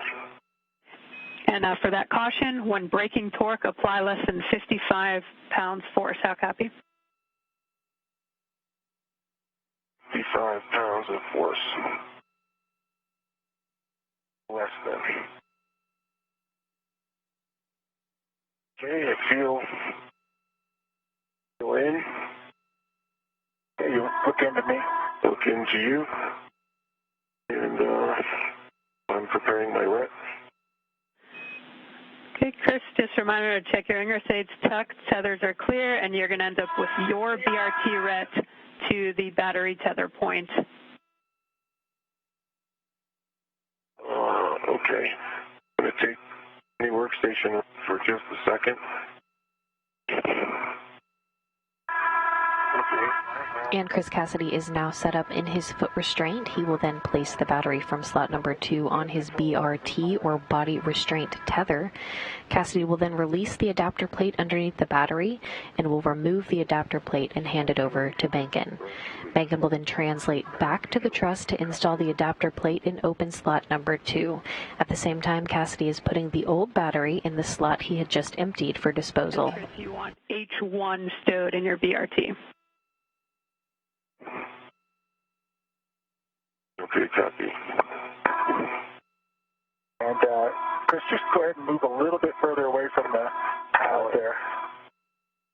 If you could, your ingress aid probably could. Yeah, maybe a little stuck. Pull it back. Pull the battery back. All right, battery's coming back. Okay.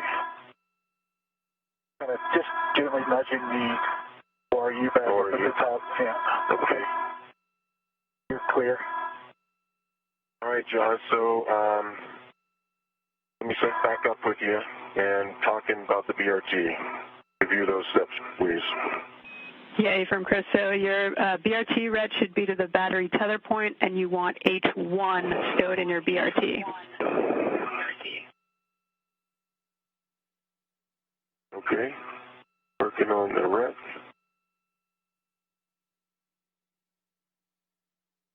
Okay, my BRT ret is on the center battery tether point. Copy. And H1 onto my BRT. Both paddles are out. I have a ret. Okay, copy that. Chris, once you get that in a good position, we'll take a glove, half, and gauntlet check for both of you.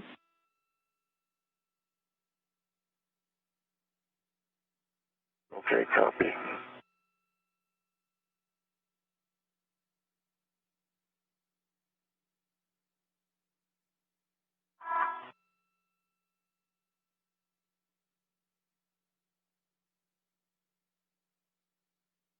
Both of My gloves are pristine. Top is still baseline, and gauntlets are both up. Good checks, Bob.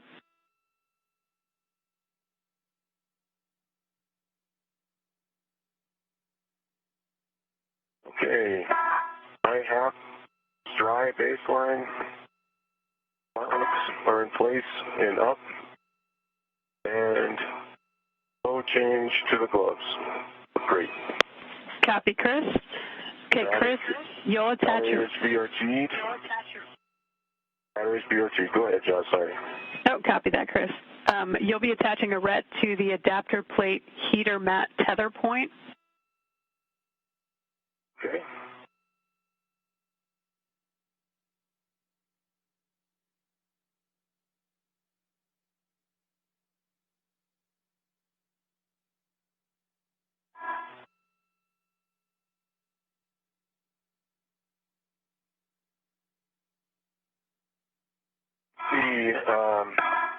Doug, you there? I'm here, Chris. All right, I'm going to need a GCA, so let's begin the GCA and bring the pallet towards me. Go with 30 centimeters to start. Okay, towards you, 30 centimeters. We'll need good clearance with your APFR. And just a heads up on that grapple fixture. I think you're far enough to the right to be okay, but we'll bring it in towards you, 30. In towards me, 30. Copy the grapple fixture. That's in sight, and no issue.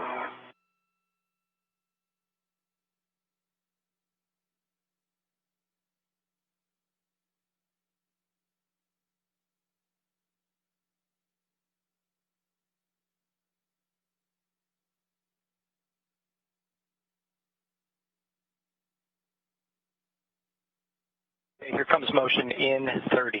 Copy that.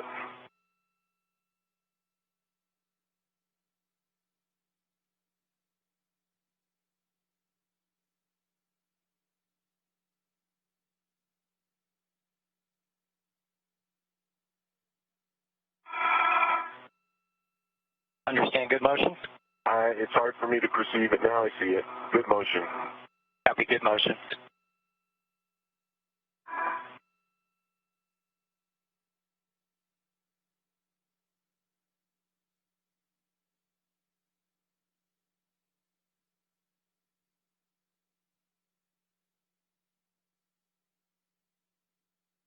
Have more.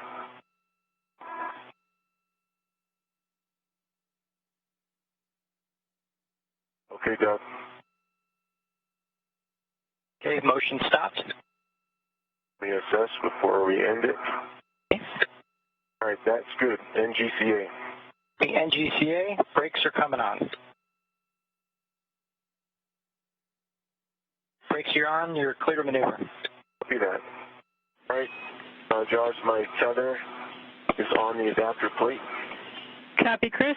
You'll grab the ratchet wrench with the hex driver, and you'll be going to H1 first.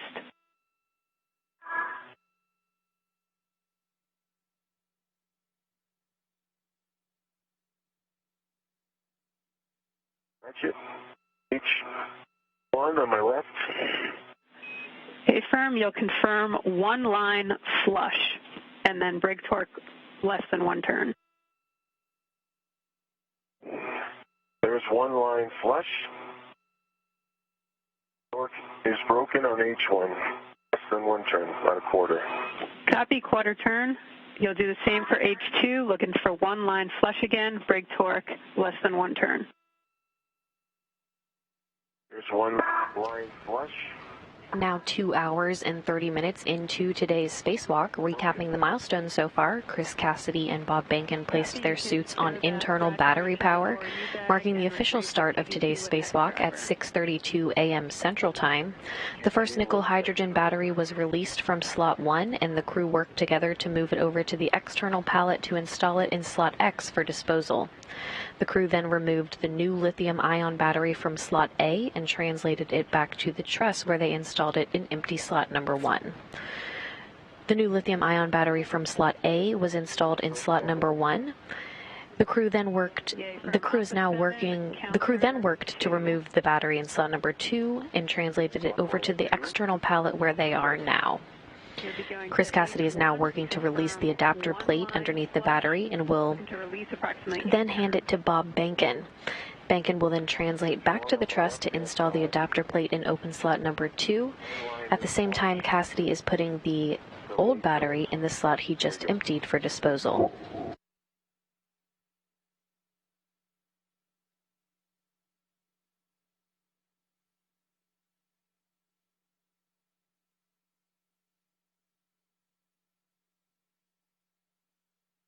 There's 8 turns complete. Bolt was hopping on the shoulder the last 1.5 turns. Copy. Same settings, Alpha 7, counter 2 for H2. Confirm 1 line flush.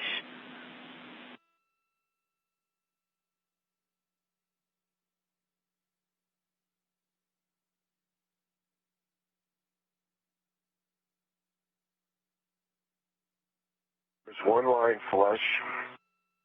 Alpha 7, counter 2 is set. Looking to release approximately 19 turns. 19 turns, here we go.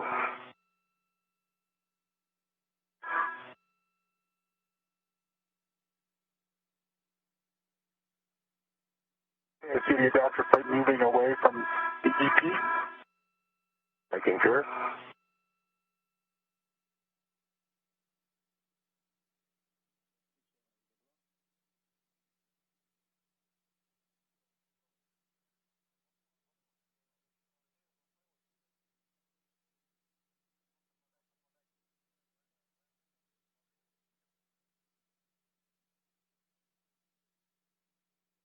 There's 19 turns. The bolt was hopping the last 2 turns. Copy, Chris. Released. With that, you can switch the PGT power off, that's to the left, and stow it back to the ORU bag. GT power is off. And just a heads up, as you remove this adapter plate and transfer it to Bob, Bob, your RET is actually going to go where Chris's currently is. It will fit too, but Chris, your RET may be extended pretty far, so just be cautious of that as you hand it off. Copy that. Ready, Bob? I'm ready. And Bob, you'll want your BRT RET to go to that tether point. And Cassidy is now removing that adapter plate to hand it to Bankin.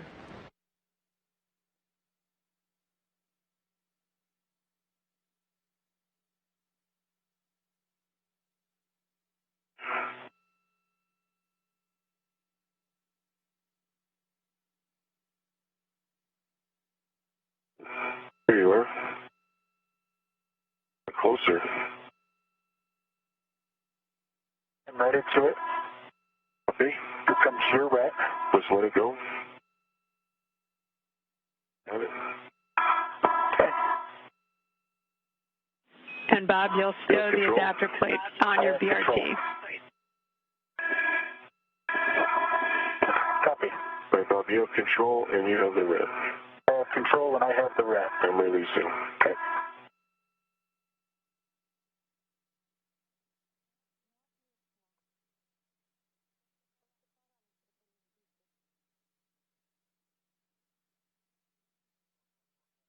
I'm going to need to burst the GCA with Doug, so Jonathan, Bob, when you guys are synced up with talking, then I'll take the comm with Bob, with Doug.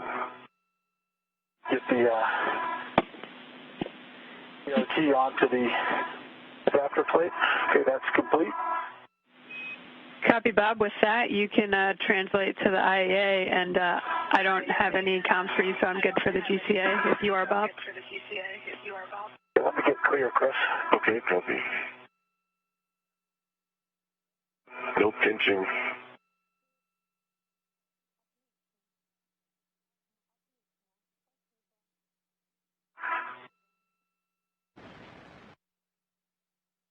And the adapter plate just taken out by Chris Cassidy is now in the hands of Bob Bankin, who will now translate back to the truss to install the adapter plate in open slot number 2, while Cassidy installs the old battery in the slot he just emptied for disposal.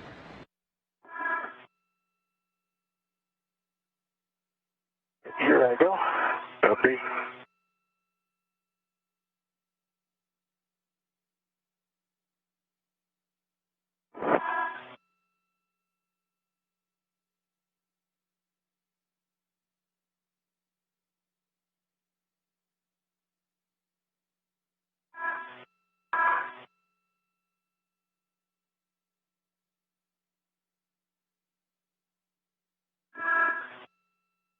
Does it help me get ahead anything if I put stuff in the ORU bag now for that rotation if we end up going that route? Checking.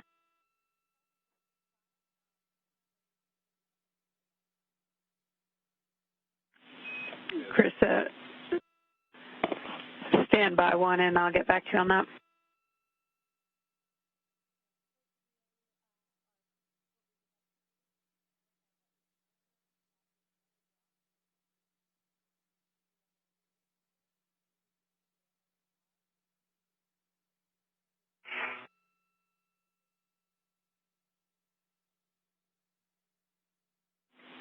Okay, Chris, to answer your question, how we're proceeding on timeline, it looks like we'll be able to go to that first portion of EVA2 entirely. So with that, we would not need to rotate the EP, so you should not need to do anything.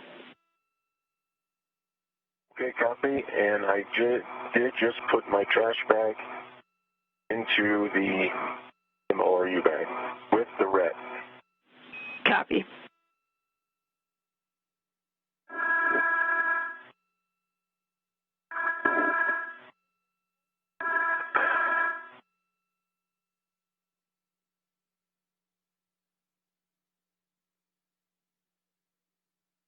Okay, Doug, you there?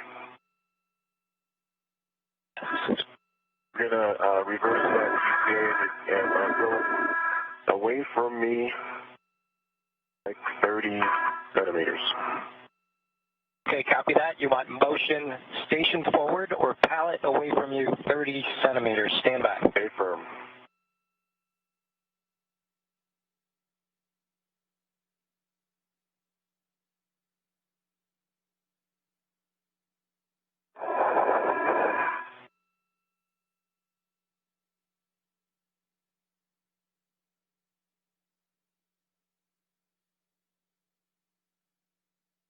Here comes motion. Copy.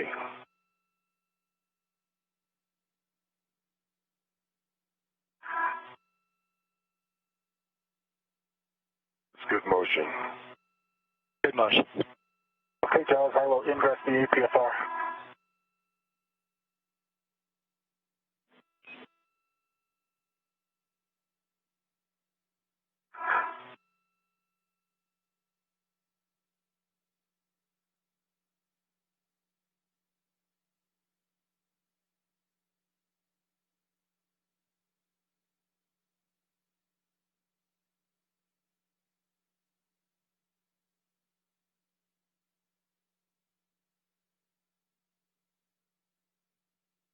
Okay, that maneuver is complete. Anything else? Yeah, hold that. I might need it. I just want to assess the battery. We removed the adapter plate, so the distance is a little different. Copy. Standing by. Brakes are still off, so no working on the pallet. Copy that. Chris, you get free to pass a couple words to Bob. Yes. NGCA for now. Copy. NGCA. Don't do your brakes yet. Okay, Bob, I see you're getting in the APFR. You just want to make sure that the gap spanner is clear, slot 2, and you can reach the PGT with the hex driver as you do that. Thanks, Charles. Gap spanner is clear.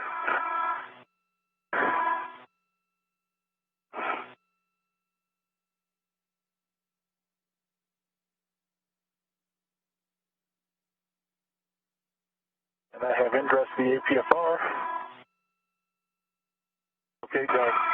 Good. You can do your break. Okay, copy that. NGCA, brakes are on. You're clear to maneuver. Copy that. Coming in.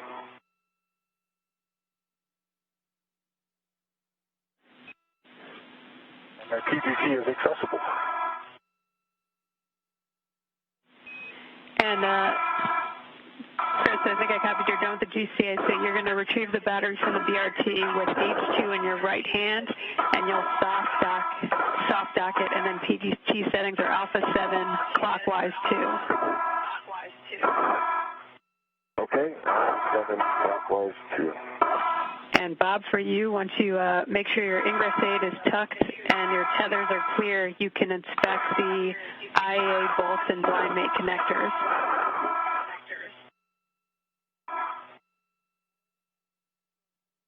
The IEA bolts look clear to me. There's a little bit of scuffing on the H2 side. Maybe that's just a lubricant on the outer housing. Okay, yep, and I've confirmed there is a lubricant there. And so looking for H2. no FOD and good EMI band and blind mate connectors. Copy, Chris. Yep, just getting a good body position to see that. Good EMI band and no FOD in the connectors. The 2 connectors. Again, Cassidy is now working to install the old battery in the slot he just emptied for disposal, while Bob Bankin translates back to the truss to install the adapter plate in open slot number 2.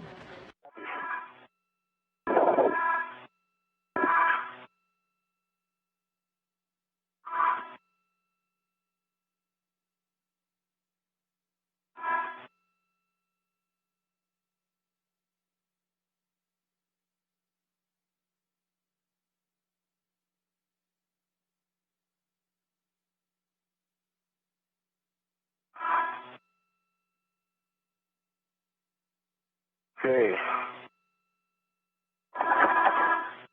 Green torquing light. 17 turns. I see the indicators in lock. Feel secure. And Chris, could you say the torque again? 9.1 on the actual torque. Copy, 9.1. With that, you could stow the PGT, release the RET, and egress the APFR. Copy all. Okay, good EMI band, no FOD in the electrical connectors or the 2 bolt interfaces on the battery adapter plate. On the upside, Copy, Bob. flip it over to the downside. A-firm, you want the blind mate connectors oriented station inboard, and you'll soft dock the adapter plate into slot 2.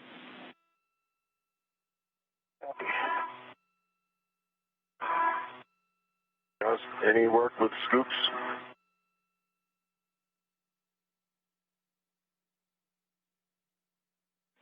Checking. Negative, Chris. You can leave the scoops where they are. Copy that. I'm egressing.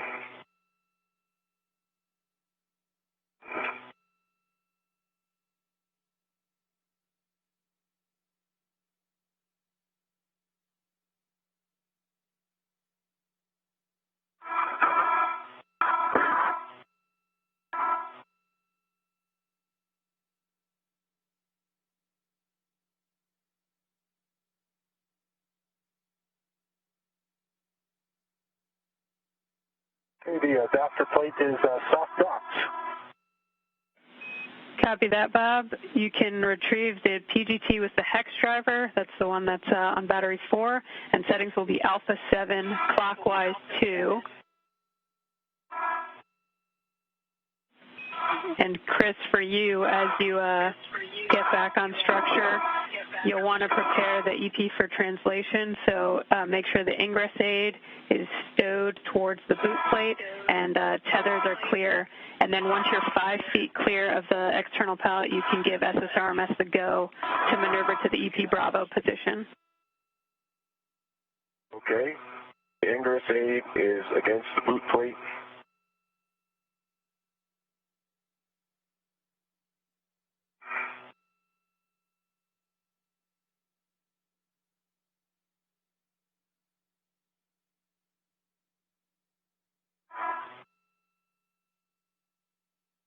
Okay, Doug. I am well clear. No tethers, no interference. You're clear to move. Copy, Chris. Clear the work site. Here comes the maneuver. It's a EP work site Bravo. It'll be another starboard maneuver, about a little over a meter. Okay, copy.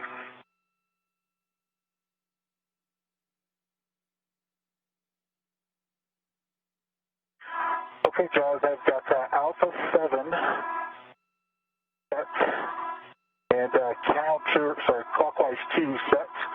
I'm getting ready to drive on H2. A-firm H2, you'll confirm 1 line flush, looking for 16 to 17 turns. 1 line flush. Looking for 16 to 17 turns. Here we go.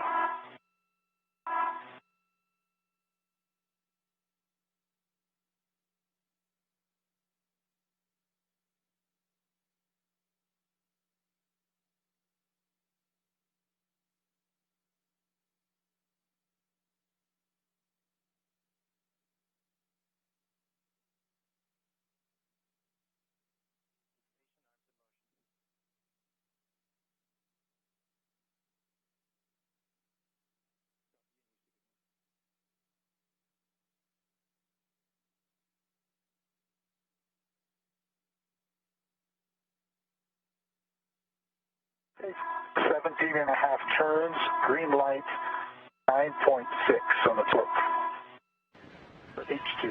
Copy, Bob. Same settings, Alpha 7, clockwise 2 for H1. You'll confirm 2 lines, 1 of them flush. And Cassidy just completed the work to install the old battery in the slot that was emptied for disposal, and Bankin is still working to install the adapter plate in open slot number 2 on the truss. Okay, confirmed 2 lines, 1 of them flush, verified, and can you say again number of turns? It'll be 4.5 to 5.5 turns.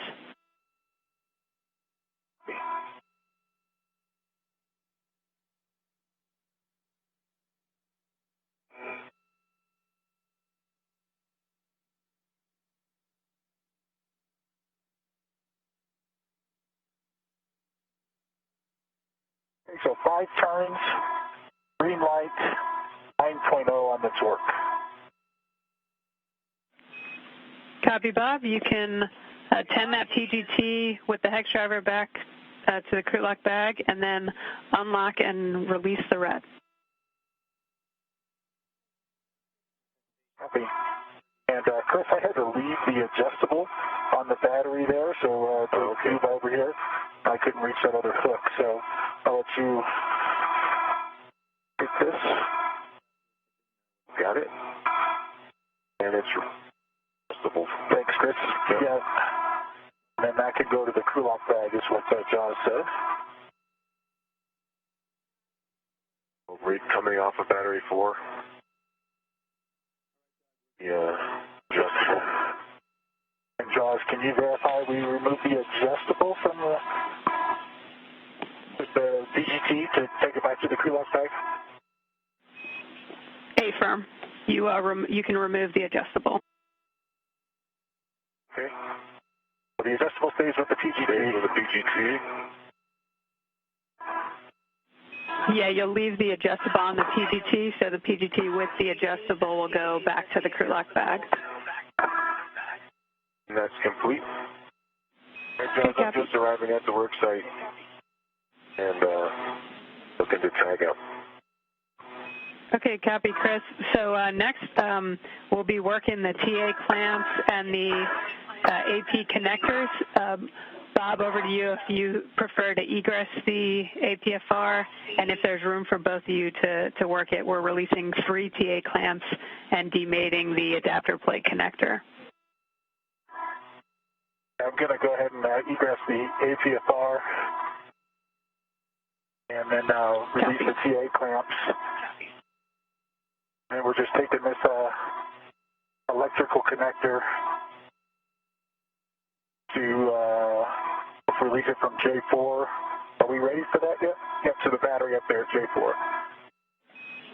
Yep, A-firm. And the cap also needs to be moved from the lithium-ion battery.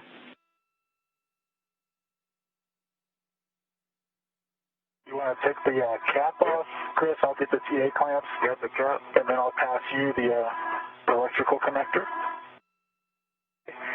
A4 cap is removed. And that cap's going to be going to the adapter plate where Bob's removing that connector. Measure that. TA clamps are removed.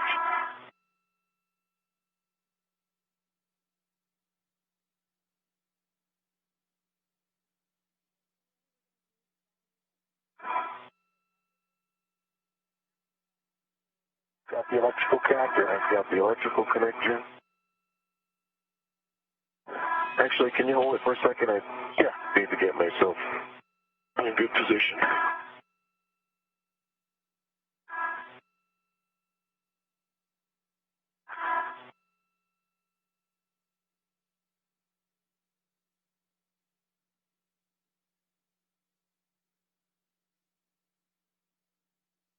Right.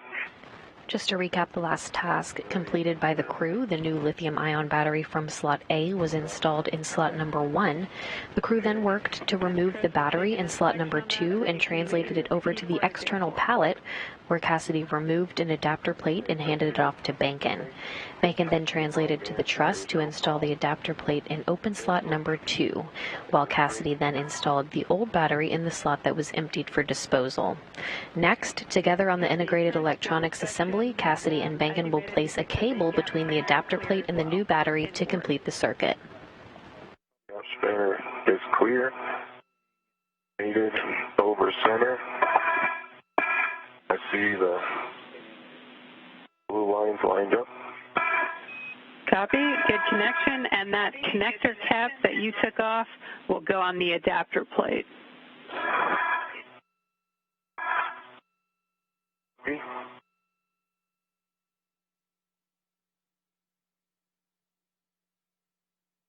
And the connector cap is reinstalled on the adapter plate. Copy. With that, we'll take glove, hat, and gauntlet checks from both of you. And once that cable between the adapter plate and the new battery are complete to complete the circuit, one of the 3 battery pairs will be complete. Copy, Chris. All good. All good.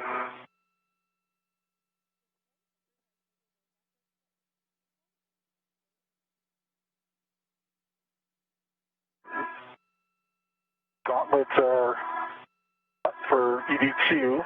Good hop check. And gloves still look to be in good shape. Okay, good checks, Bob. Okay, next, big picture, we're going to be moving the battery from slot 3 onto the adapter plate you just installed in slot 2. So, Chris, if you can verify the PGT with the hex driver is clear of slot 3 and that the adapter plate... Before we get started on that, Jaws, I'm sorry, before we get started on that, Chris, what do you think about that electrical cable? It's kind of right on. We're going to... Maybe we can put a twist in it or something, or... Yeah, it's kind of, And if you want to put a twist in it, stand by. Do not disconnect it right now. Copy. I think we can hold it out of the way if that's what we need to do. I just wanted to... Okay, so definitely we got to watch it.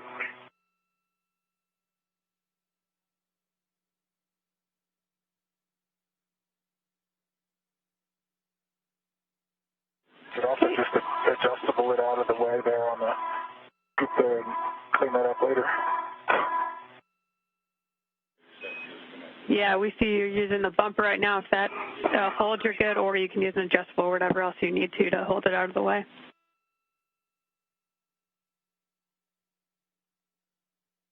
What do you think? If you think it's good and we've got two people, we just may have to stay here until we get it locked. I think that's an exciting. I think it's going to stay. I think it's going to stay. Yeah. I think I'm ready for APFR settings, Josh. Okay, you're going to roll the APFR to Foxtrot.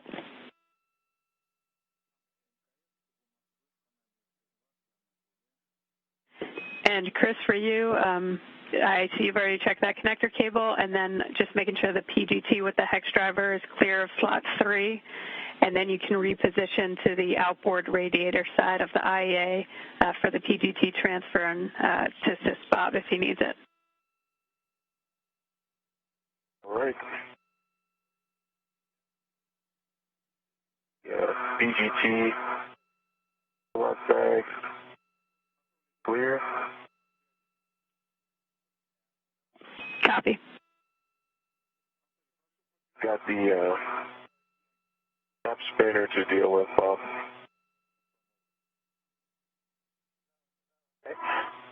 We can slide it around.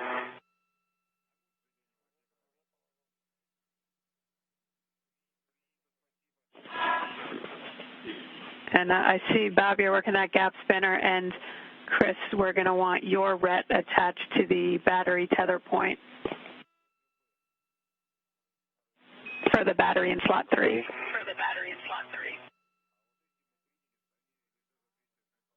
Okay.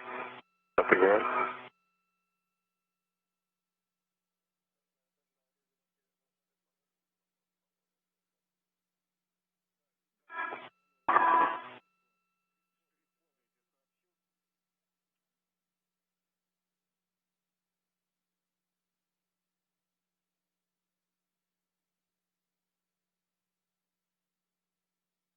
have a RET.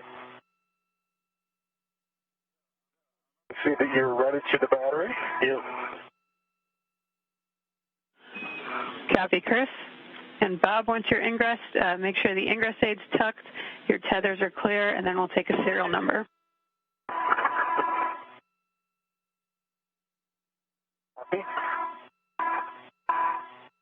Ingress aid is tucked. Serial number is 0091. Copy, good serial number. Chris, you can hand the ratchet wrench to Bob, and Bob, you'll be going to H1 first. I'm ahead of myself.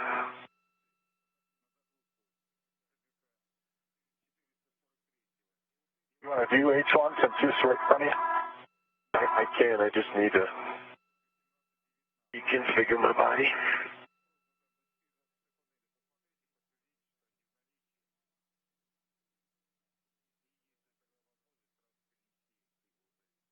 That tape looks great.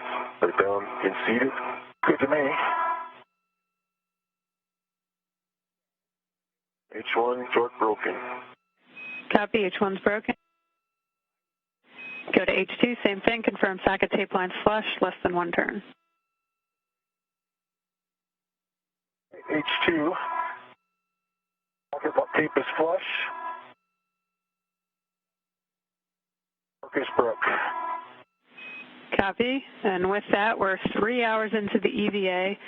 Limiting consumable is Medox on Bob at 6:30, and you're about an hour and 30 minutes ahead on the timeline. So with that, we still expect to be able to get the first block of EVA2 done with battery A to EP Bravo and adapter plate Bravo to slot 4 on the IEA. Okay, we copy all. Thanks for that big picture. Okay, PGT settings are Alpha 7, counter 2. Alpha 7, counter 2. You'll go to H1, confirm the socket tape line is flush, and looking for 8 turns. Socket tape line is flush, comes to turns. Indicators moving.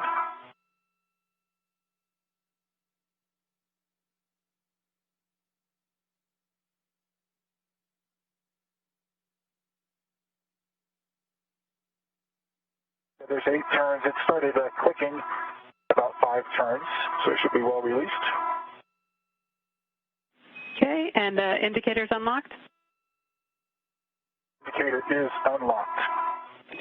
Copy, same settings, Alpha 7, counter. Now 2. 3 hours into today's spacewalk, the crew is running an hour and a half ahead of the original timeline. With one of the 3 battery pairs complete, Bankin and Cassidy will now move to slot 3 to remove the next aging battery. This battery will be stowed on the adapter plate in slot 2, where it is no longer needed to function.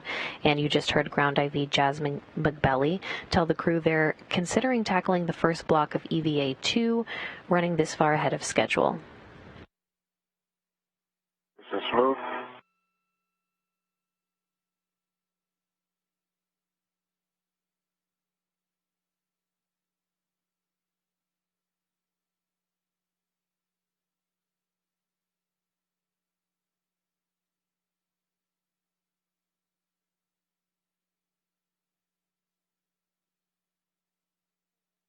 There's 19 turns. I believe it's unlocked. The indicator shows unlocked. Copy, you can hand that PGT back to Chris and remove the battery from soft dock. Chris, you can stow the PGT back in her swing arm. Okay, it's in work. I'll pull it out once you're in a good position, Chris. Yeah, GT load. Far enough away for you to get it out? I think you probably need to move. I think one more over. Yeah, a little bit tricky because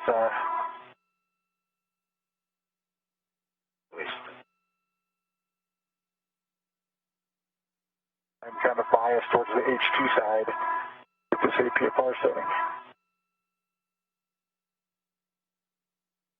Not to go there too far, but just enough to be clear. All right. Okay.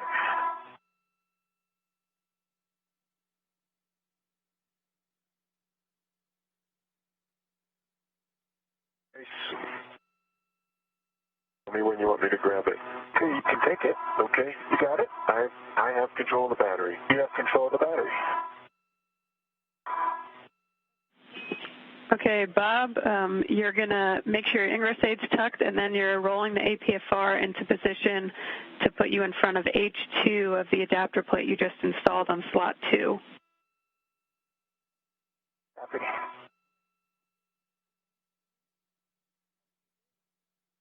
Cable come up. Yep.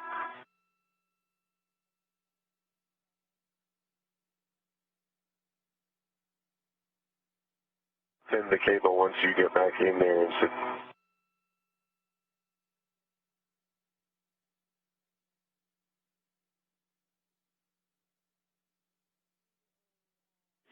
Okay, I'm back in. Bob, you'll check the gap spanner is clear and the ingress aid is clear of slot 2.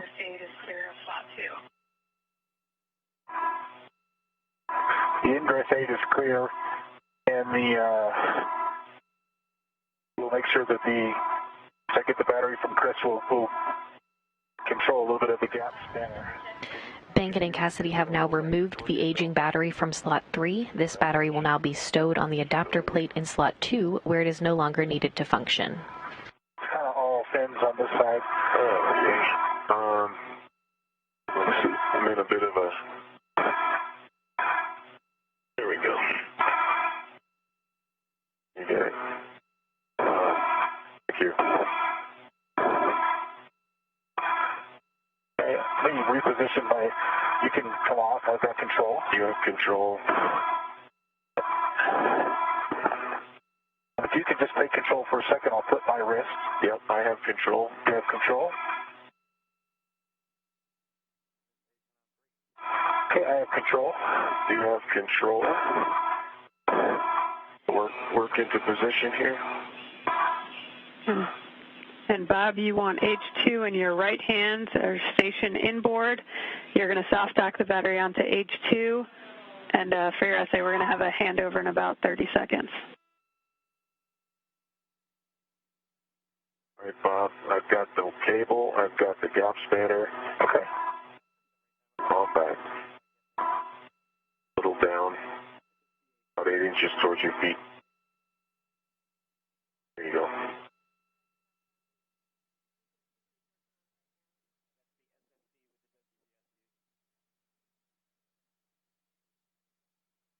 Looks lined up.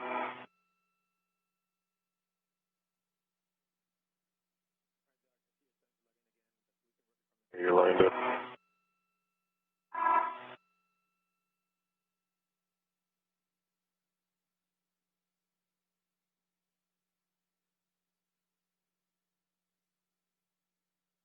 Again, Bacon and Cassidy have removed the aging battery from slot 3. This battery will now be stowed on the adapter plate in slot 2, where it is no longer needed to function. Cassidy and Bacon will return to the pallet to retrieve battery B, and they'll translate back to the truss and together install it in empty slot number 3.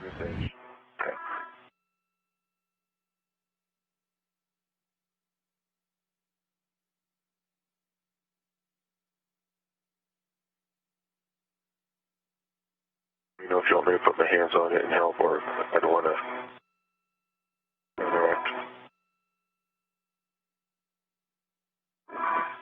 Okay, I think that's lined up. That's definitely not going on. How about, can you BRT to that, BRT to the scoop. To that scoop? Yeah.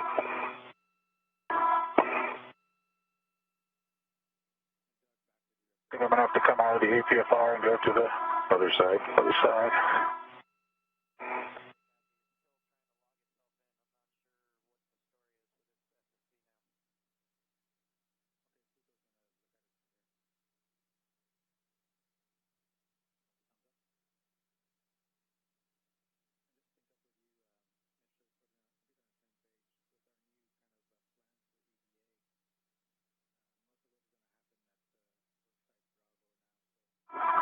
Okay. I'm at it. I'm going to come out of the APFR. Copy. That's lined up. You think that's lined up? I really do, yeah. I'm looking right along this black line that lined up the bumper plate. Okay, it's probably just the adapter plate height. The height, I think so. Cable is not interfering at all. Okay. I think you're good. Okay. Thank you.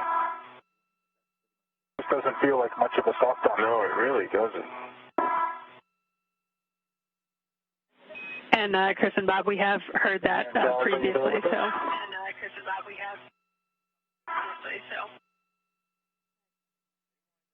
Okay, so I think I'm ready for the BGT coming your way. Okay, Bob, settings are alpha 7, clockwise 2, and for your essay, the pair you just installed had a good checkout. Great. Good news, thank you.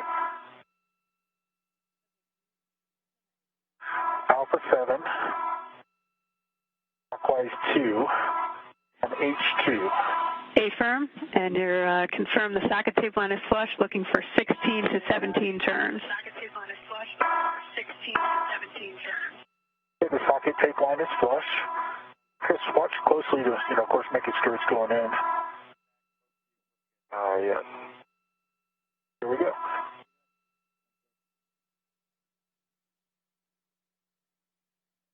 Torqued out immediately. Okay, copy, stand by. It's going in. Yep, it's going smooth. It's just been a little bit of a kink there. Yeah. And nice and smooth, going in.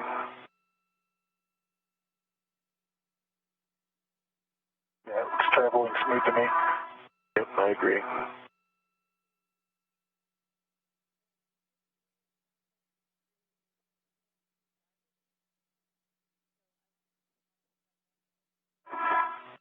Okay, there's lock, torque out,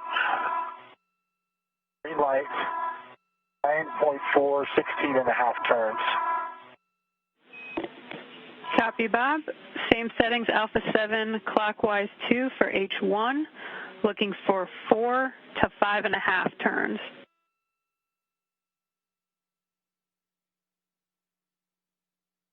Copy on H1, 4 to 5.5 turns on Alpha 7, clockwise 2. Here it comes.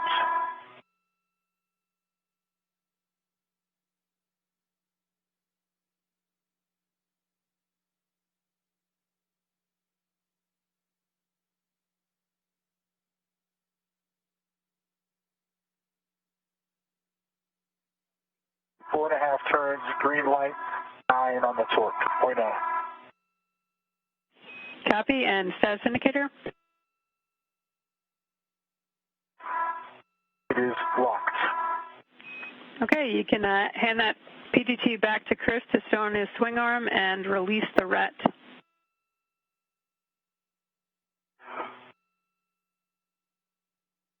Chris has the PGT and here's your RET. All right. I'll just take this scoop straight in front of me. Okay.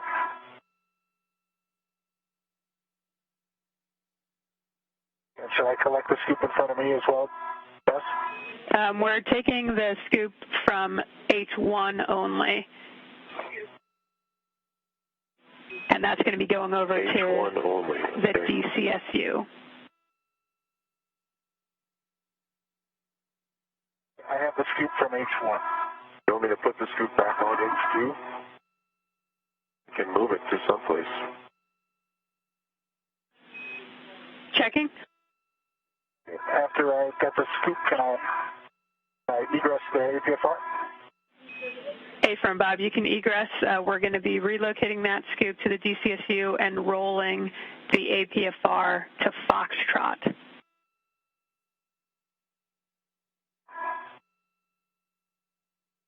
Okay. Jaws, confirm you want me to leave this scoop on H2. I already have it off. I'll put it back on if that's what you'd like. We're looking for the next location for it. Stand by.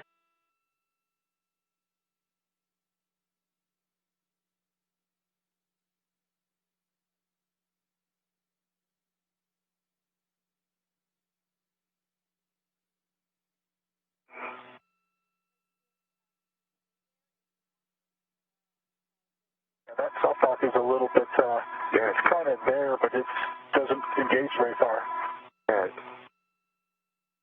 It's not obviously. It's definitely not obviously.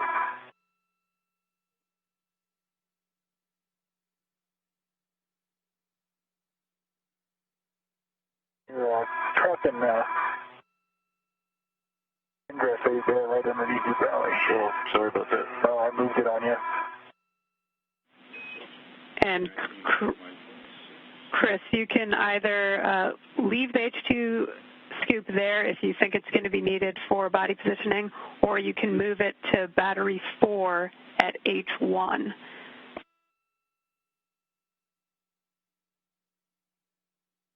Okay, battery 4H1. It'll go 9 o'clock straight up.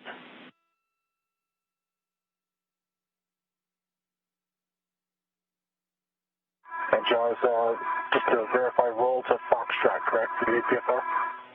A-firm, Foxtrot.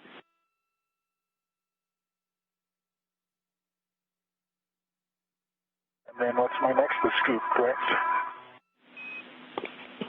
And so that scoop that was off of H1 will go on the DCSU H2 at 9 o'clock or straight up.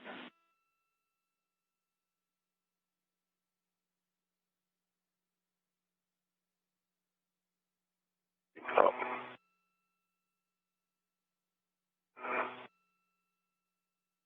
Can I hand it to you? Yeah. It's right by your... Absolutely.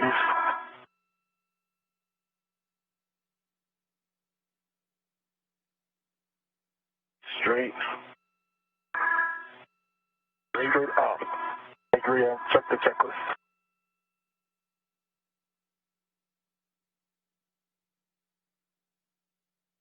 And we're in a short handover period between satellites right now, but we should be regaining video and audio communication with the crew here shortly.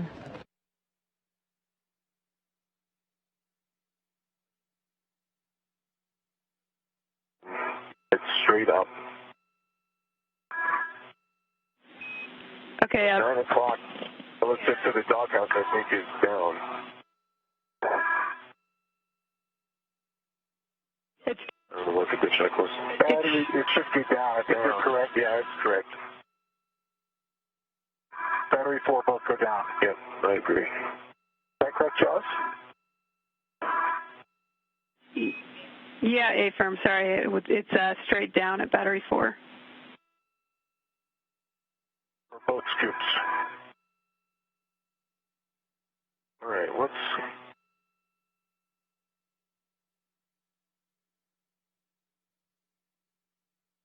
the next kind of big chunk does?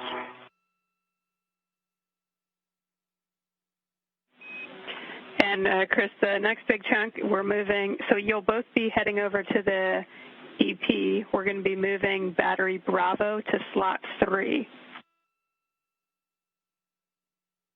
Battery Bravo to spot 3. Look at that.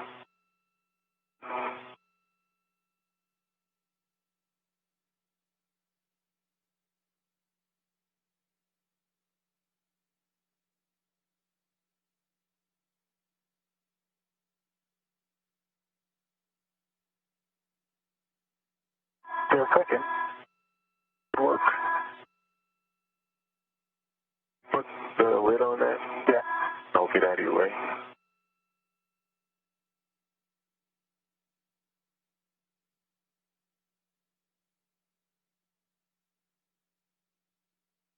Bankin and Cassidy have now removed the aging battery from slot 3 and installed it on the adapter plate in slot 2, where it is no longer needed to function. Cassidy and Bankin will now return to the external pallet to retrieve battery B, and they'll translate back to the truss and together install it in empty slot number 3.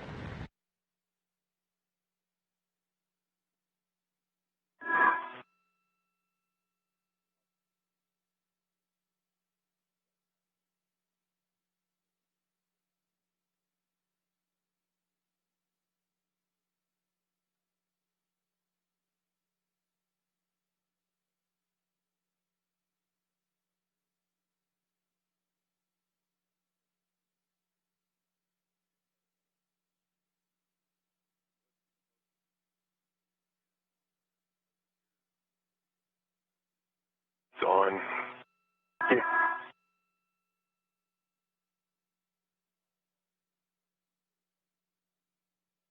Battery Bravo to slot 3, so guess looking for a go to get in the HFR. Okay, Chris, we're going to relocate some scoops first. So you are go to translate onto the EP, and you're going to be moving scoops from the battery in slot Alpha to the lithium-ion battery in slot Bravo. Alpha to Bravo.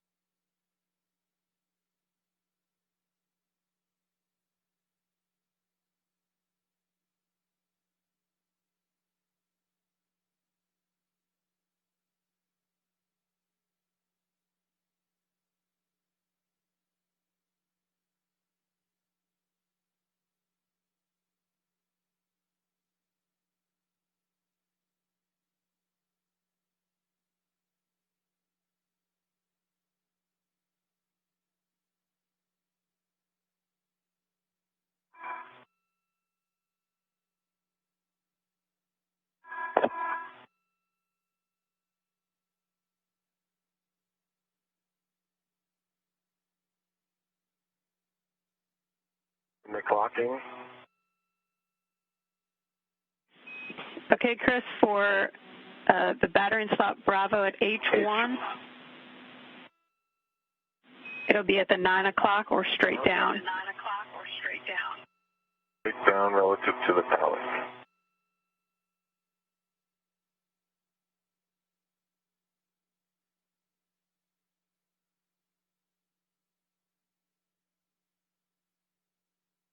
H1 is in and locked. Copy, Chris. For H2, it'll also be 9 o'clock straight down. Copy, also 9 o'clock straight down.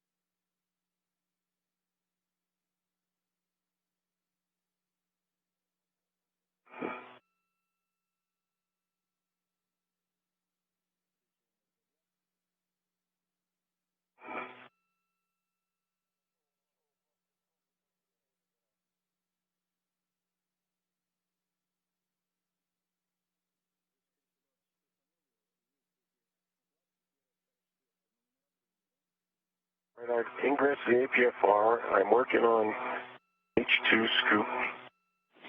Okay, Chris, can I have you just do a ingress aid check, tether's clear, and a serial number? Serial number 0024.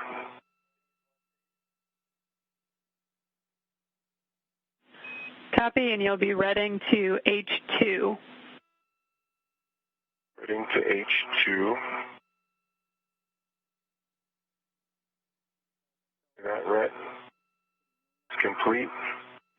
Okay, and PGT settings And are Alpha 7, Counter 2. Clear. Copy. All right, just double checking everything. I'm tethered. Hooks are locked. Tops ready.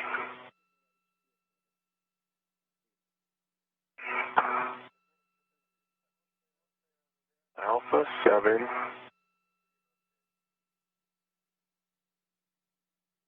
Counterclockwise 2.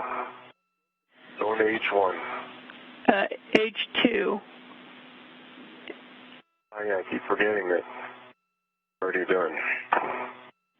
And it'll be approximately 19 turns. 19 turns.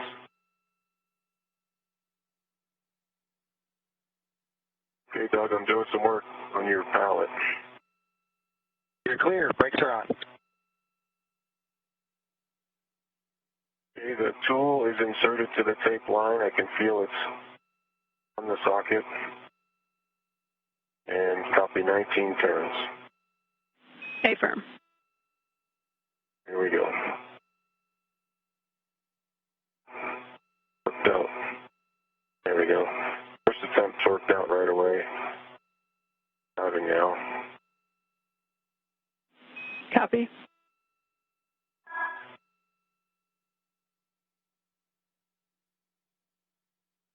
For 19.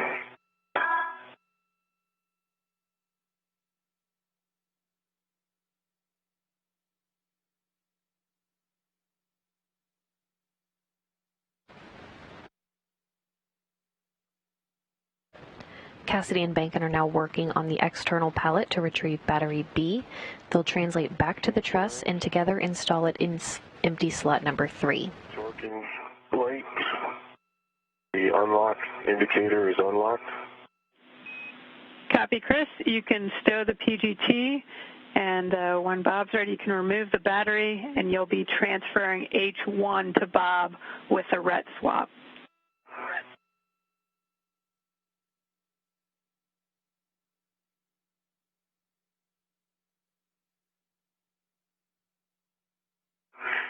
Okay, H1 to Bob with a ret swap. A-firm, we want Bob to end up redded to H1. Okay, copy. In just a sec, my VGT Velcro undone. Okay, VGT Velcro secure. Ready, Bob? Ready. Coming out.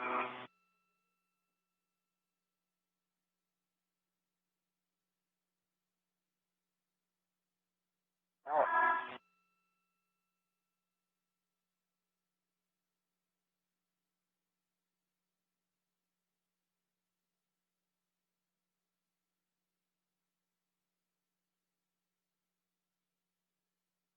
I'm going to put a red on there.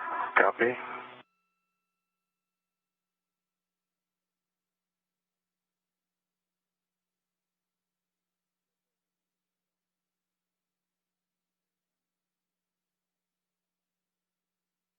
I am ready. Take the battery for a second. I have the battery. Okay. I will release my BRT. Okay, you've got the battery. I have the control of the battery.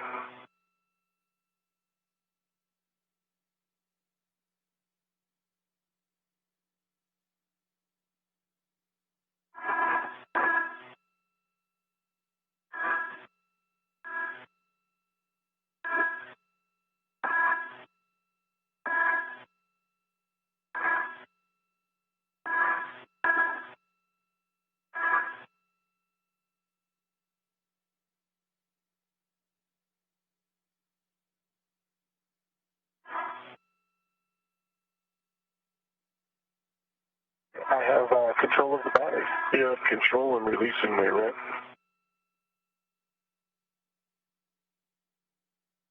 It's released. You have control. Copy. And with that, Chris, you can Now coming up on 3.5 hours into today's spacewalk. Recapping some of the milestones so far today, Chris Cassidy and Bob Behnken placed their suits on internal battery power, marking the official start of today's spacewalk at 6:32 a.m. Central Time. The first nickel hydrogen battery was released from slot number 1, and the crew worked together to move it over to the external pallet to install it in slot X for disposal. The crew then removed the new lithium-ion battery from slot A and translated it back to the truss, where they installed it in empty slot number 1. The new lithium-ion battery from slot A was installed in slot number 1, and the crew then worked to remove the battery in slot number 2 and translated it over to the external pallet, where Cassidy removed an adapter plate and handed it off to Behnken. Behnken translated to the truss to install the adapter plate in open slot 2, and Cassidy then installed the old battery in the slot that was emptied for disposal. Next, together on the integrated electronics assembly, Cassidy and Behnken placed a cable between the adapter plate and the new battery to complete the first of 3 circuits. Behnken and Cassidy then removed the aging battery from slot 3, which was then stowed on the adapter plate in slot 2, where it is no longer needed to function. Cassidy and Behnken just completed work on the external pallet to retrieve battery B, and they'll now translate back to the truss and together install it in empty slot number 3.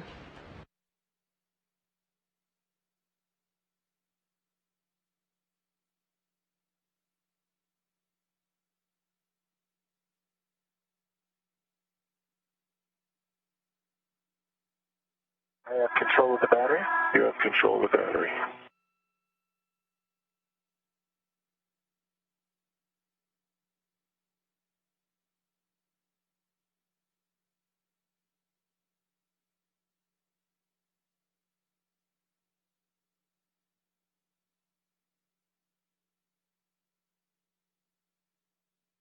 I have control of the battery. Okay.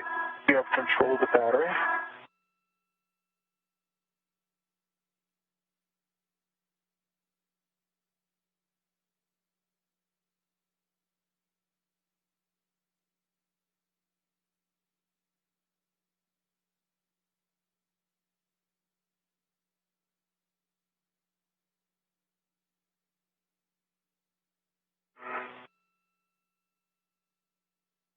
I have control of the battery. You have control of the battery.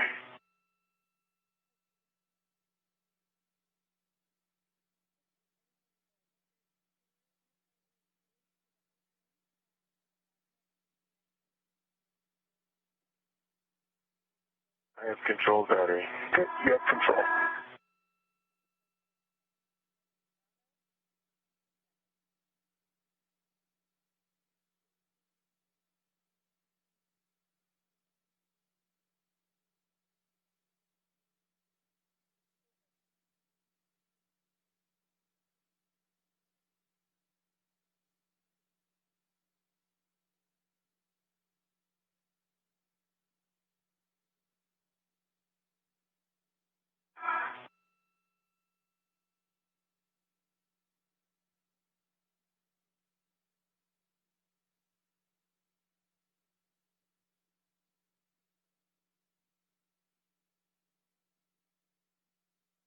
I have control of the battery. You have control.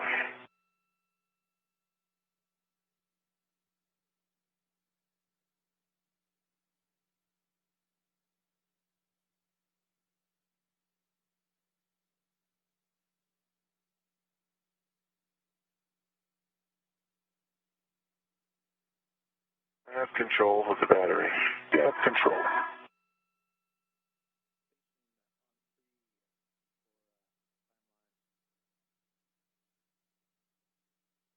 Go ahead on 3.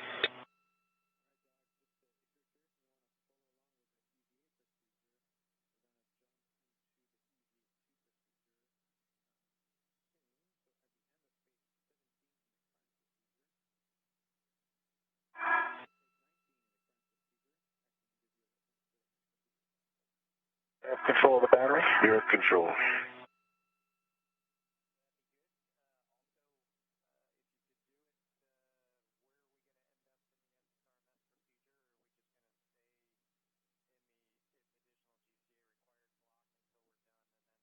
Go here, then back off a little bit. That's good.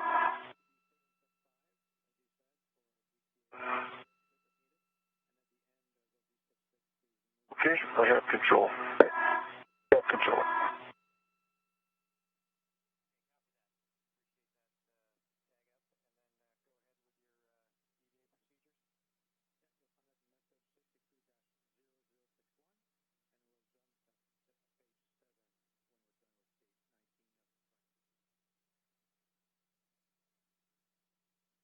I have control.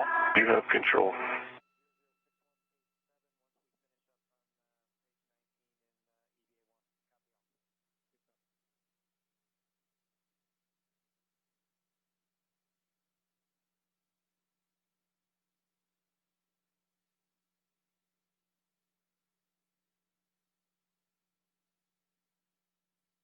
You have control. You have control.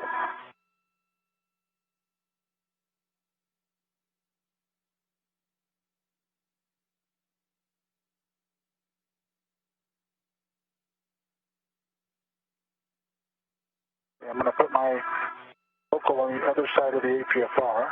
Roger.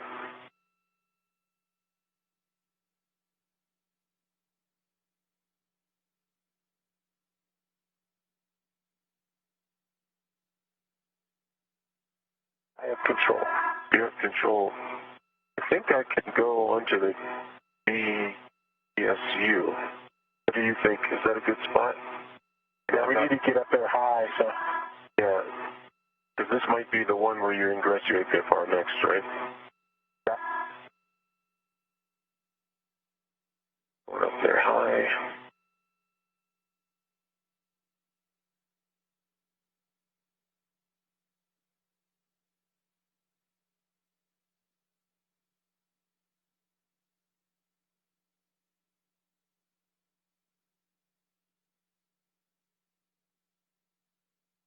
And you probably need to take over the red. Yeah, let me take the red. I've got the battery. You've got the battery.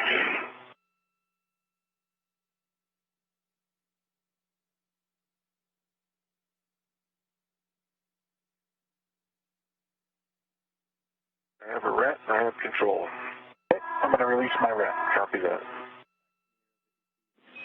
And Bob, prior to ingressing the APFR, you'll want to check that the gap spanner is clear of slot 3. You have the battery and you have the red. I have the battery, I have the red.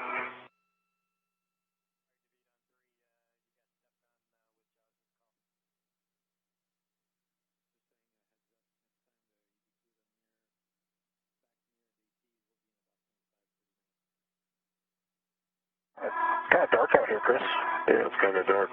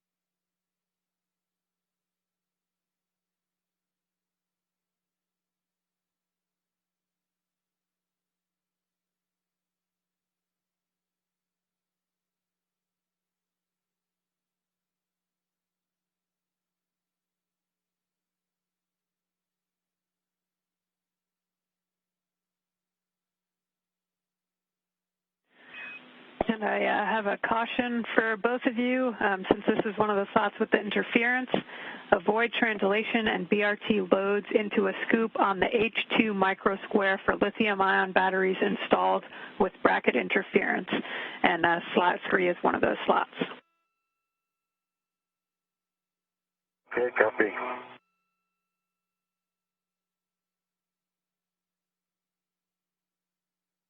Hey, Chris. I will still my ingress aid.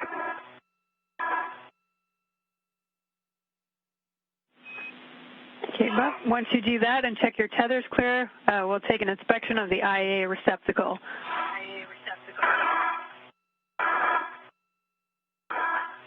You can pause there, Chris. Is that okay, please? Pausing. We have the IEA receptacle. The electrical connectors are clear, no fraud. Pins look straight to me. There's a little bit of discoloration on the fins on the, I guess, aft portion, but it looks like it's just a discoloration in the center, about an inch long.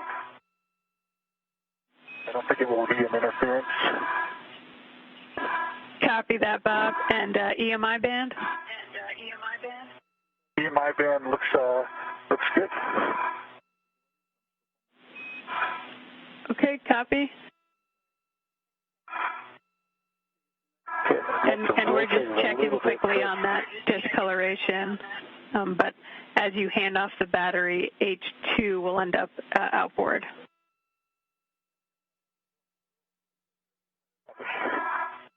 And Chris will need to inspect the underside of the battery, is that correct?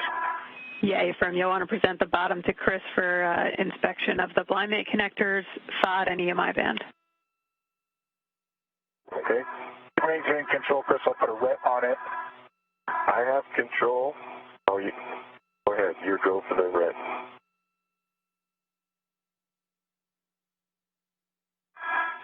Okay, I have a ret. You can release your ret. I have control. You have control. My ret's coming off. My ret's off.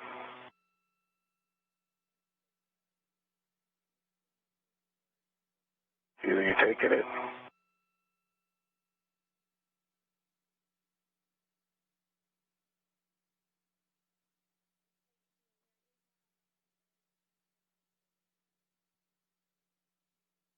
All right. Taking it out. All the fins look good. Yeah. Can't see the blind. It's in the left, which is kind of buried. Let me change my angle. Anyway, you can bring that blind mate side up a little bit. Sorry, I know it's tough. That's about all I can do. That's all you got. Okay, there, I got it. Good. 05, pins are good. EMI, all good. Okay, thanks. Okay, copy, Chris. And are you in a good position to get us either WVS or some pictures of that discoloration? If Bob is comfortable holding the battery there.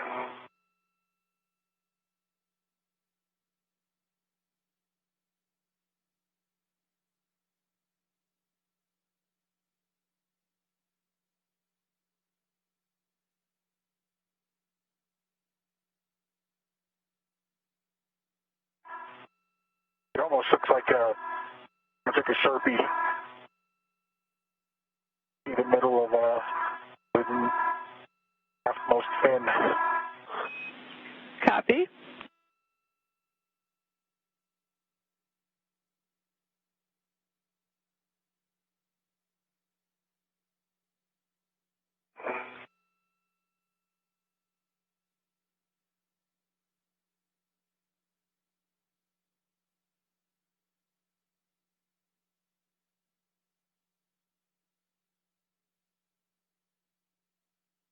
Where is it? It's in the Atmos thin. I don't know if in the dark you're going to be able to get a picture. Yeah, I don't see it. All right.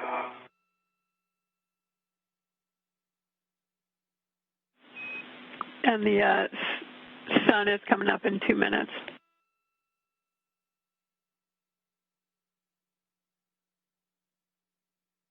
All right, I got a bunch of pictures in this lighting configuration. If you want to wait for the light, you can do that. Checking.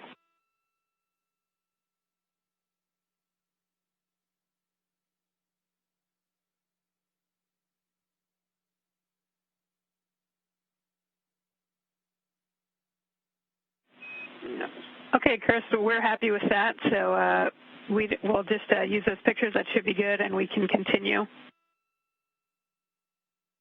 It's not interference. It's just like a marking or something in there. Copy all.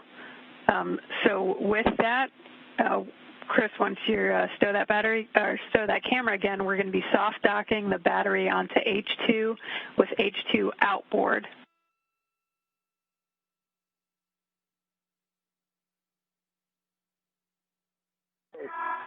We're oriented correctly. H2 is outboard. And Chris, if you could just let me know if it's clear there. That crew lock bag and stuff is up there. Clear the crew lock bag. You need to bring your still over the edge a little bit, so down towards your knees. There you go. There you go. Clear, clear, clear. All good.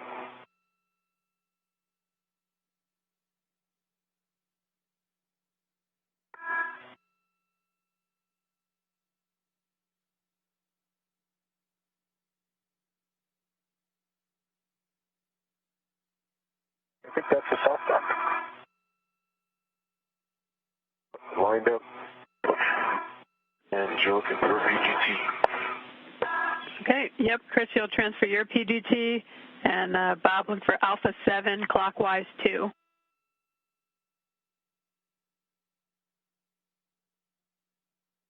The Alpha 7, clockwise 2. You're going to H2, confirm socket tape line flush, looking for 16 to 17 turns.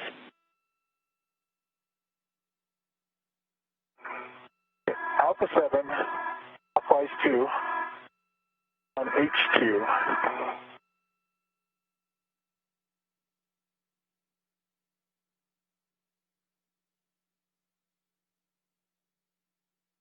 The tape line is flush. Here we go.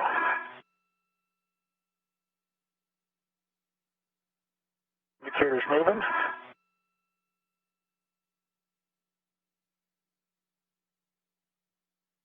Battery appears to be going in. I agree.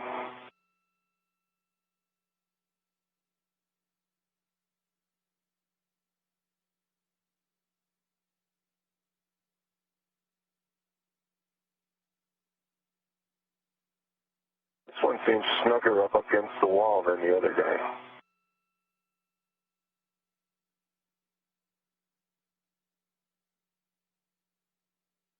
There's a green light. It looks like 15 and a half turns. The status indicator indicates lock.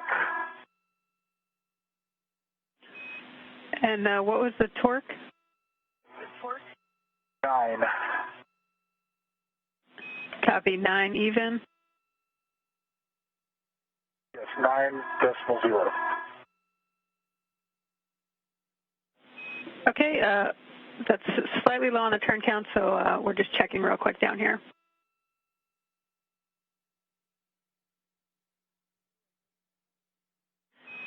Okay. This is one of the ones with the interference. Yep, A-firm, and we are go to continue. So for H1, same settings, alpha 7, clockwise 2. You'll confirm the tape line flush, looking for 4 to 5.5 turns. Copy. Indicators moving.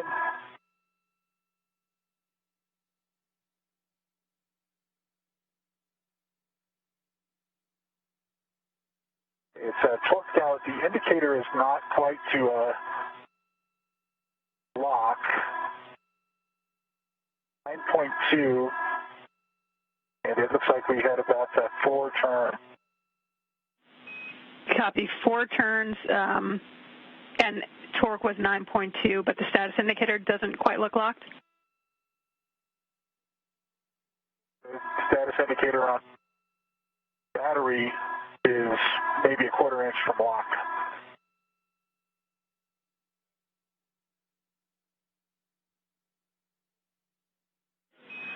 Okay, we're good with that.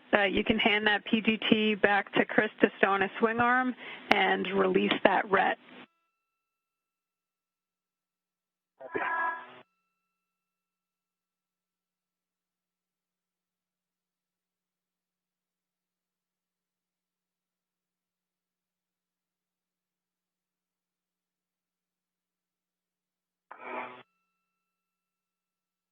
That firm.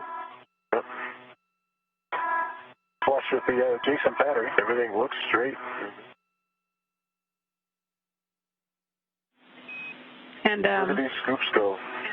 with that, so you actually moved one of the scoops we already needed over, so we're going to relocate the APFR. And so for now, the scoops can stay. And it sounds like we're far enough ahead that we can move on to the first block from EVA 2 if you're both good with that. Yeah, good. Okay, copy. So that being said, we'll relocate the APFR to WIF 22. Clocking is 12.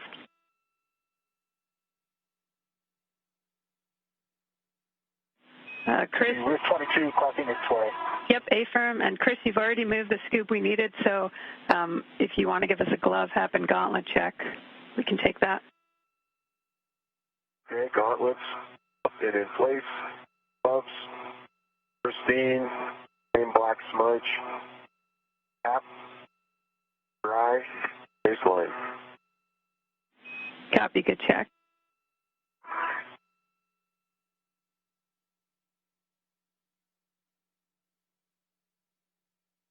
Jazz, my radio was a little crackly when you were just talking.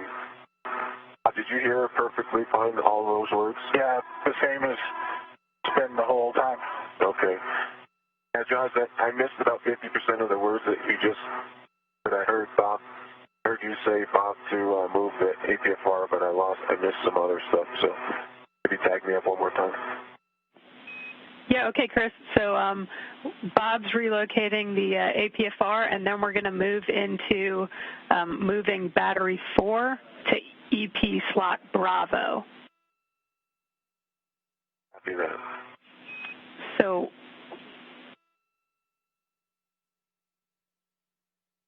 All right.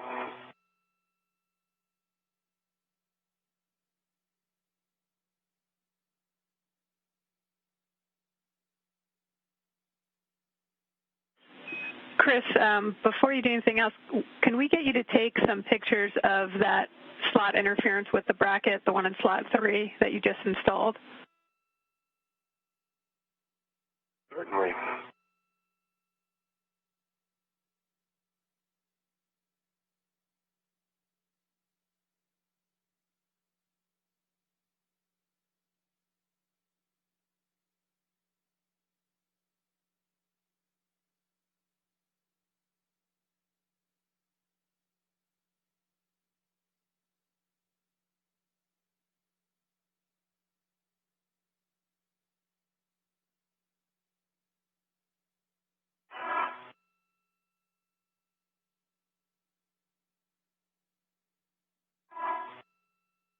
Okay, Jaws, the APFR has been relocated to WIF 22.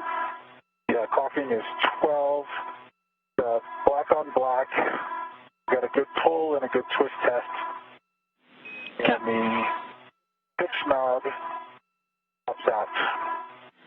Copy, and Quebec Hotel 12, the remaining settings. Copy, Quebec set, and hotel.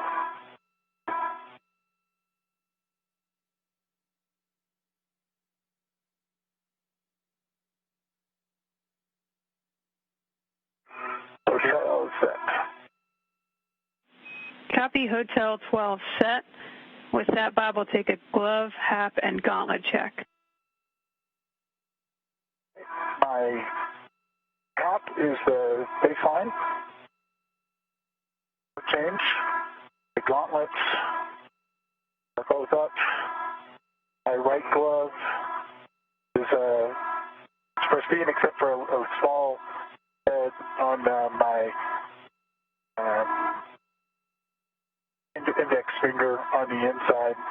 Just a small thread, or maybe it's a piece of that's just a piece of like overflow RCD. And the left glove is pristine. Okay, copy that, Bob, and we could see that in the WVS. Okay, with that, Bob, we'll have you check that the gap spanner is clear of slot 4, and then you can ingress the APFR. And Chris, once you're done with the photos, you can get in a good position to assist with battery 4 and have the ratchet wrench handy, unless you want to go ahead and start breaking torque. Okay, copy. I'm going to ditch the camera and before you ditch it, take a picture of a dragon out there. It's a good, good location, good time. I don't know if we're going to make it through another day-night cycle. Yeah, you can go for it now if you'd like. Yeah, that's good.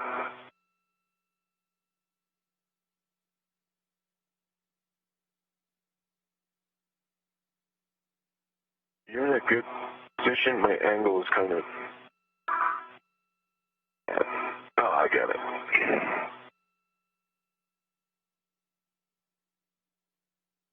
I bumped your yaw. I fixed it, thanks.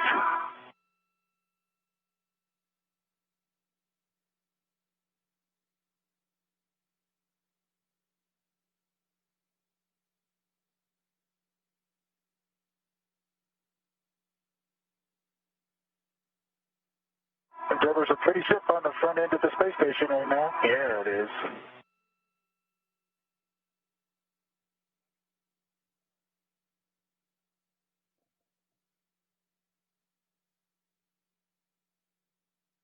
I have good tactile feel of this button. Yeah, I could see the click to see the shutter move when it was pointed at me, but I don't have good tactile feel on the button either. It's a pretty shot. I think the folks at Hawthorne will appreciate it, getting a chance to see the ship from this angle on the sunny day. Thank you, Chris. Yeah.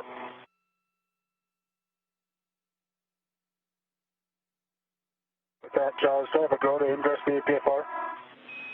Affirm, Bob, as long as you check that gap spanner is clear, you can ingress, tuck the ingress aid, and check your tethers are clear.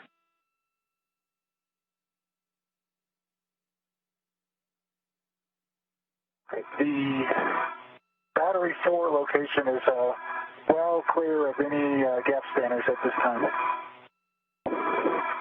After I'm ingressed, I'll move the ingress aid. Copy. Are you away, Bob? Nope.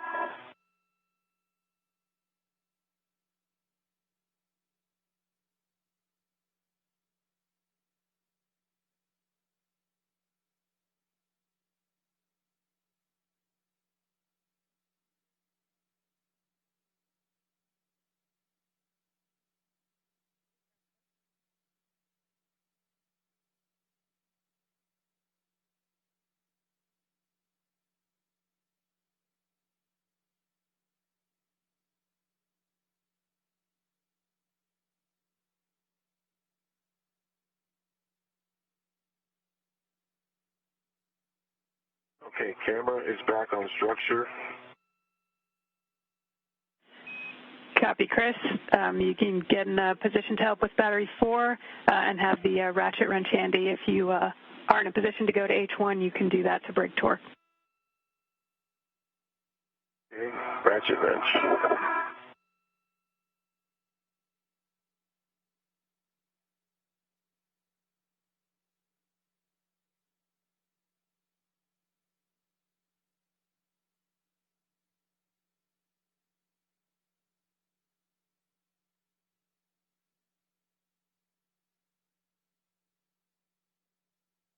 Ingress the APFR. Ingress aid is stowed. Copy, Bob. Tether's clear? Tethers are clear. Okay. And I think we should tether. We'll take the serial number and then a ret to the H1 scoop. Serial number is 0092, and I'll ret to the H1 scoop. Copy. I am ready to the H1 scoop. Copy. I think I see Chris breaking torque on H1. I know. I played with it. Okay, so this is the, But didn't touch it. okay. Okay, so we've got the H1 for battery 4, and that was the expected serial number 0092. Yes. Affirm it was. And you are go to break torque after confirming socket tape lines flush. Okay, socket tape line is flush.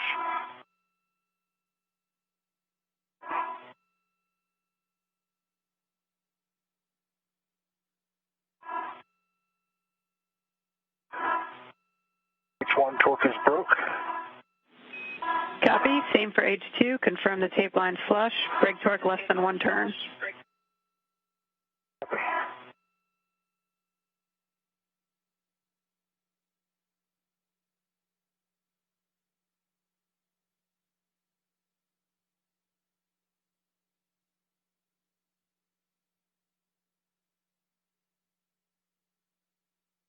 Tape line is flush on H2.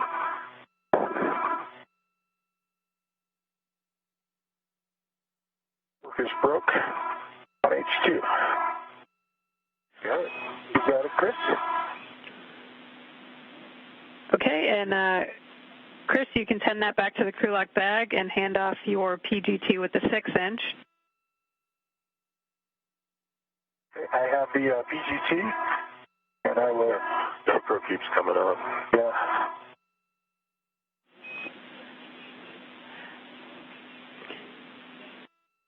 The GoPro's back on. We'll go Alpha 7, counter 2. Affirm. On H1. Good words. You're looking for approximately 8 turns. And Chris, you can relocate that PGT with a hex driver in the meantime to battery 3 H1 scoop using that adjustable equipment tether. Battery 3 H1 scoop. Affirm. Turn in on H1. Indicators moving.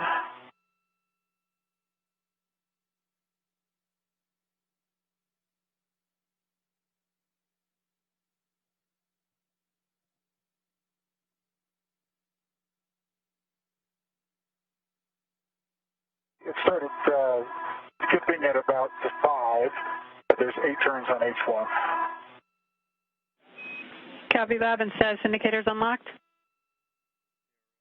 Yes, the status indicator is unlocked. Copy, and for an update, you are 4 hours into the EVA, limiting consumables MEDOX on Bob at 6:40, and you're about 2 hours ahead on the timeline. Copy. Okay, driving on drive on H2, Jasmine, but I just want to catch up. Yep, Affirm, confirm socket tape lines flush and looking for about 19 turns, and we're about to have a handover in a minute. Tape line is flush, I'll start turning. jack-in.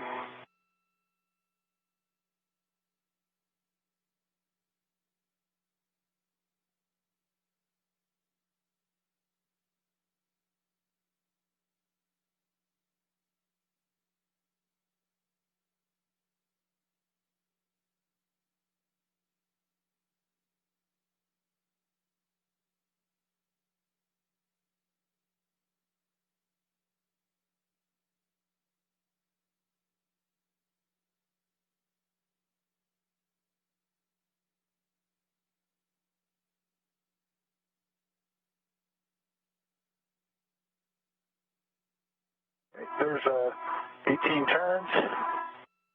Status indicator is unlocked, and it was unlocked the last 3 turns.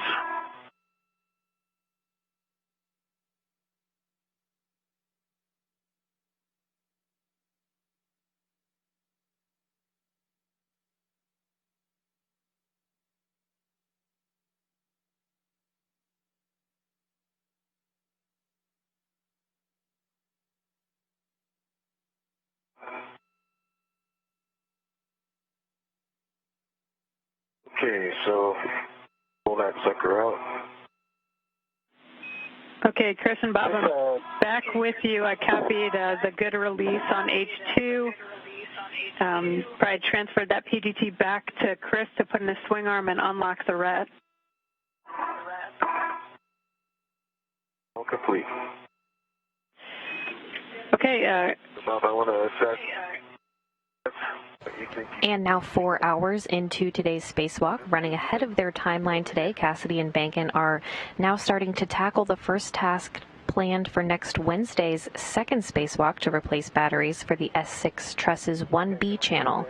Having completed all of the planned tasks for this first spacewalk involving the removal of 3 aging nickel-hydrogen batteries from the Truss's integrated electronics assembly and installing 2 new lithium-ion batteries in the truss, the spacewalkers are now moving a 4th nickel-hydrogen battery planned for next Wednesday's spacewalk, and will also move an adapter plate into the truss to await the installation of another new lithium-ion battery next Wednesday.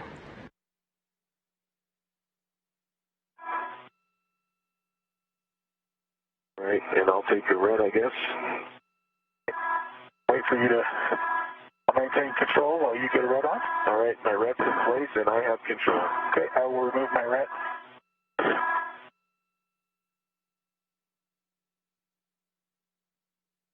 My red's removed. Copy that. You have control. I have control.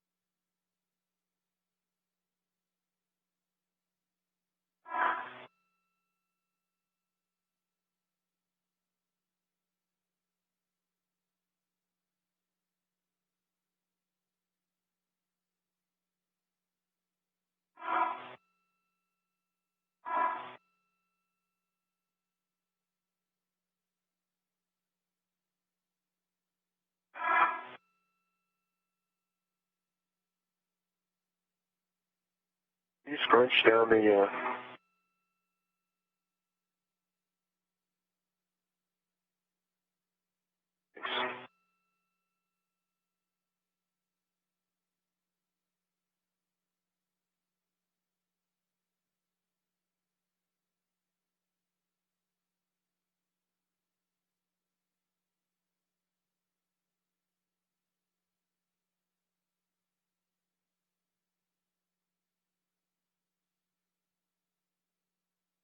You think we're going to be able to get it over the top of the APFR there?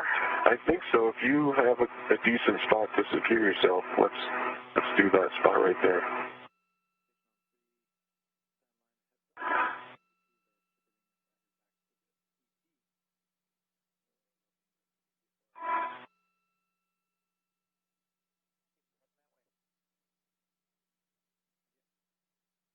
You ready? I am ready. Okay. I'm in your way. Okay. Okay. I have the battery. You have the battery. I have the right.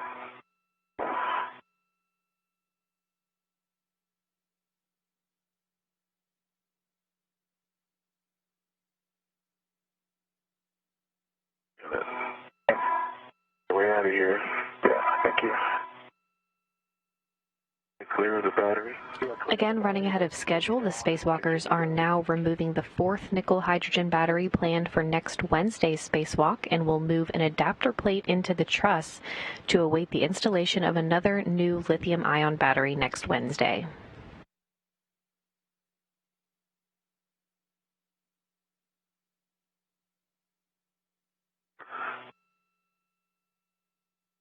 I have control. I have control of the battery.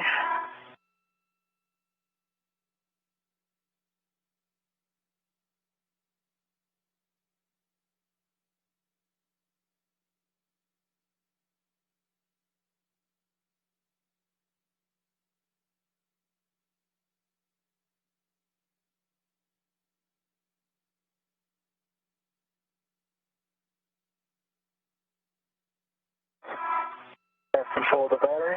You have control of the battery.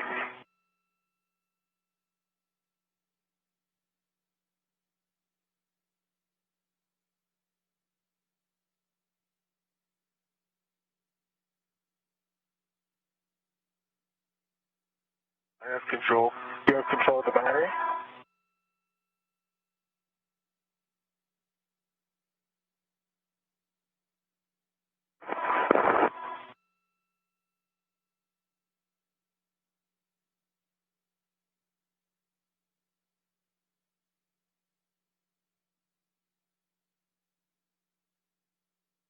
I have control of the battery. You have control of the battery.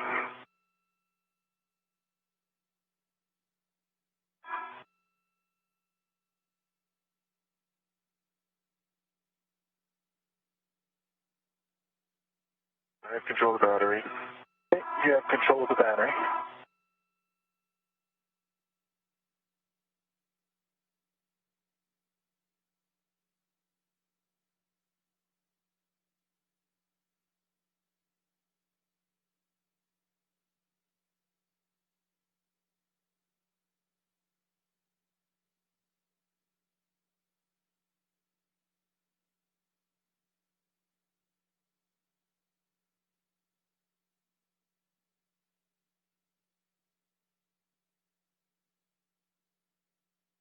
I have control of the battery. You have control of the battery.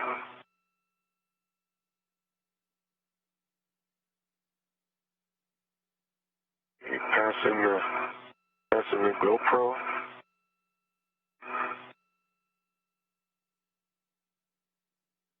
I have control of the battery. You have control of the battery.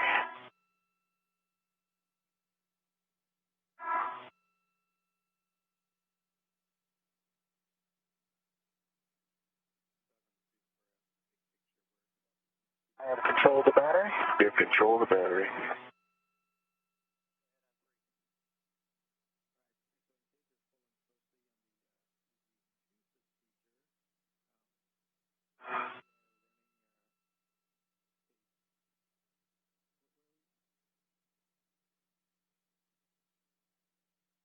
I have control of the battery.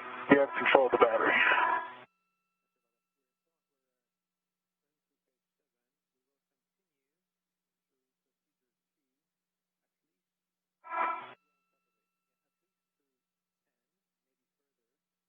One more little one for the BRT. Yep. If you go to the other side of the APFR, and then I'll get on my BRT and put a ret on it, I think. Copy. Oh, yes. I've got control of the battery. You have control of the battery.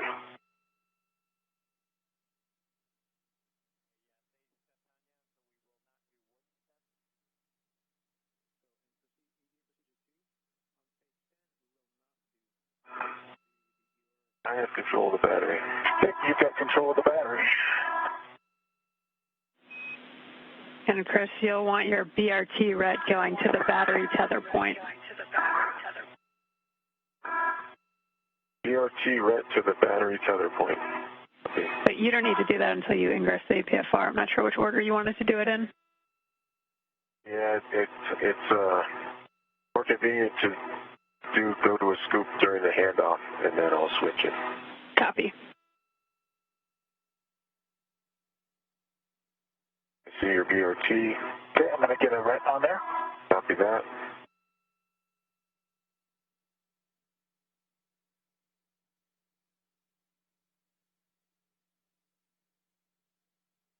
I have a ret onto the battery. I have control of the battery. You're ready. You have control. Releasing my ret. Released. And Chris, your go to Looking ingress. for APFR. Your go to ingress the APFR, and a reminder to assess your reach to the tools. That's my reach to the tools. Copy that.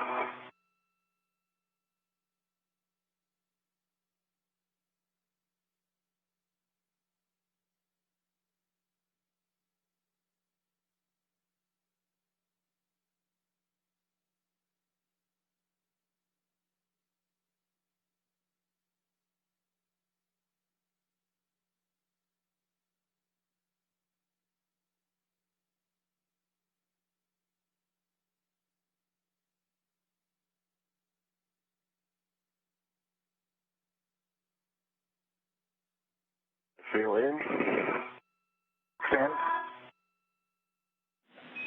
Okay, Chris, if you'll check your ingress aids tucked and your tethers are clear, and then with the handoff, you're going to end up with your BRT ret on the battery tether point, and then H2 is going to go in your BRT.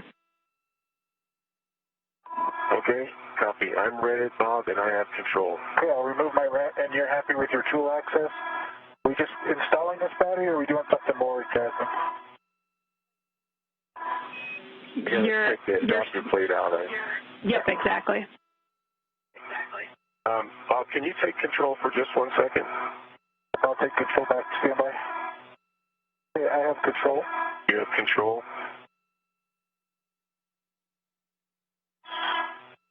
So we're in a different get ahead than was in our procedure.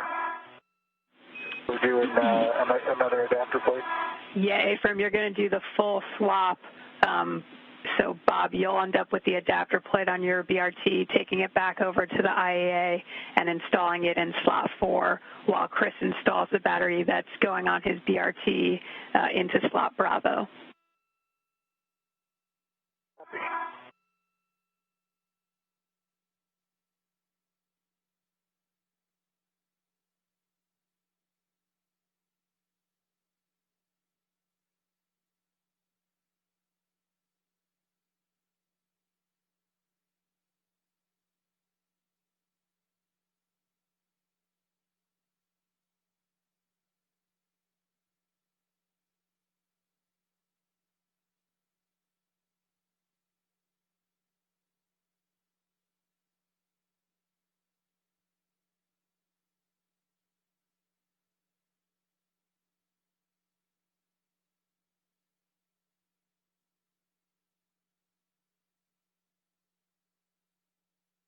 Okay, I'm back in.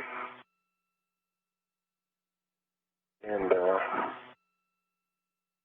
Mag wants to kick these tools a little out of my reach. Copy. Do you need to move that bag, Chris? Or if you want, Bob can translate onto the EP to help hand off tools as well. I think I got it. Okay.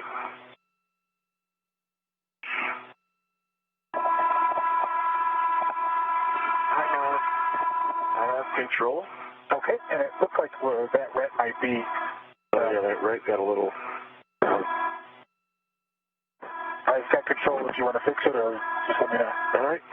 It's fixed, and I have control. You've got control of the battery. Okay, Chris, you want to put the H2 scoop in your BRT. H2 to my BRT. The BRT ret to the middle. A-firm.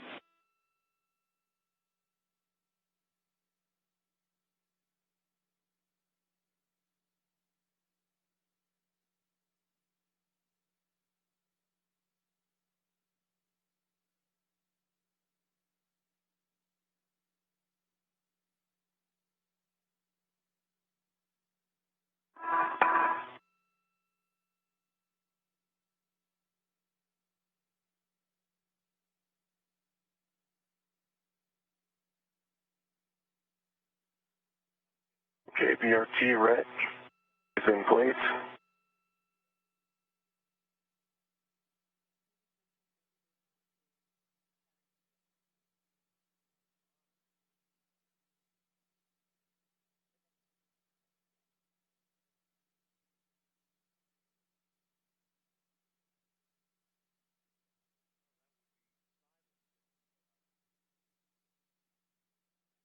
BRT on H2. Copy, Chris. You can move that battery out of the way, and we'll work on removing the adapter plate.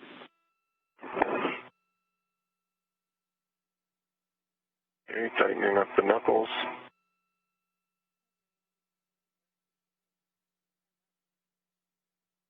Okay. Okay, Chris, you're gonna ret to the adapter plate heater mat tether point. That's the one towards your head.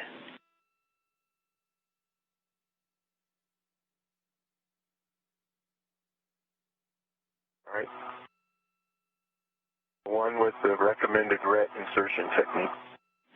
A-firm. Flawless. Okay. Okay, you'll retrieve the ratchet wrench with the hex driver, and you'll be going to H1 first. H1's in my right. My right. A-firm, that is to your right. And you'll confirm one line flush.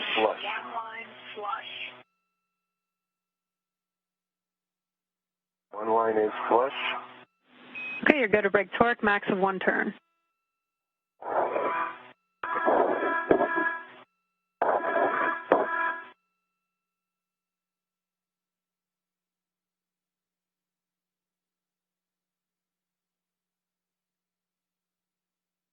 H1 torque is broken. Quarter turn. Copy, it'll be the same for H2, one line flush. One line flush. Okay, brake torque, less than 1 turn. Broken on an 1/8 of a turn. Okay, you can send that ratchet wrench back to the ORU bag and grab the PGT with the hex driver. PGT with hex. And for Alpha 7, counter 2.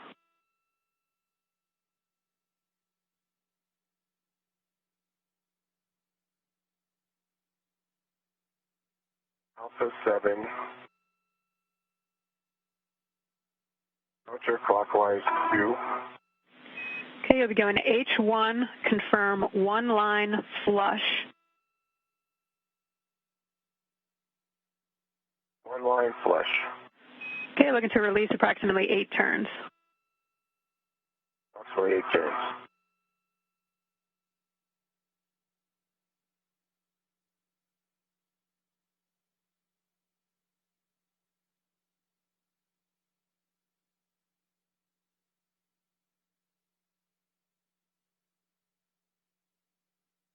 Okay, there was 8.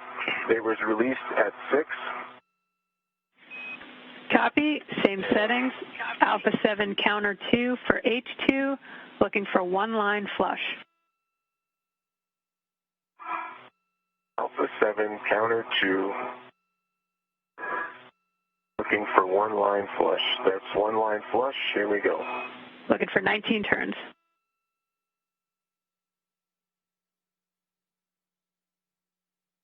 I got to work out at 3 turns. Moving again. It's continuing. Copy.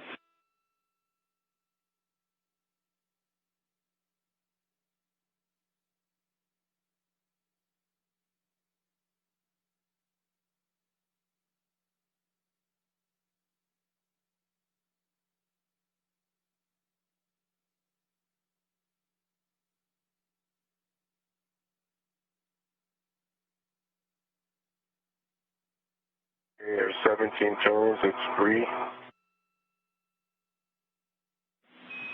Copy. You can switch the power on the PGT off. That's to the left. And send that back to the ORU bag. Power on the PGT is off. Bring it back to the ORU bag. Copy. And with that, if Bob's in a good position, you can remove the adapter plate from soft dock and transfer it to Bob, looking to hand off, the adapter plate handrail tether point is where Bob's going to want to attach his BRT ret, so the opposite end of where you have your tether. Copy all. Whenever you're ready, just let me know. I'm ready.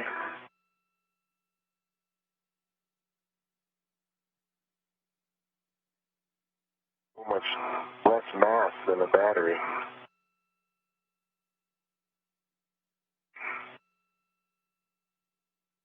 Let me know if you need to rotate it.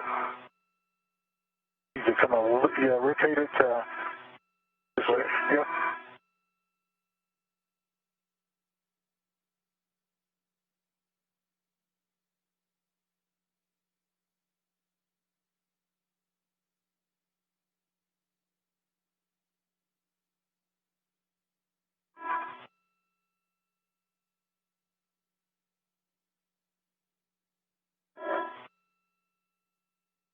Okay, I've got the adapter plate. I am tethered to it, and it's on my BRT. All right, I'm going to remove my tether.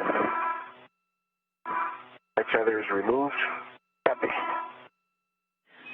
Okay, Bob, as you said, you can stow that on your BRT and start heading back to the IEA. Copy. Chris, for you, you can check your ingress aid is tucked and then retrieve the battery that's in your BRT. You want H2 in your left hand. Copy H2 in my left hand.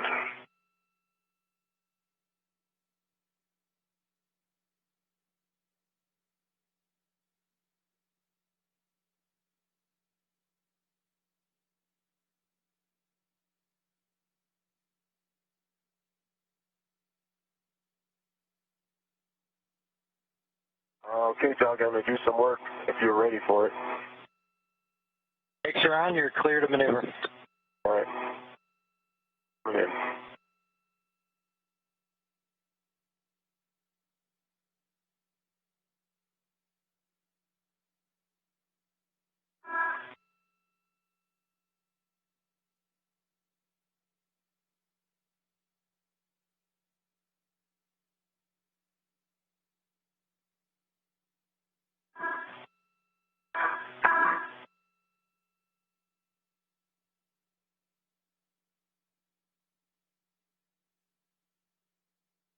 I believe I'm soft docked.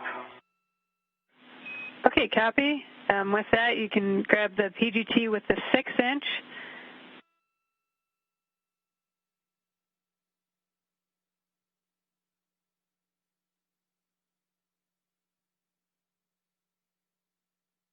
How's that translation, Bob?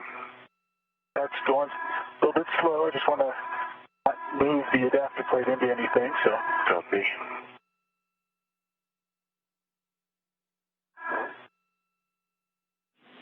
And Chris, settings are alpha 7, clockwise 2.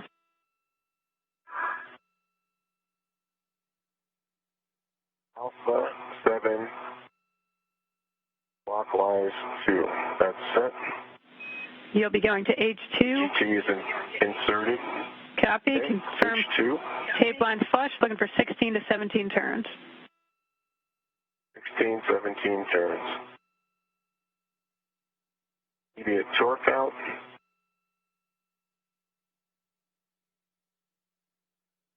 At 9.1 foot-pounds. Now it's moving. Okay. Copy. 4 for 19.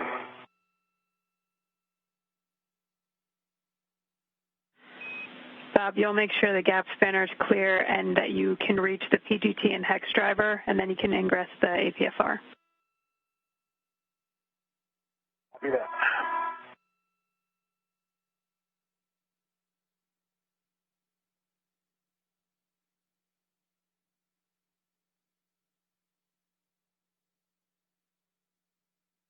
Between 0.6 turns, 9.2 foot-pounds.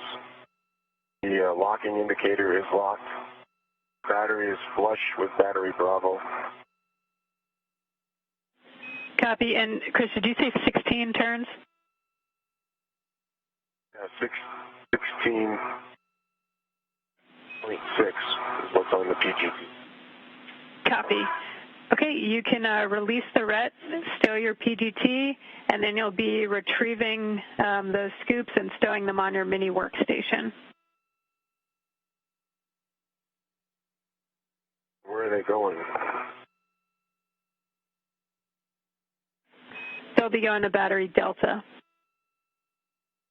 Battery Delta. So that's kind of towards your feet. Over to the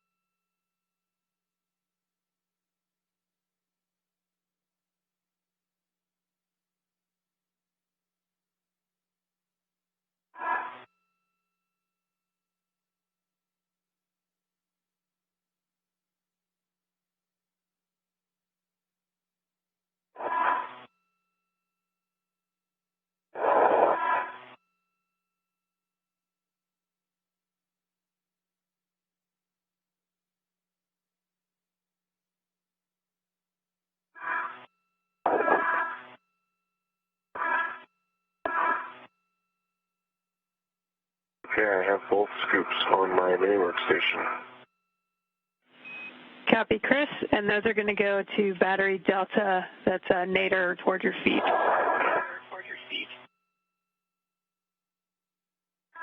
Okay, so you want me to egress the APFR, translate onto the pallet, and install those? Affirm. Do that. Interesting. Okay, Jaws, I'm in the APFR and ready to copy. The app spanner is clear, and I can reach the PGT. Copy, Bob. Make sure your ingress aids tucked, tethers are clear, and then we'll take an inspection on the IAA bolts and blind mate connectors.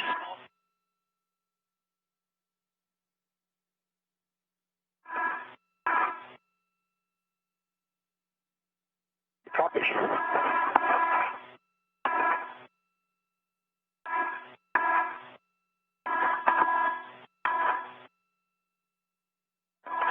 The ingress aid is stowed.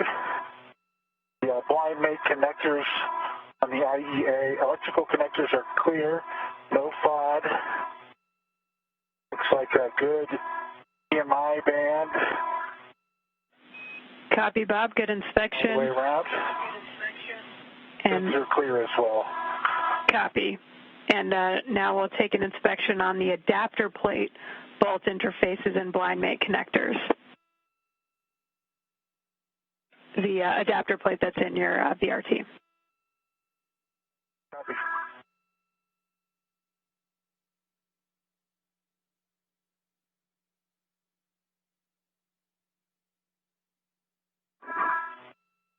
Okay, Battery Delta. Okay, Chris, Clocking. let me know if you want H1 or H2 first. I'll take H1. Copy. H1 is at the 10 o'clock. It's kind of down and to the left. 10 o'clock.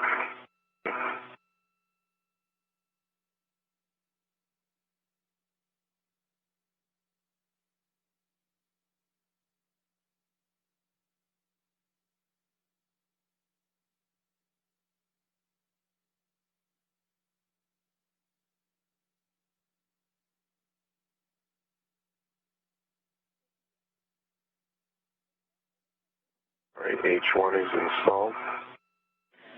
Copy, Chris. H2 will be at 3 o'clock, which will be up.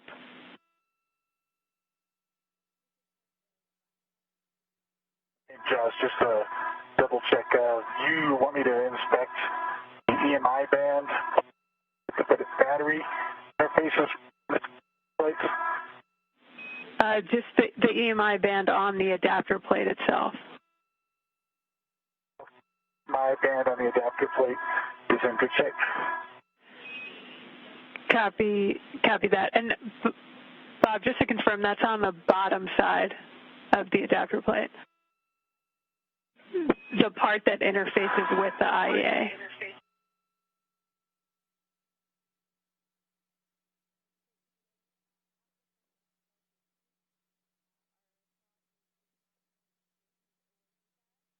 That EMI band is good as well. And the electrical connectors are clear. Copy that, Bob. You can, you want the blind mate connectors oriented station outboard, and you can soft dock that adapter plate into slot 4. Copy. H2 scoops installed.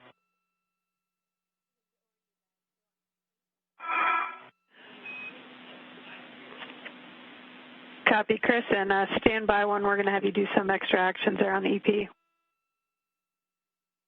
Copy.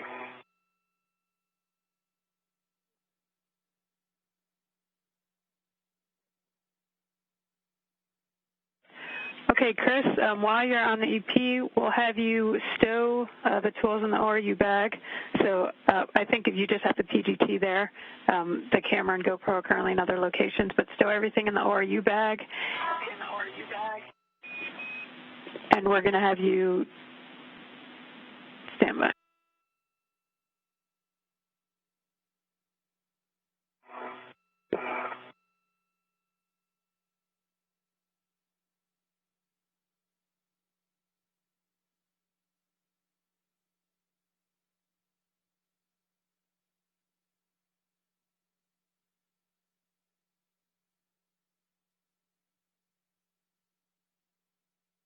And as I'm ready with PGT settings for H2 on the adapter plate. Okay, Alpha. Clockwise 2. That's correct. And you'll be going to H2. You want to confirm one line flush.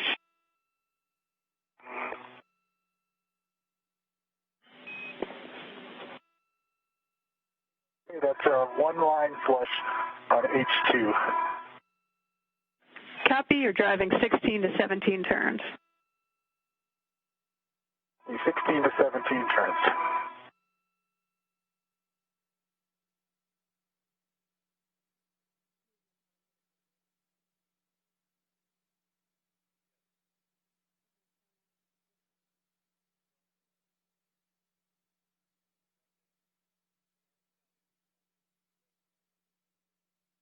No issue, Josh, just have to go through the CAL procedure. The PGT switch was bumped.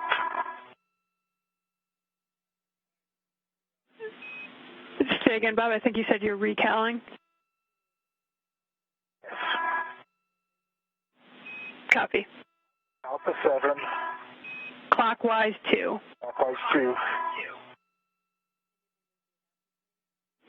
And H2, looking for Line flush. one line flush, A-firm 16 to 17 turns. Thank you.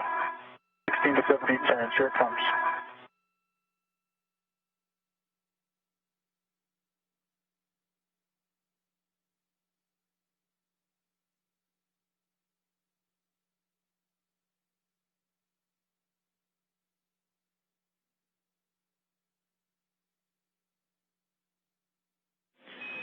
Chris, for you, once you clean up that ORU bag, you'll take it back onto structure, and you can temp stow it right by the GoPro on handrail 2005. Okay. No inventory needed. We'll do that after.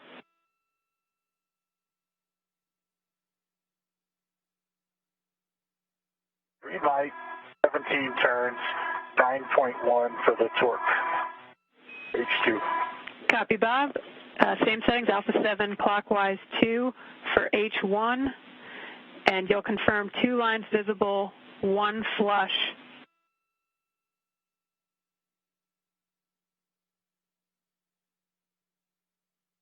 Okay, 2 lines visible, 1 flush.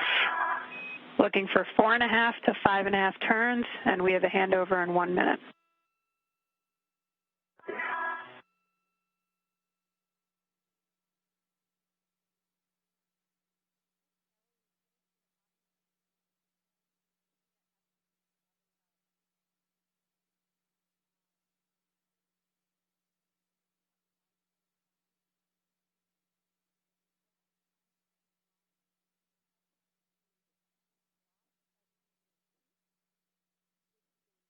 5 turns, 9.2, green light. Copy, 9.2, I think you said 5 turns and green light. You can stow that PGT with the hex driver on DCSU, on the DCSU H2 scoop, and then you can release your RUT. Okay, I'm going to release my RUT and egress the APFR, and then I'll move the PGT over there. Is that okay? Affirm.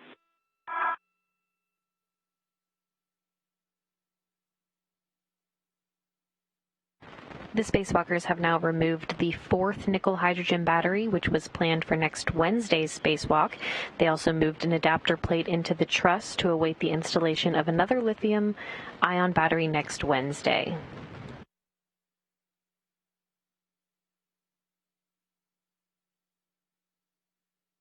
With the crew now running through these get-ahead tasks so quickly, we're standing by to see what their next step will be.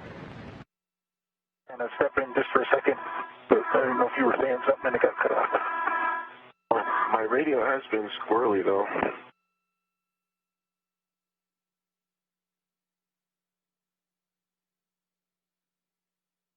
What do you think we're doing next? Okay, Kristen. Cleaning up, because we can't. Oh, sorry, guys. Back with you after the handoff. And Chris, where were you at on the bag?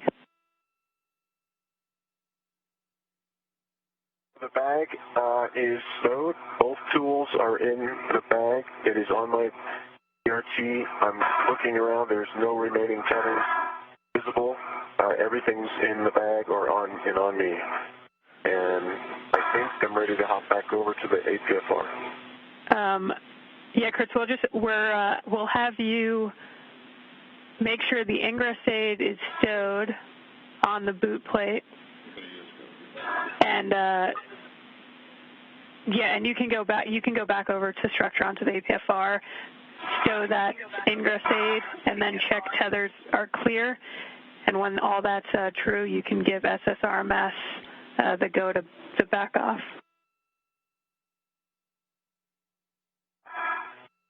Okay, copy all. Work.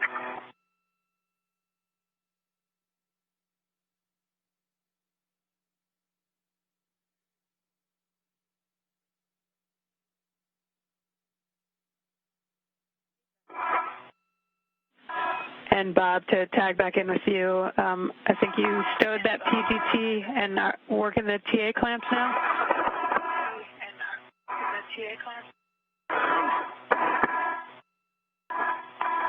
Yeah, I'll be working the TA clamps. I'm just managing a little bit of a tether snarl with the ingress aid. Copy that, Bob.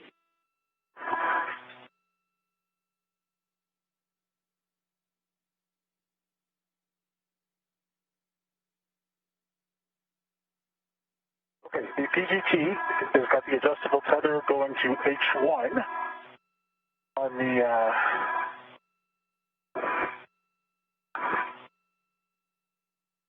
CSU. To H2 on the DCSU. Correct. Okay.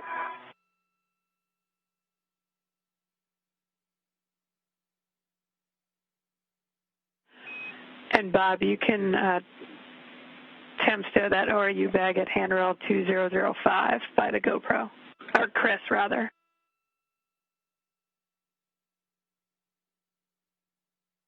Okay, that's in work.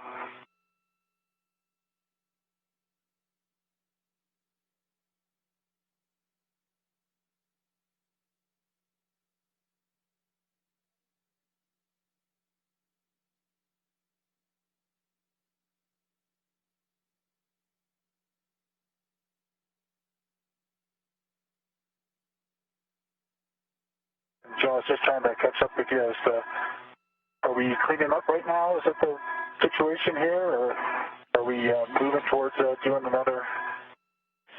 Yeah, I was just about to call and ask you both. We should have time to move battery 6 to adapter plate Bravo and slot 4 if you both are good to continue. RPET.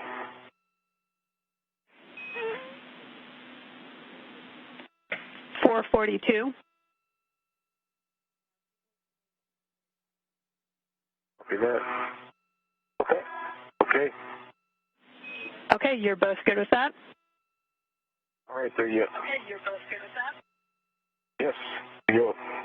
I am Bob, are you? I am good, yeah. The ORU bag is temp stowed on 2005. And I understand I'm making my way over to the IEA. Yeah, once you've make sure, I don't know if you already got the Ingress aid stowed on the boot plate and tether's all clear for the EP translation. Tether's all clear for the EP translation. It is. I didn't verbalize it though. Thanks for the reminder. So the Ingress aid is folded flat against the boot plate. There are no tethers. Everything's clear. And Doug, you have a go to maneuver. Copy, Chris. Go for maneuver to the back off position.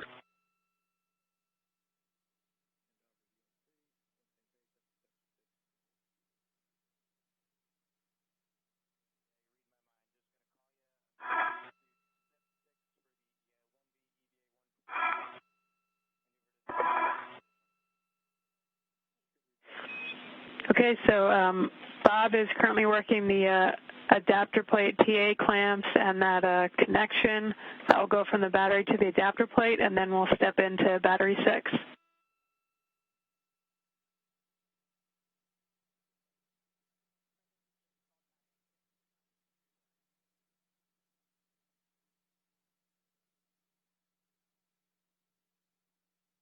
Where are the scoops coming for battery 6? Coming from? I'll move them. Checking.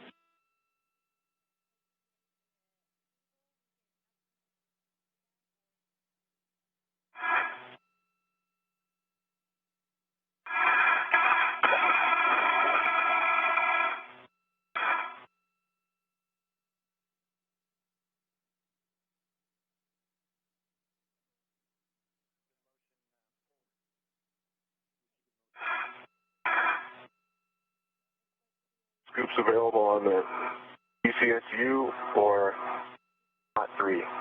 Chris, they're coming from the battery that's in slot 3 right now. So you'll take both the scoops off the battery currently in slot 3.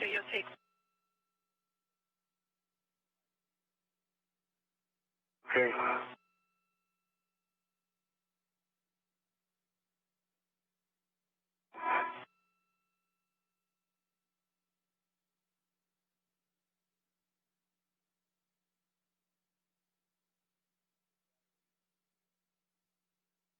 The TA clamps are released.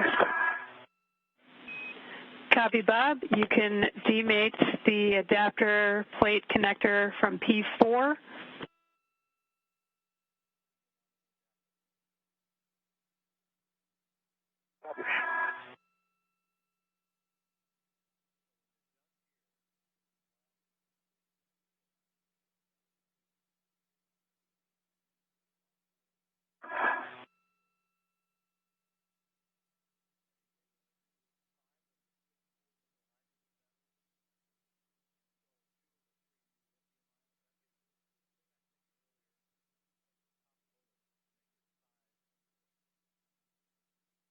Hey, Bob, your least tether is, I'll just, if you can pass me the scoop later on when you're done with it from your waist tether. But you need that It's no, yeah, it's no rush. Just keep working. Your work is more important than these scoops.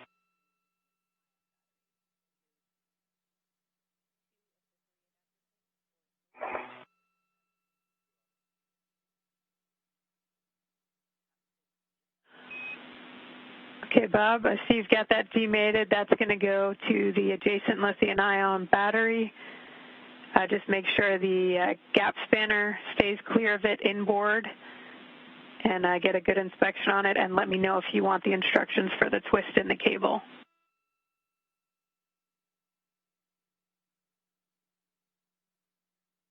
Copy.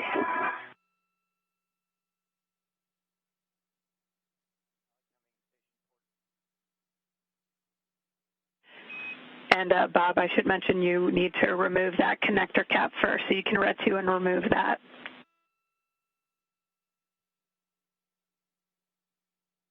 Okay. Yeah, I'm clear of that face tether off of that scoop, but I can use it for. Yeah, just keep with it. No big deal. All right, Jasmine, H2 on battery 6 is installed straight up. Copy. Looks like 3 o'clock. Good install. And for H1, you'll be going to 10 o'clock. That should be down and slightly to the left. All right. That'll be a little bit. I was using that scoop for a minute.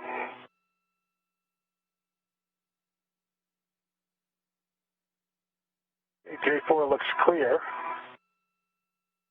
and B4 looks clear, and the EMI band looks good. Can you say the words about the twist in the cable? With the pins toward structure, you would want to rotate no more than 1 turn clockwise.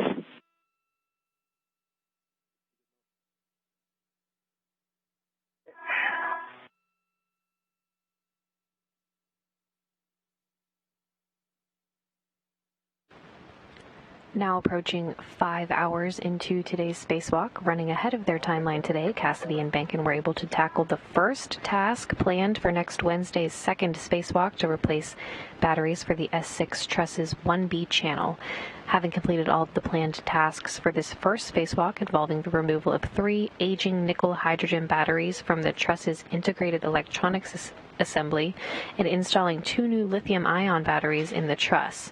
The spacewalkers had time to remove a 4th nickel-hydrogen battery planned for next Wednesday's spacewalk and moved an adapter plate into the truss to await the installation of another new lithium-ion battery next Wednesday. Now they're moving on to the second task, originally scheduled for next Wednesday. I think that where that attachment point goes, I just used the battery that we attached it to push it along the side, so it sticks up a little bit, but it won't interfere with the battery 6 to go on that adapter plate. J4 is mated. The second task will involve removing the 5th of 6 nickel-hydrogen batteries, and we'll put it on an adapter plate. Connector cap you removed can go on the adapter plate where you removed the cable. Okay.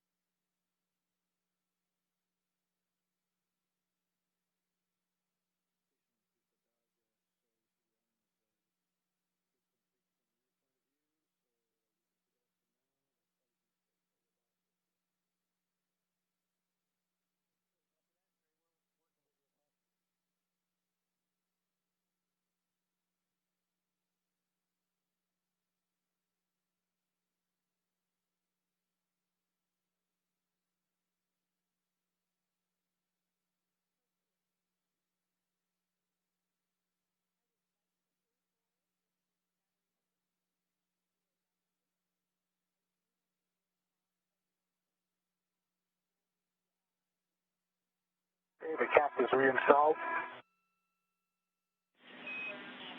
Copy that, Bob. And Chris, did you get that second scoop on H1 already?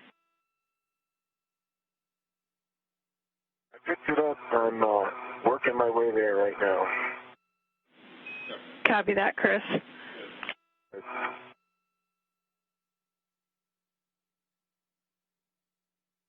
When it going in, Jasmine. And there you go. H1, 10 o'clock, slightly down into the left. A-firm. And Bob, we'll have you just hold still for a little bit, just looking at your met rates. Okay.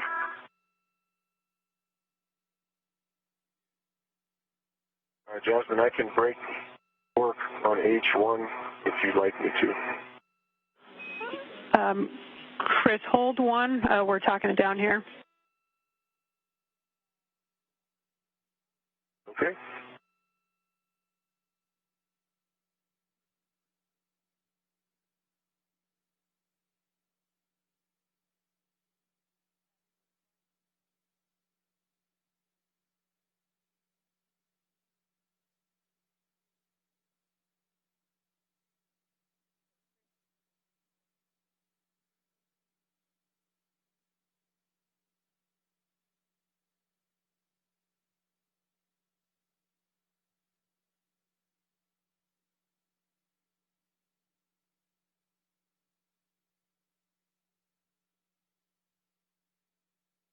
And then our cheat sheet out, it looks like one APFR comes over, one more. And one more spot. One more spot. Okay. And then we can get the battery out. Yep. Chris and Bob, I'm back with you after a little handover. We'll take a glove, hap, and gauntlet check from both of you, and then Chris, your go to break torque on battery 6, but we're not going to go with the PGT yet. We're just discussing time down here. Copy that. My gauntlets are in place. The hap is dry. Gloves, all the RTV is in good shape. Got a little more black smudge pieces, but the RTV is great shape. Copy, Chris. Half is baseline. My gauntlets are up, and my gloves are still in pristine shape except for those smudges. Copy, Bob. Okay, so Chris, with that, if you can make sure the gap spanner is clear of slot 4. I thought you want me to leave 6 and go do that? I was about to break torque on H1 and H2. Sorry, not 4. Just, break torque first, so you can go to H1. On H1, battery 6. A-firm, you'll confirm the socket tape line's flush, and you can break torque less than 1 turn. Socket tape's flush, it was about 1/8 of a turn. Copy. You can go to H2, and Chris, can you report the serial number when you get a chance? Yeah, just give me a second.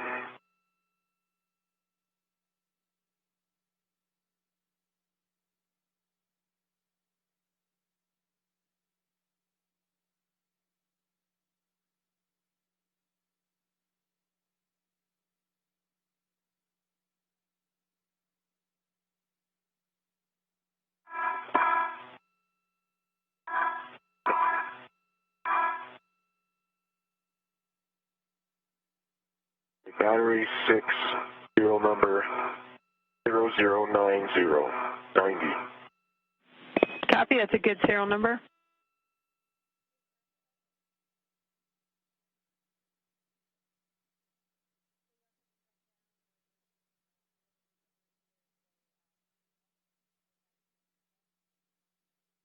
Tool is inserted to the tape. Copy, Chris, you go to break torque on H2.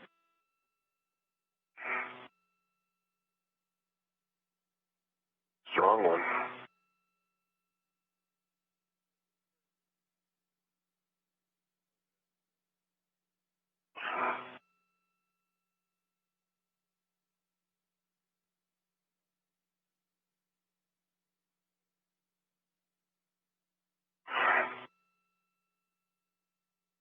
Quarter of a turn. It's broken. Torque's broken, rather. That was the most significant torque breakage I felt. Copy that, Chris. This one. And Bob, how are you feeling? Your met rates are starting to come back down. I feel fine. I didn't notice that my met rate was high, so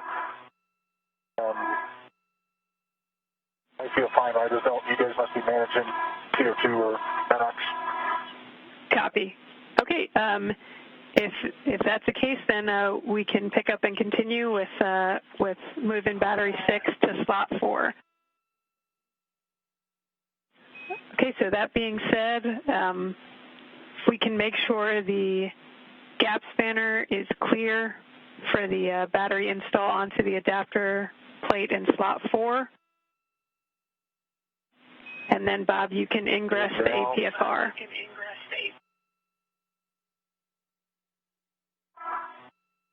Okay, copy. We'll check the APFR settings.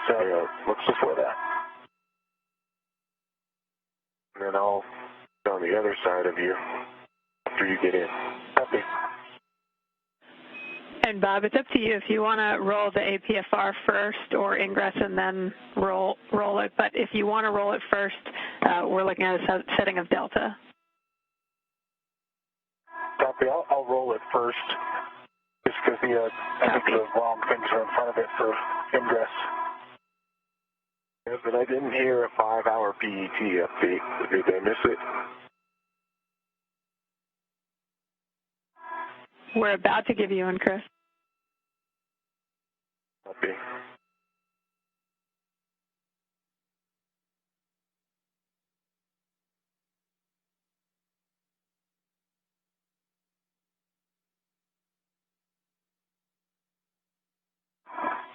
The torque's broken, Bob. It's just straight to the PG.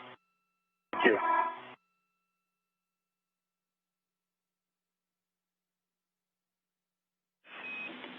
Okay, and Chris and Bob, we're 5 hours into the EVA now. Living and consumables MEDOX on Bob at 640, and we think we can finish this up, clean up, and be in the airlock by around 6:15. Okay, copy all. Thank you. And Chris, if you can verify the PGT with the hex drivers clear of the slot 6 install location, and that the adapter plate connector cable is clear of slot 4. Let that be forward work for me, because a little far away. I'll make sure that's the case, though. Okay.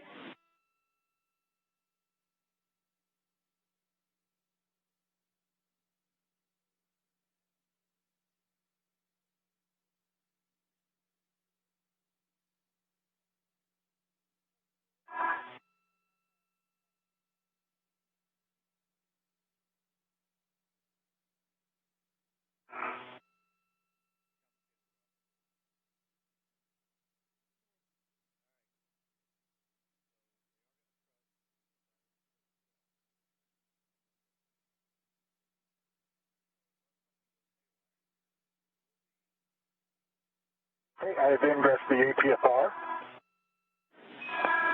Copy, Bob. So you can check the ingress aid is tucked and tethers are clear. Verified stowed. And my tethers are clear, except for the one I think I'm going to need to attach. And yeah, Chris, we're looking for your RET on the battery tether point. Okay.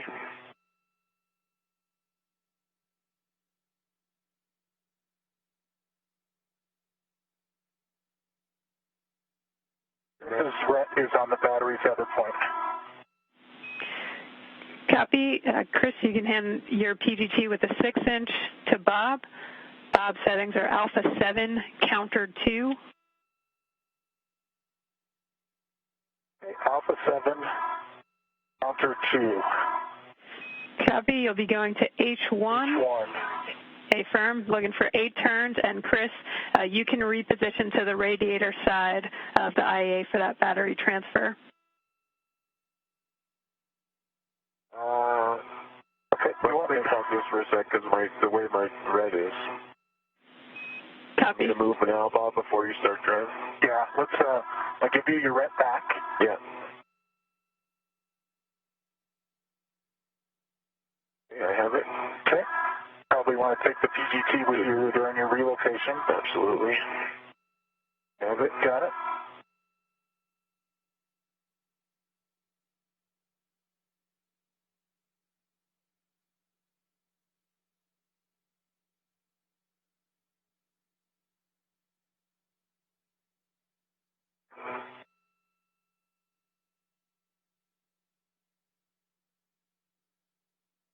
Your little nest, and now you got to relocate it.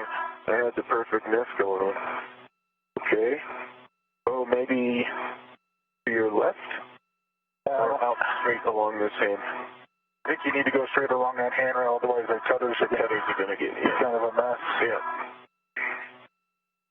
You move it over. The crew is now moving to the second get-ahead task, originally scheduled for the spacewalk next Wednesday. The crew will remove the 5th of 6 nickel hydrogen batteries and will put it on an adapter plate. So this will be moving battery number 6 to slot number 4. Got it? I got it. Both my feet are over your head. Copy. Keep coming back down.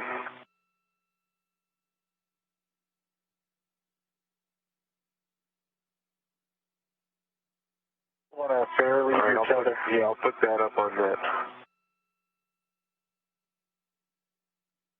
Maybe that's one use for those overhanging handrails. You can find a convenient one.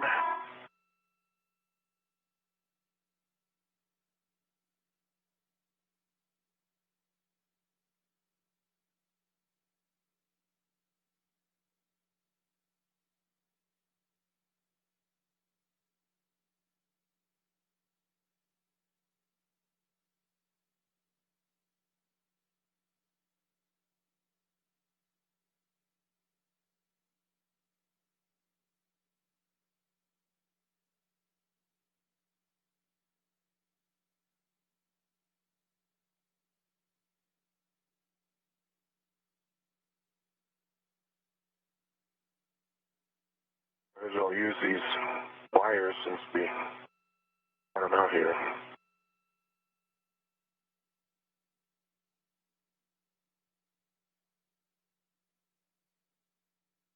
Okay. They're lead. Thank you. I'll need your rep. Get re-nested here. Are you going to go on your BRT, or are you going to go? Let's see, just for now. Then you're going to pass it to me at your left hip. Yes. Yeah. Then I'll have to egress the APFR, so it might be too close. Well, this is not the permanent one. This is just the Copy. bridge, the DGT one. Your rep is to the battery tether point. Okay, PGT coming out.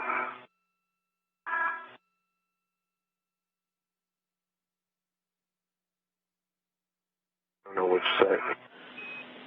I've got it. Got it? Okay. You might want to lock this one. Okay. Roger that. Bob, you're looking for Alpha 7 counter 2.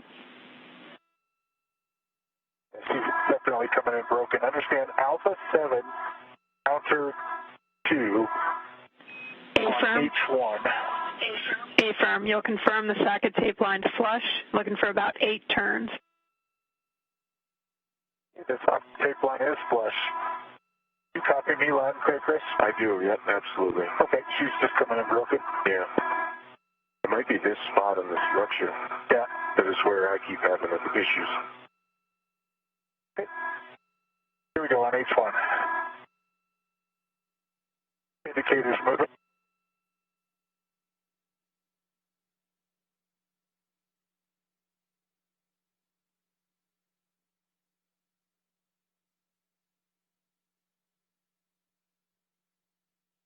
There's 8 turns. Verified unlocked on the indicator. Copy. Same settings, Alpha 7, counter 2 for H2. You'll confirm the tape line's flush, approximately 19 turns. Copy.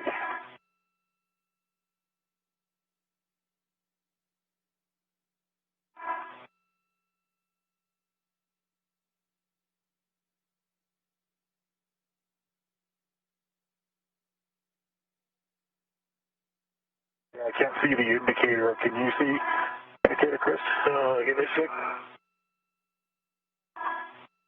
Oh, no, I got it. This was, look the same color.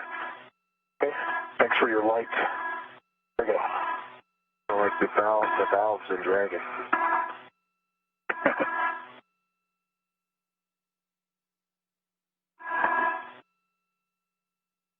Done with the PGT? No, I bumped it to off.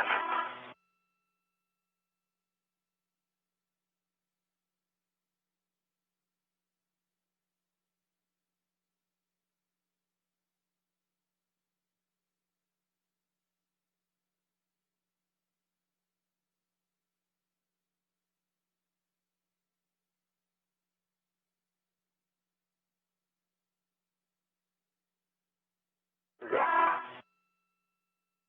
See it jacking out. I see the indicator moving.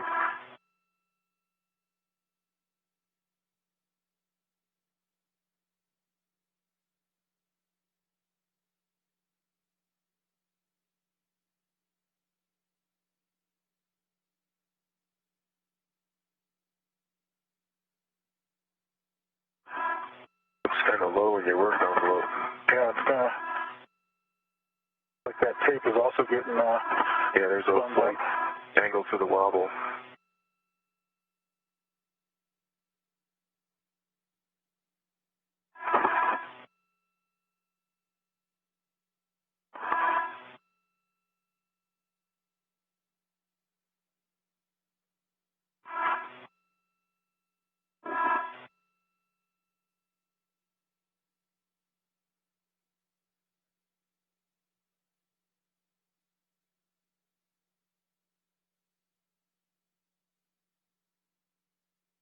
this is not a good body position for that install.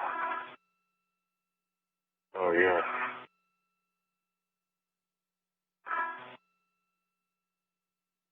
Jasmine, we have you? Radio check? Yeah, AFIRM, and would an additional roll on the APFR help? No, I think we've got the bolt released. The gauge 2 is just really low in the work envelope. In this APFR setting, it's probably was expected. Yeah, so there's a different APFR config, but I think roll's not going to be enough. Copy. And you said status indicators unlocked, and how many turns? 18 turns, and the status indicator was unlocked, and I clicked up there 2 or 3 times. Copy. You can hand the PD2 back to Chris to store on a swing arm, and can remove the battery and hand it off to Chris, looking to hand H2 outboard. Copy. Let me know when you're ready for it, Chris. All right, I'm going to BRT down.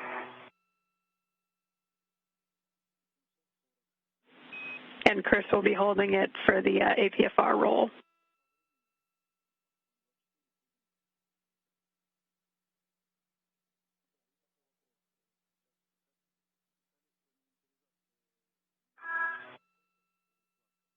Yes, sir, I'm ready. And a good config. Here comes. Just watch my safety tether, it popped off. Yeah, the edge.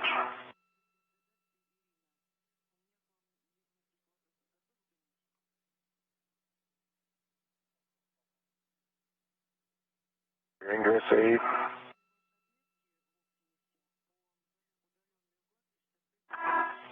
Thank you. Yep.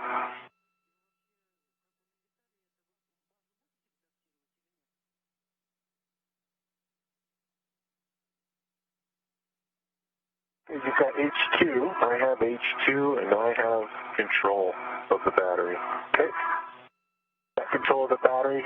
And I've got to roll across where you are here, so I'll do my best here. We're going to the adaptive plate location. A-firm in slot 4. And Bob, just make sure you also check your ingress aids tucked before that roll. Copy. You can use me to translate if you need. I'm secure.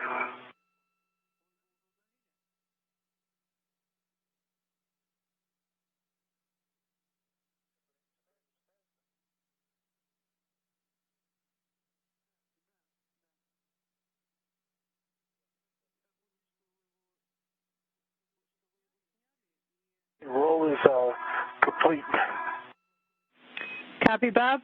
Before taking the battery back, if you can just make sure the gap spanner and ingress aid are clear for the install to slot 4.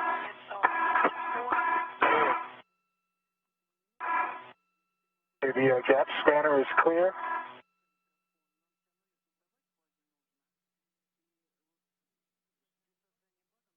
That's the thing about the ingress aid. If you tuck it well enough, it's hard to see.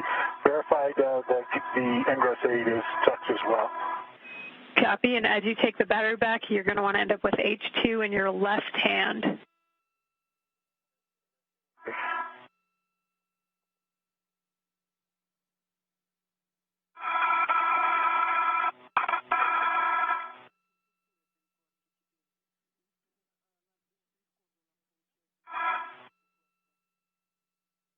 Your vector somewhere.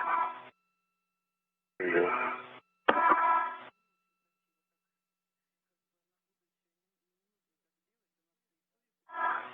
Okay. And back. You have it. I have the battery. You have control of the battery. Okay. Let it go.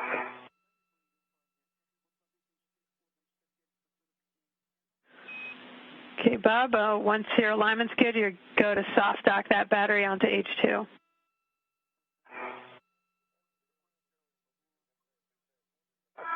Copy.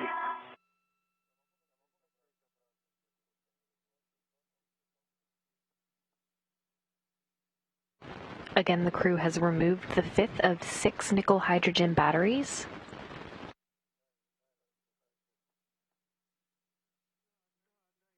You need any help with that cable over there, or you got it? I think the cable is good.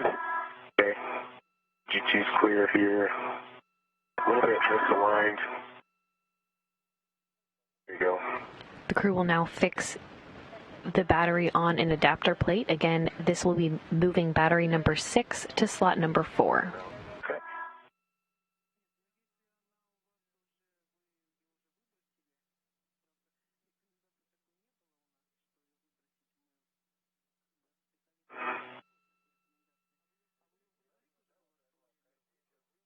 I believe we're soft docked. I think so. Okay, copy. With that, Chris, you can hand off your PGT with the 6-inch. Bob, settings are alpha 7, clockwise 2. Clockwise 2.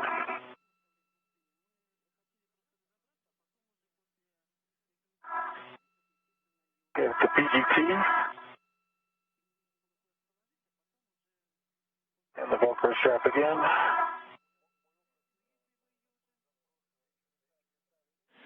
And you'll be going to H2, confirm the socket tape line flush, looking for 16 to 17 turns.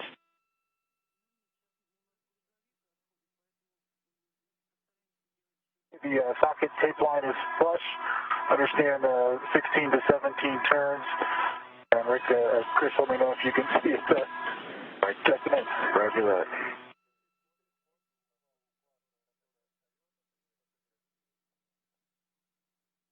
Ready? Ready.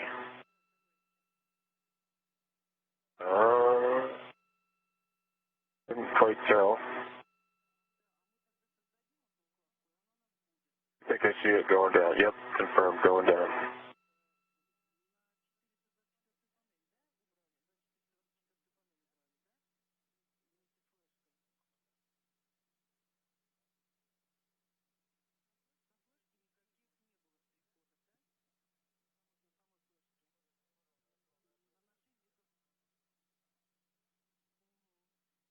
There's 16.25 turns, green light 9.2.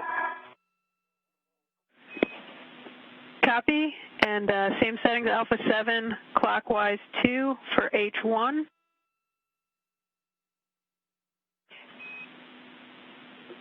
Copy. And Bob, status indicator was locked on H2, correct? Status indicator shows locked on H2. Copy, thanks.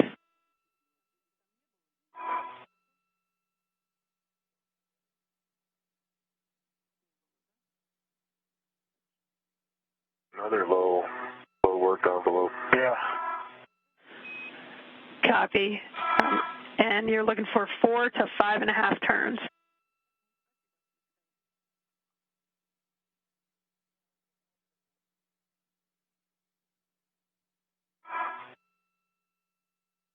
Well, there's a little bit better body position because it's not right in front of your bidding workstation. Yeah. Green light, 9.4 on the torque, and 4.25 turns. The indicator shows locked. Okay, copy. Good install. You can transfer the PGT back to Chris to stow on his swing arm, and you can release the ret. Copy. Thanks. Okay, Chris has the PGT, and the ret is released. Copy, and big picture with that, we're done with the install, and we're going to move into cleanup. Okay, copy.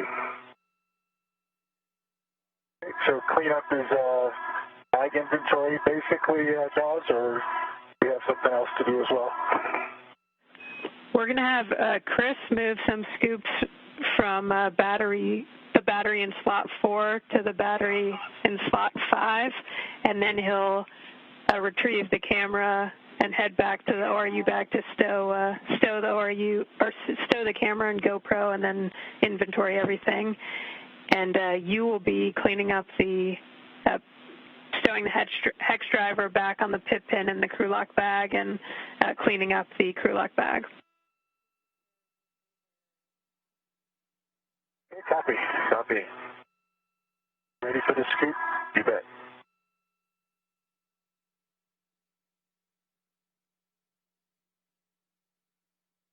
And as you just heard, the crew has finished their tasks for the day. 2 of those tasks were get-ahead tasks originally planned for next Wednesday's second spacewalk to replace batteries for the S6 Truss's 1B channel. In summary today, the crew removed 5 of the 6 aging nickel-hydrogen batteries, installed 2 of the 3 lithium-ion batteries, and moved 2 of the 3 adapter plates into the S6 1B channel. Thank you. All right, good news.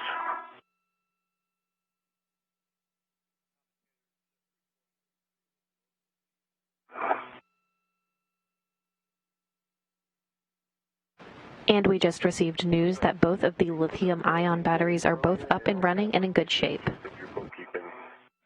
Copy, thanks, That Chris. was with the wire tie.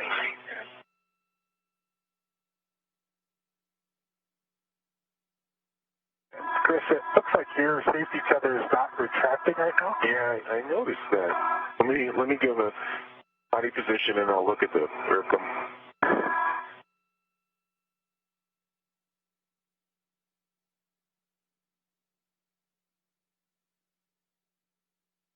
Is it wrapped around me?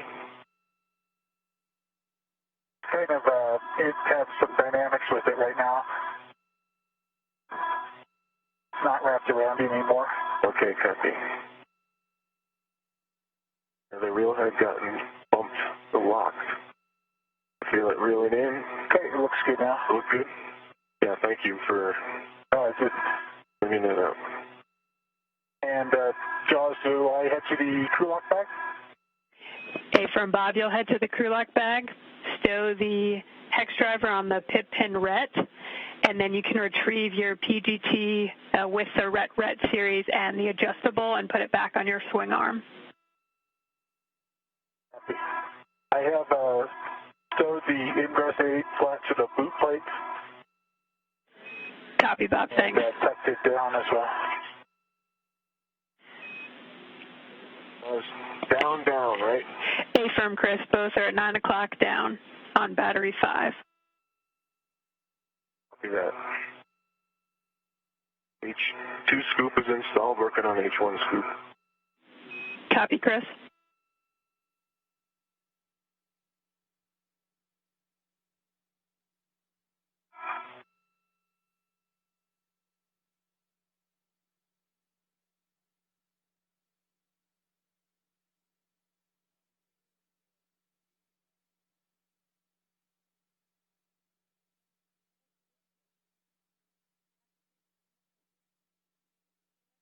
H1 scoop installed and locked, straight down.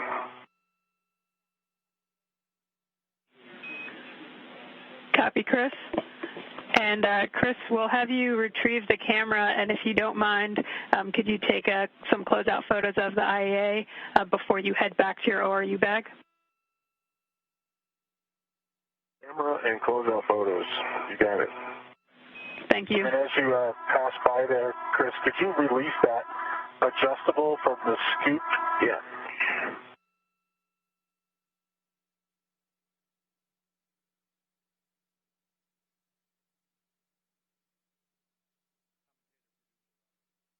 Ready to let it go? Yes. Thank you. Yep.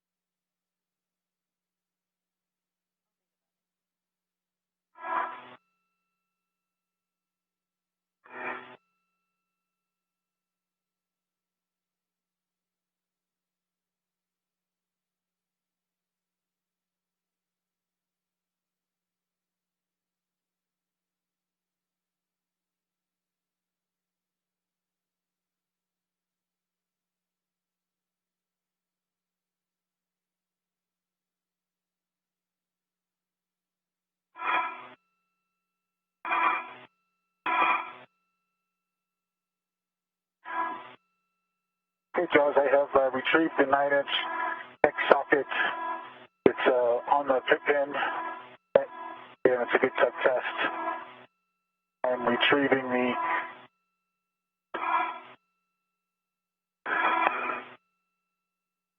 PGT at this time. Copy, Bob. And as you put that on your swing arm, if you could just report the tethers on the PGT to us. Okay.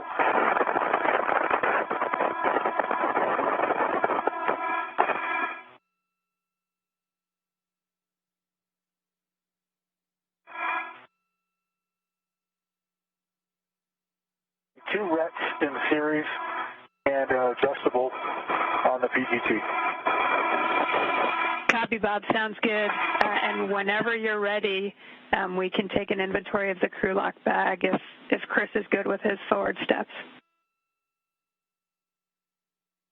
Yep, I have the camera on my possession. I'm taking closeout photos now. And I think when I'm done with the photos, I head towards my bag. Yep, affirm. You'll head back, stow that camera as well as the GoPro into the ORU bag, and then we'll take your inventory once you're ready as well. Okay, copy all. Okay, I have a ret series connected to the ratchet wrench with a wobble socket and a palm bar in the crew lock bag. Copy.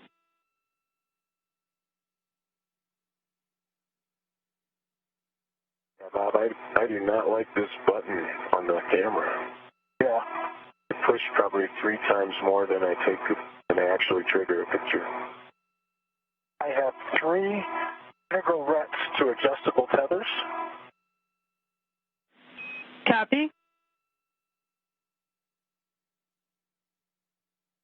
I have a ret to a trash bag, and then another 2 rets that connect to the small trash bag.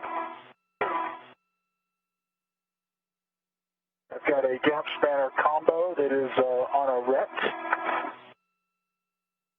And the second gap spanner combo is to the internal RET. Copy. And I have the long duration tie down tether to bring inside of the crew lock bag. And I have the 9-inch hex to put in on a RET. Anything else you need? That's everything I'll do the inside. outside after I close it up if that's okay. Okay? Yep, that's everything on the inside, Bob, and then whenever you're ready, we'll get the outside. Okay. Pictures taken, parting the IEA.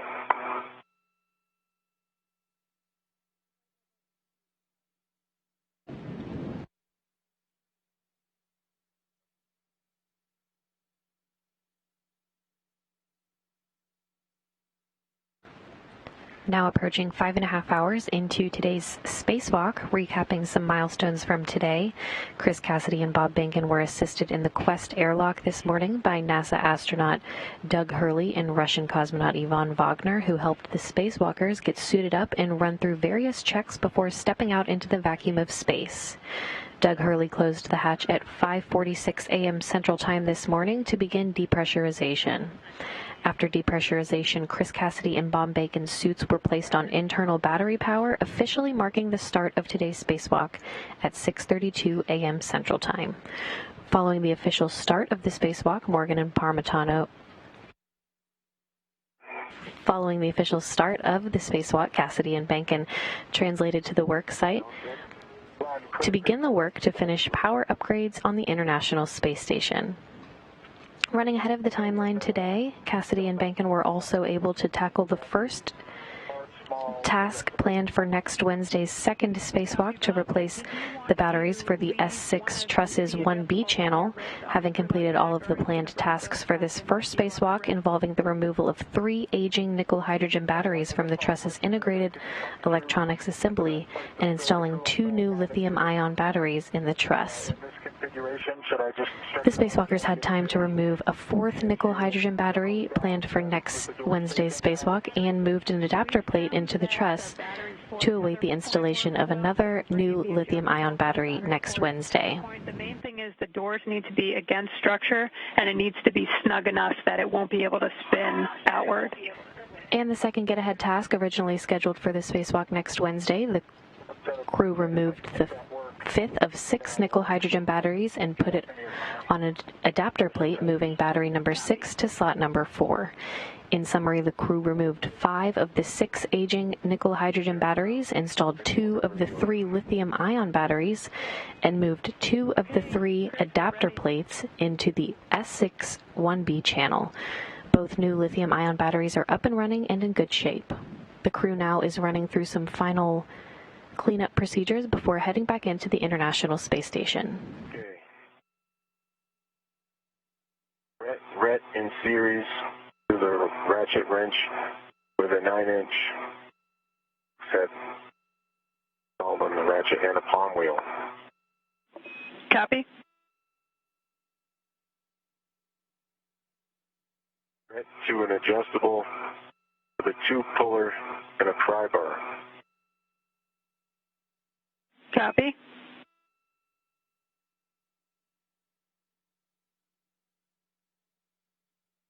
RET with my trash bag.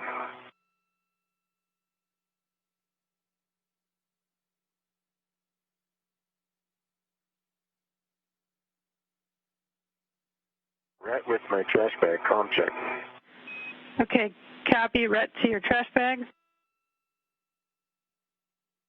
An extra adjustable. Copy.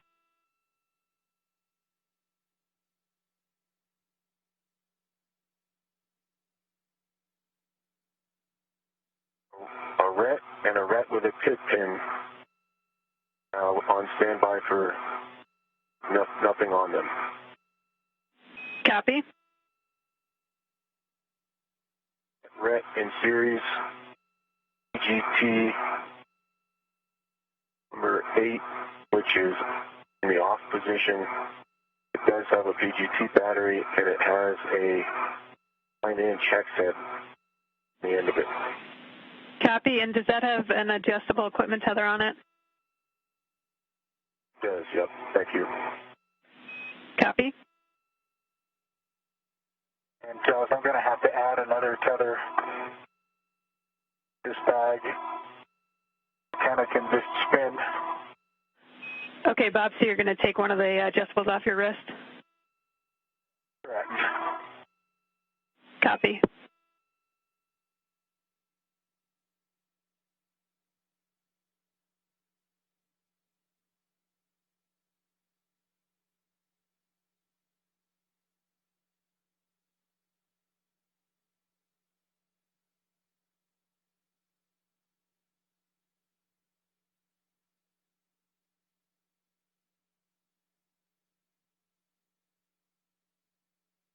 A camera with a RET and an L bracket Copy. in the bag.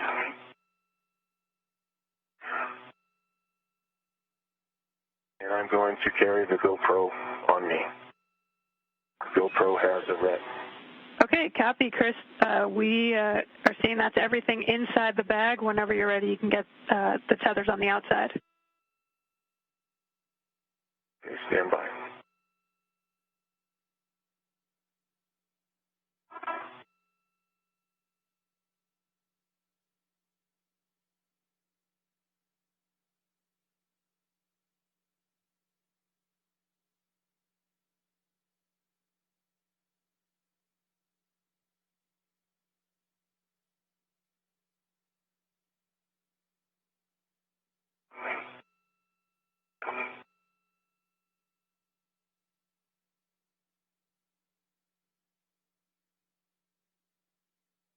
ET, Jasmine? 534. 34, copy.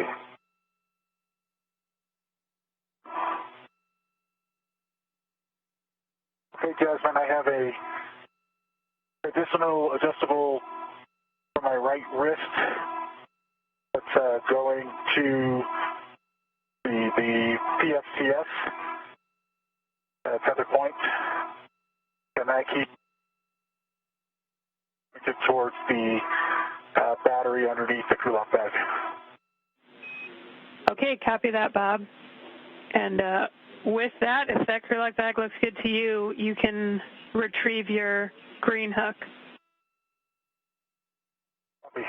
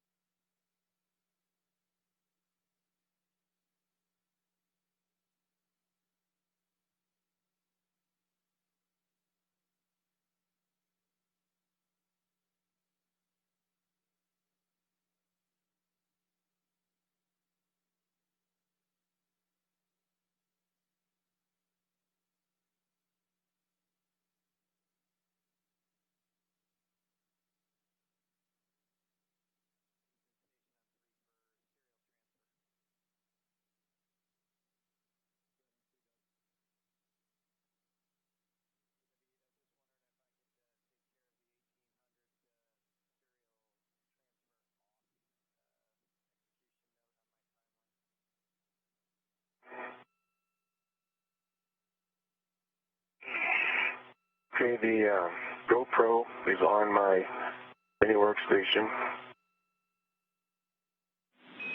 Copy that, Chris. So my next action is to bundle, get the BRG on the ORU bag. Yeah, and Chris, we just need, what tethers are on the outside of the ORU bag? Oh yeah, thanks for the... There's one normal adjustable and one large small adjustable. Okay, that's a good check, and yep, you can put that on your BRT now.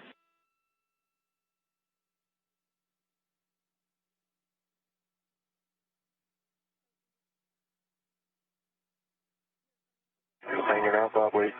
I'm just hanging out. Copy. I'm going to come down there a little bit further, past the APFR here.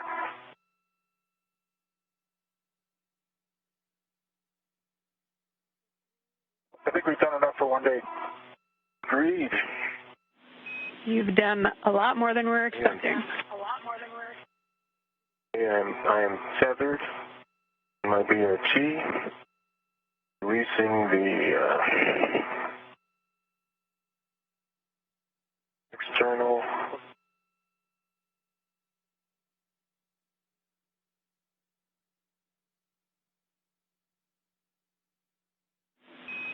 And Chris, once you've got that in a good position on our BRT, you can retrieve your green hook.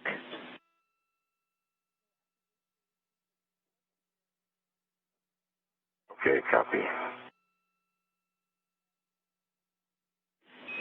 And Bob, you already got your green hook, is that correct? I did get my green hook.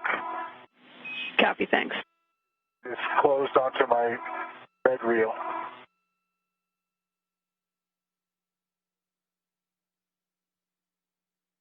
What are we flying over right now, Josh? Okay, so with that, you're both, you can both start translating towards the airlock. We've got a handover in about 30 seconds. So Bob, just a reminder as you head inboard to press the CETA brake release twice. Copy the CETA brakes. All right. Paddles 2 times.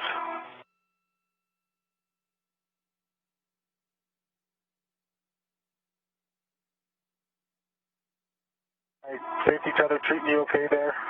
Yeah. Yeah.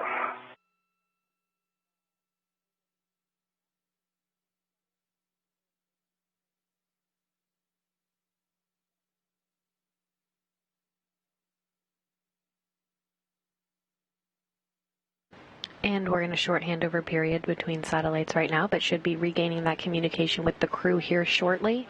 Again, the crew is just finishing up some cleanup procedures before they head back into the International Space Station. Translation pass without a battery or a adapter plate. Yeah, no kidding. And Bob and Chris, Green hook is, yep. oh, just saying I was back with you. Go ahead, Chris. Green hook is picked up. And Copy. now I think it's go time. Yep, Chris, you can lead back in. Bob, can you check the load alleviating straps on your safety tethers? We're not sure which one, but someone thought they saw something. It's number 29. We just don't know which color that is.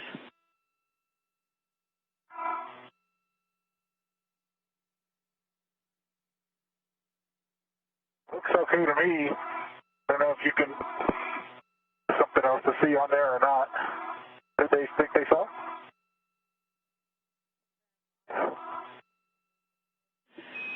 And Bob, as long as you confirm you see no red showing on number 29, safety tethers load alleviating strap, we're good.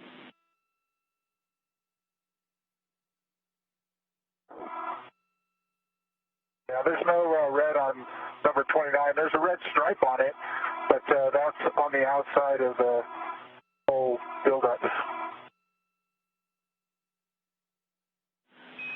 Okay, stand by.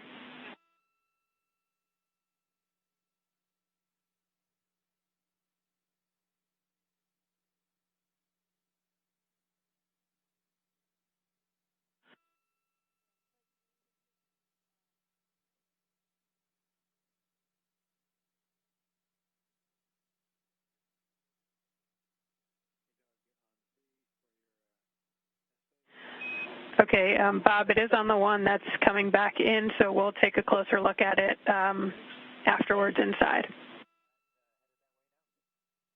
Okay.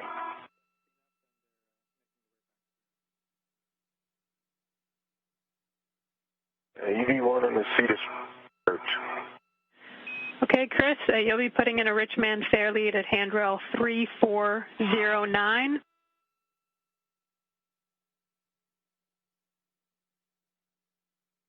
$3409.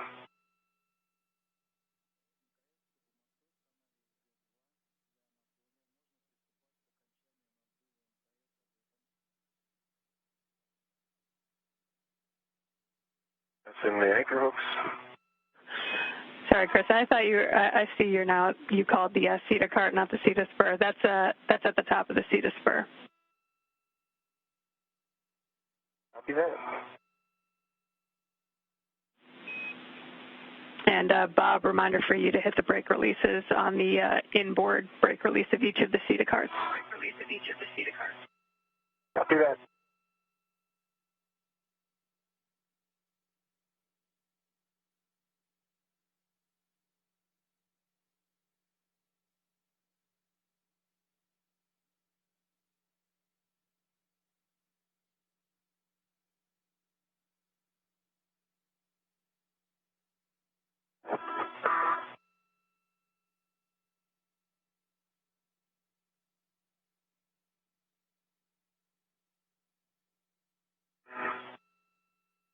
Going under the inboard CETA cart.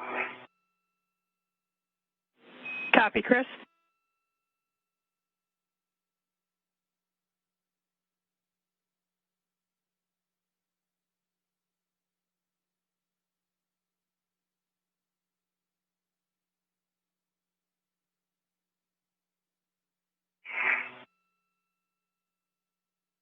Phase 1.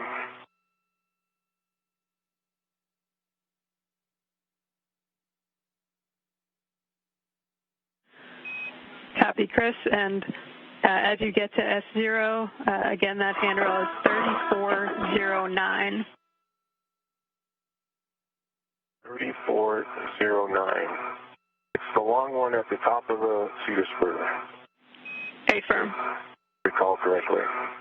Copy that. And so you'll put a rich man in there and then weave your tether down the port row of handrails on the CETA spur.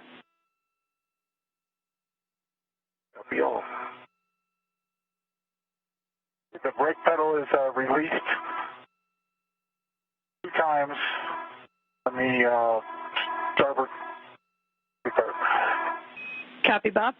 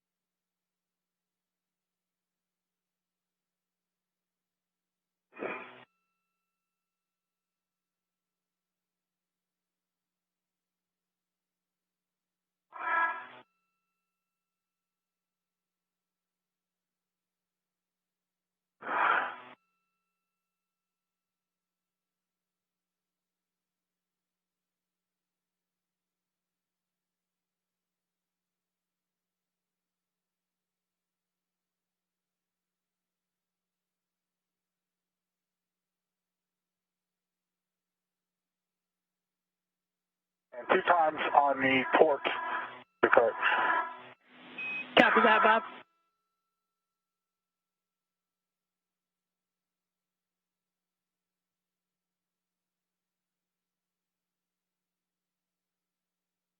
There's been a unhook on 3413. That's too high, right? I need to go down. A-firm, Chris, yeah, it's the top handrail of the CETA spur, 3409. Sorry about that.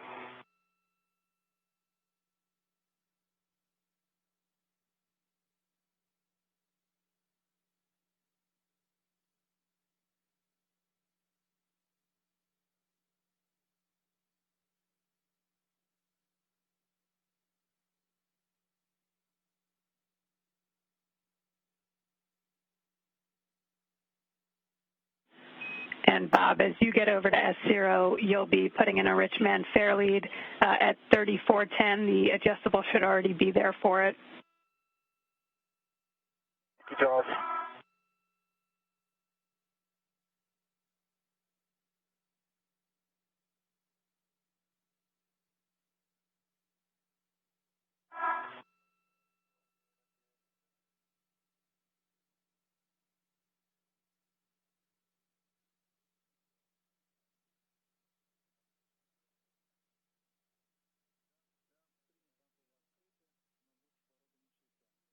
Just a sec, Bob. Sorry to hold you up.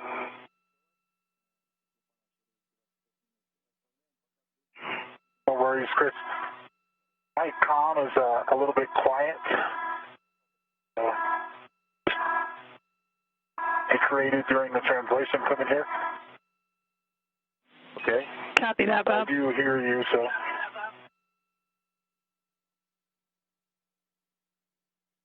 All right, Jasmine. One hook of the adjustable is on 3409.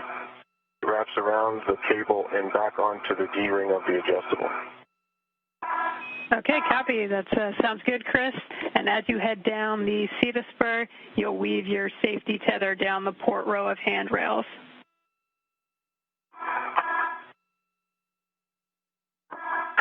Copy that.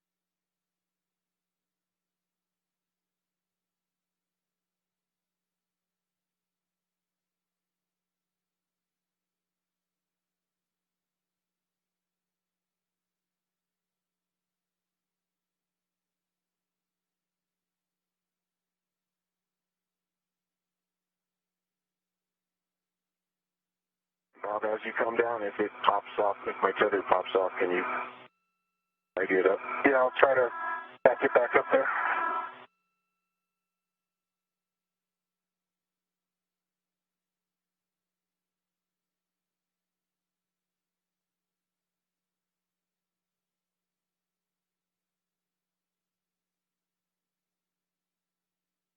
Making the transition to the airlock toolboxes.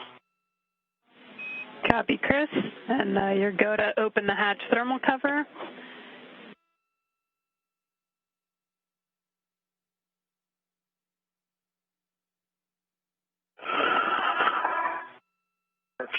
And the thermal cover is now open. Copy. You can stow your ORU bag in the airlock and attach your waist tether to the airlock D-ring extender. Okay, copy.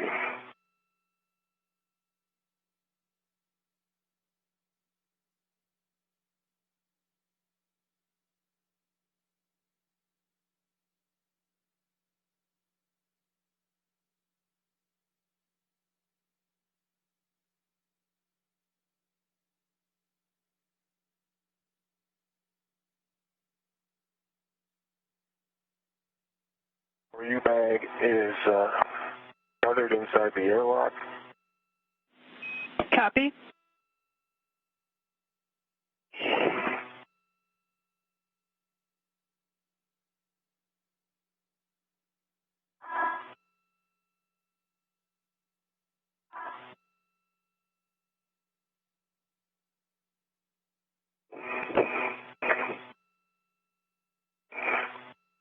Okay, I've got a Richman spare lead at 3410. Copy that, Bob. You can head down towards the airlock, and you will not be putting in any more fair leads.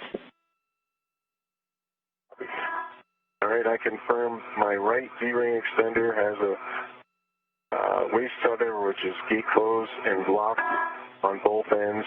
The big hook is connected to the airlock D-ring extender. Copy that, Chris. With that, you will be taking your green hook to the aft external airlock D-ring. Just make sure you tether to it first. I'm going to the aft. Copy the tethering. A-firm.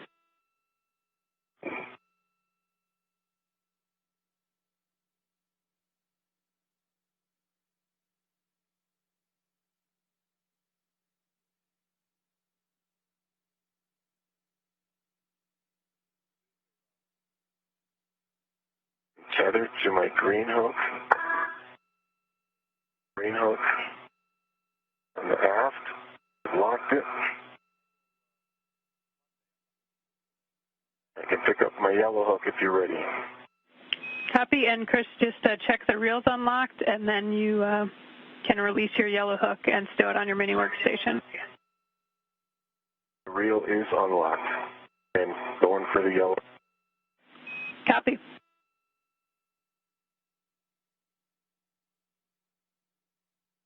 I'm at the airlock toolboxes.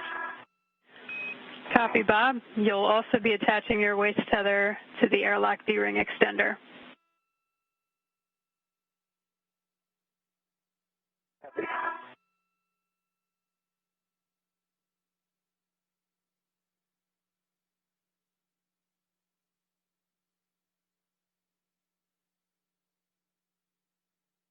Coming underneath Chris to put my waist tether in. Copy that.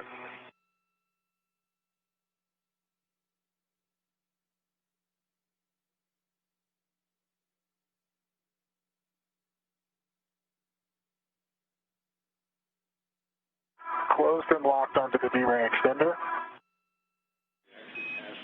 Copy, and the end on you is also closed and locked.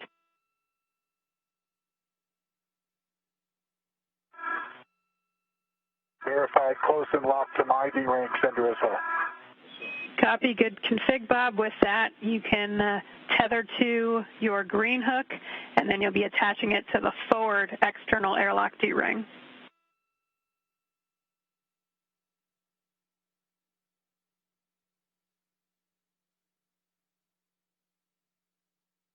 Copy.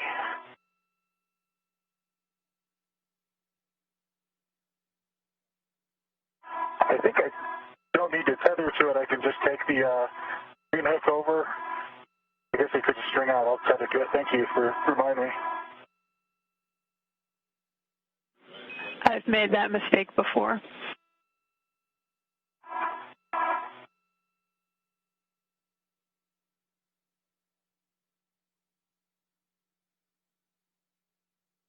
My green hook is closed onto the forward ring.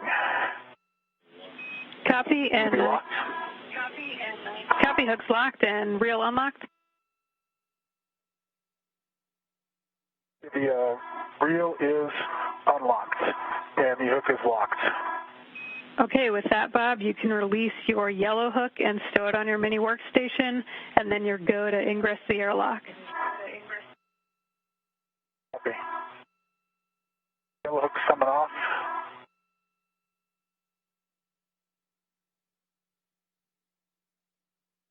On my mini workstation. Tether is really taut. Chris, this one, not much slack left in it. Not much left. Copy, and that is expected.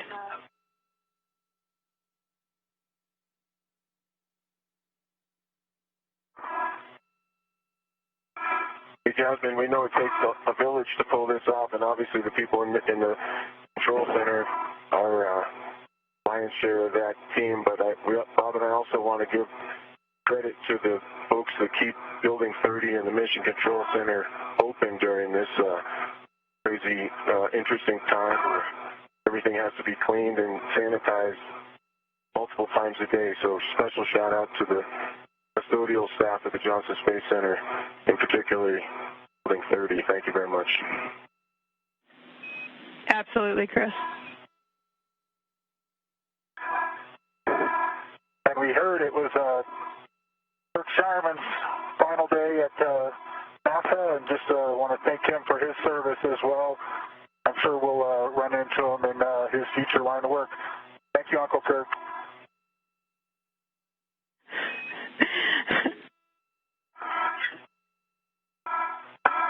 Ready for me, Bob? Yep, I'm ready.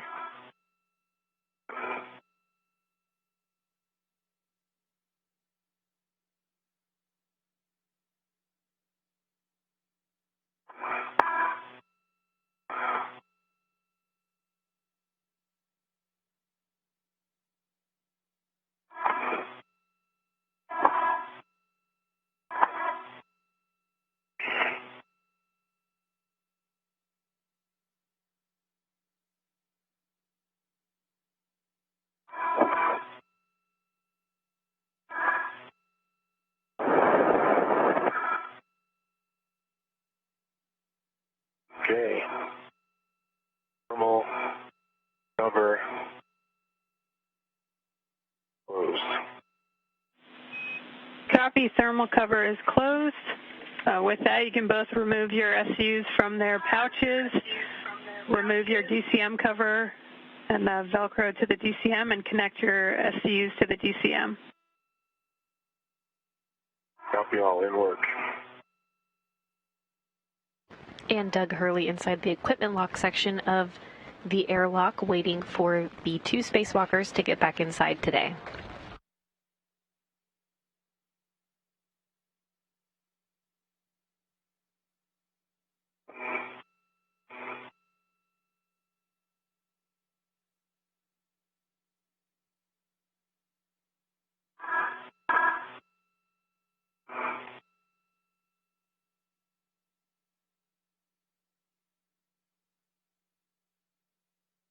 SCU closed in Mach 382. Copy, Bob.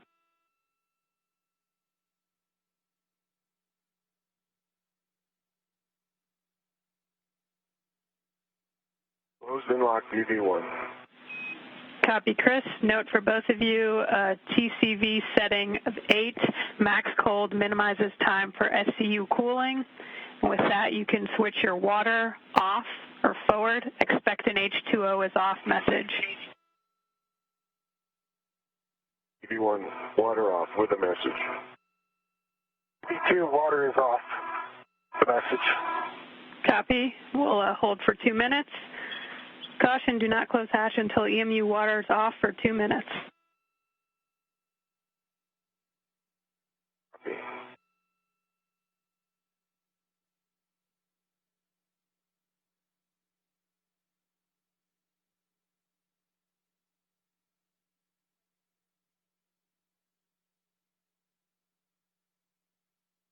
Enough room, Chris?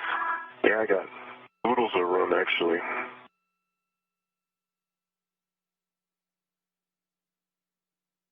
How about you? That's funny.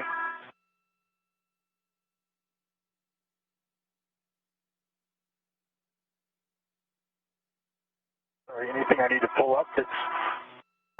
No?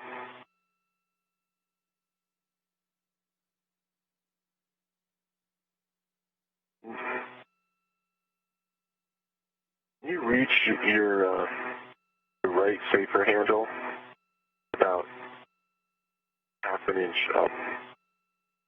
Okay.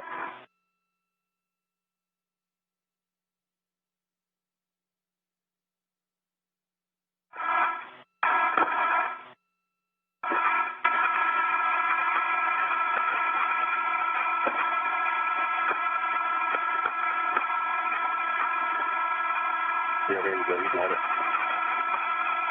Thank you.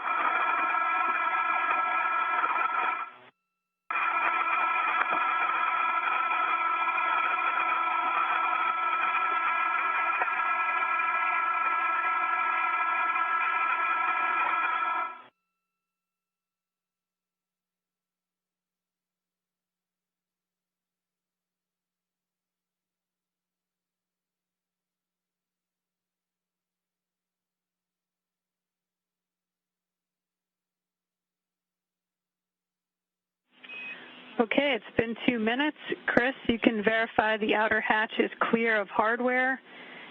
and the handle is positioned per the hatch decal.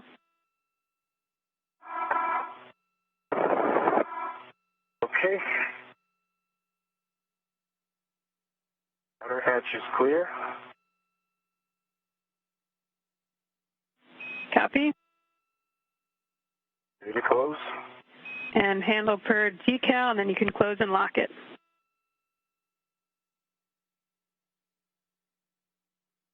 Copy that.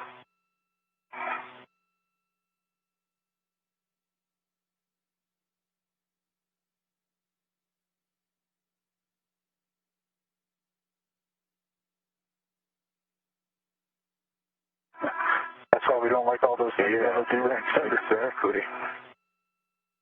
All right, double checking around the hatch. Everything looks good. I'm cranking latch direction. Copy.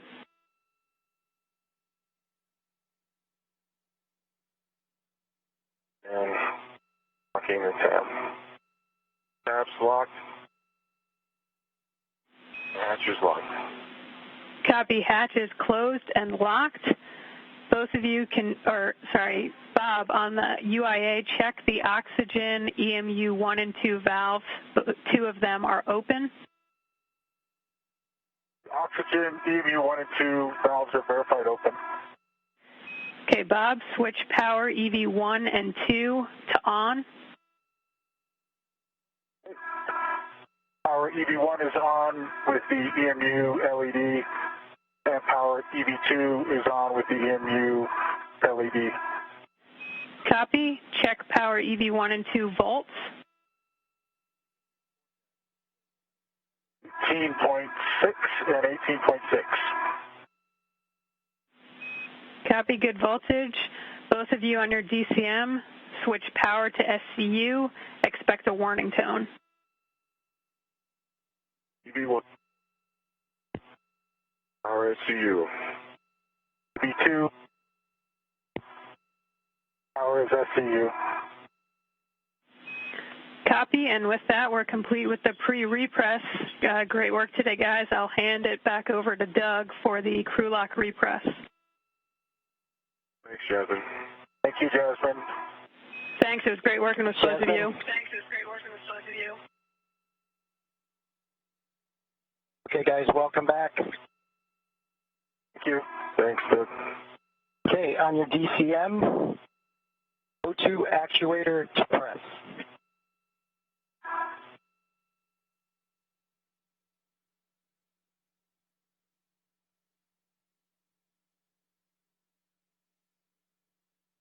For EV2, O2 position is pressed.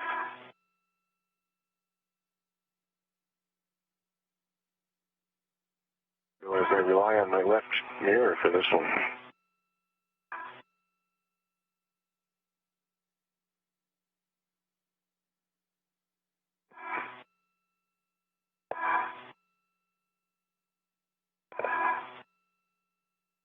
EV1 in press. Copy in press, and could you check the EV hatch MPEP closed? EV hatch MPEP is confirmed closed. Copy closed. Okay, next I'm going to start to throttle the IV hatch equalization valve. Expect an alert tone, and just to give me a call if it's too much or too little. I'll just crack it initially, and then we'll take it from there, and I'll just go on your call. Copy. Copy. Okay, here we go.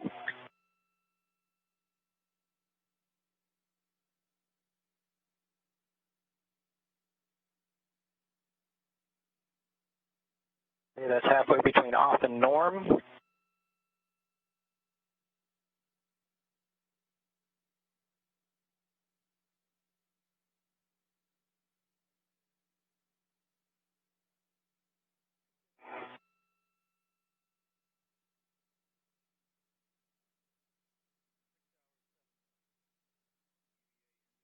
You guys are good with it? I'll take it all the way to norm. I'm good. I'm good. Yeah, the comm is really weak for me. I don't know if you can hear me.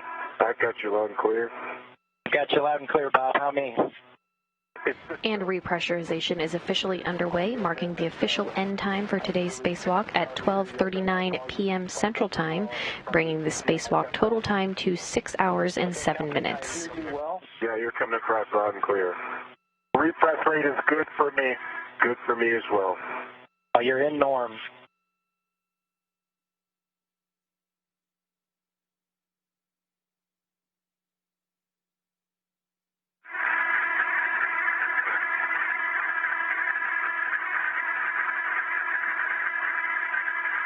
Repress rate is still good for me. Good. We're at norm. We'll leave it there. I can tell you're talking, but I can't hear you. Is any better? Repress rate is good. Good for me as well. Talk to you and me.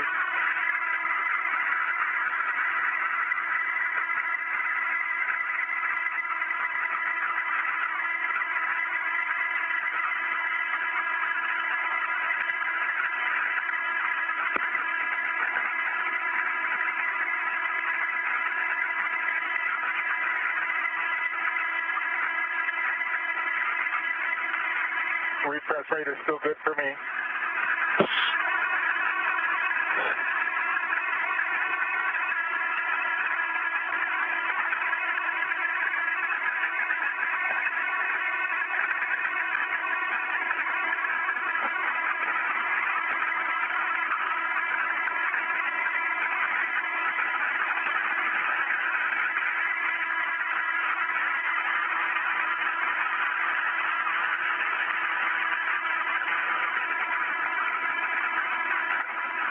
Good rate.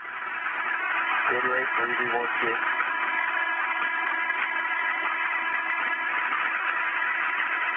Good rate.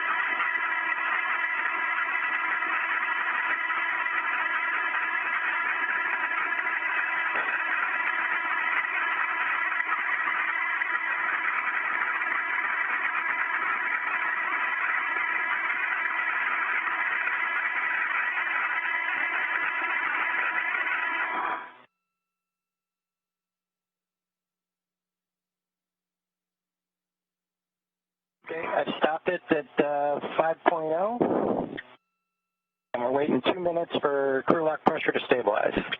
Copy. Okay, I understand that you're pausing at 5 psi for a leak check. Good copy.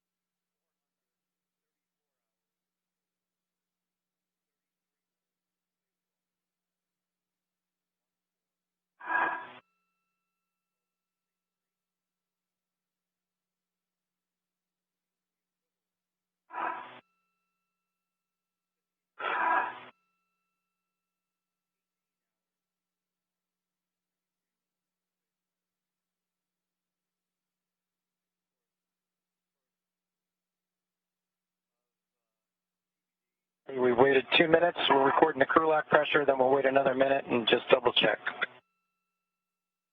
Copy.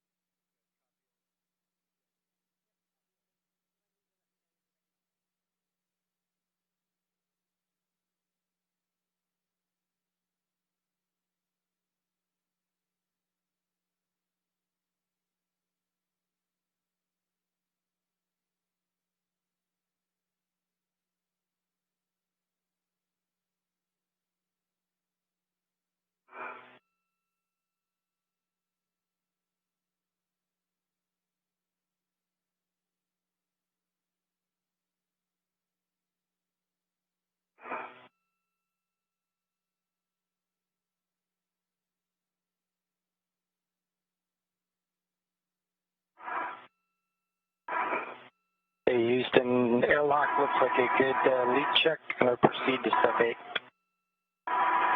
And we concur, good leak check.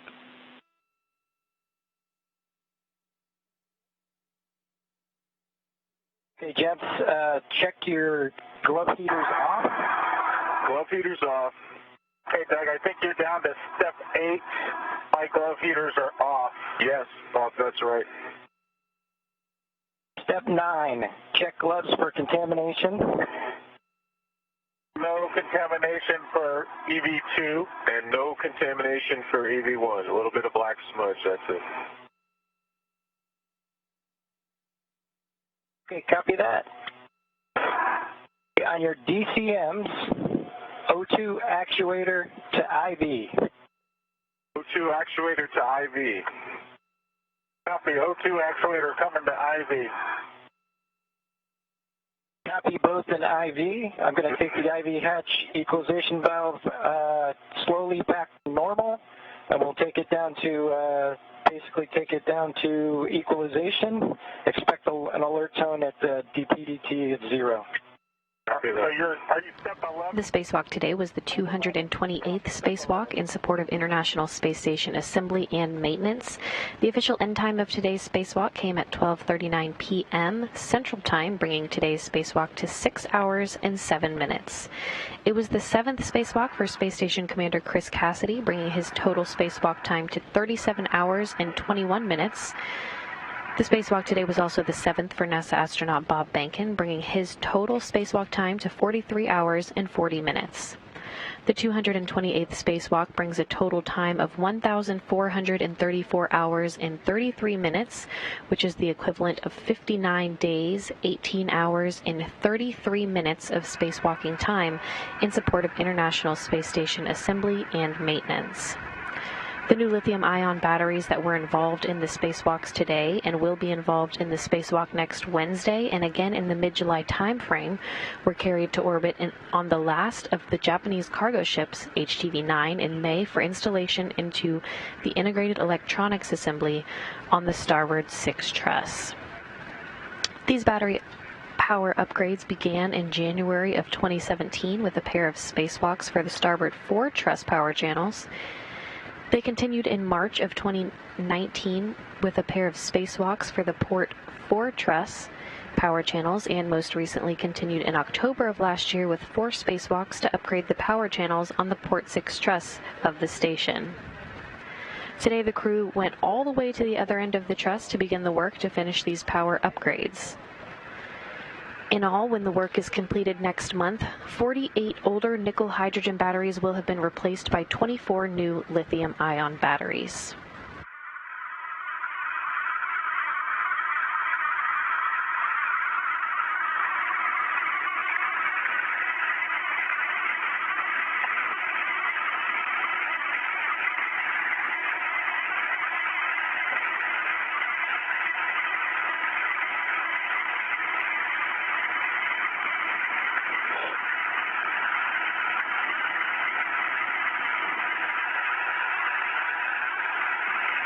Airlock on one for Delta is the first EVA first batch procedure.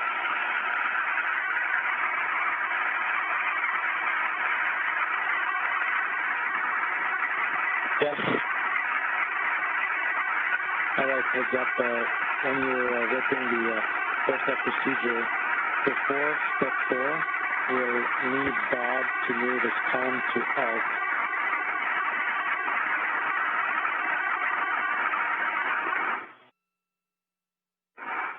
Okay, copy that.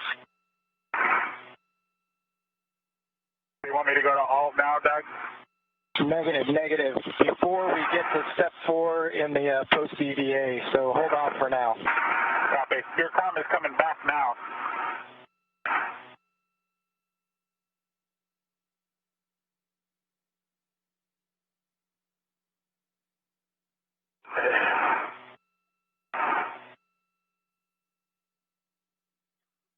Chris, have you been able to hear me the whole time? Yeah, the whole time, loud and clear. Yeah, you're loud and clear now. Oh, okay. I got you loud and clear, Bob. I've got you loud and clear as well.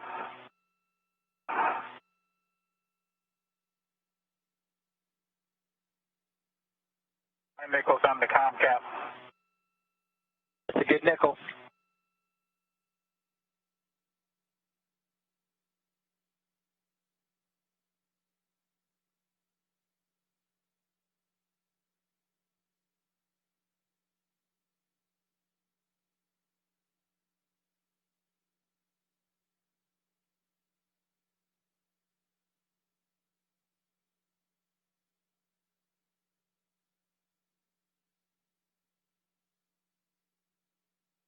All right, we should be getting close.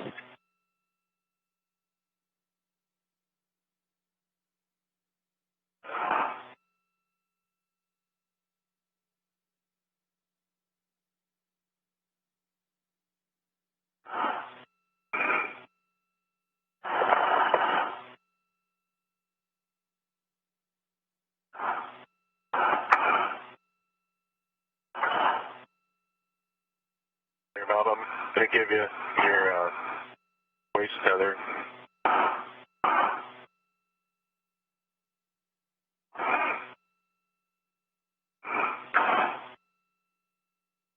Okay, anybody get the EV alert tone, DPDT?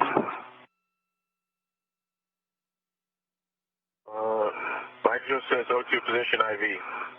Yeah, we get a little tone every time it clicks through, like I clicked on the arrow on C or something, but not nothing that was happens so often you hardly notice it. Yeah, exactly. Okay, looks like we're pretty well equalized. Houston, if you can confirm, we're ready to open the hatch. We agree with you. We're stable pressure. Go to open the hatch.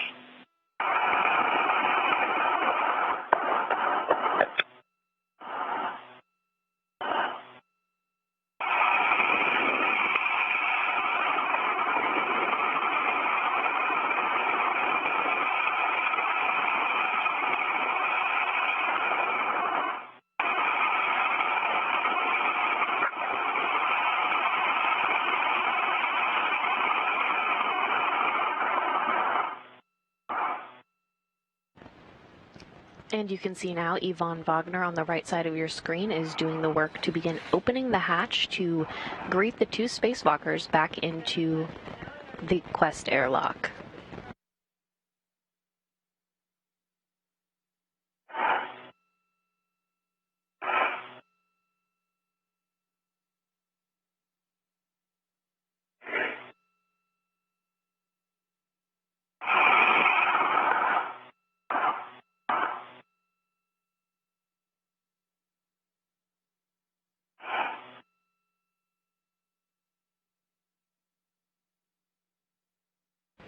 And the hatch is now opening.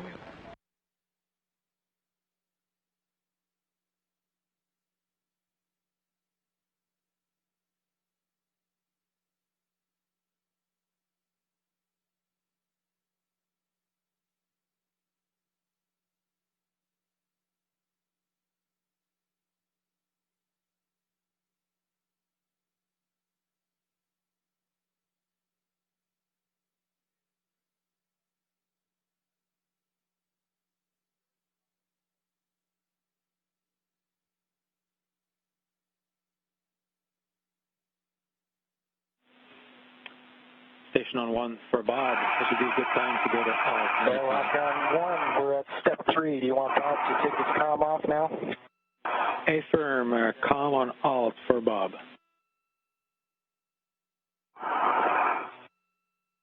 Okay, and I've got them loud and clear, so I can take my comm to alt.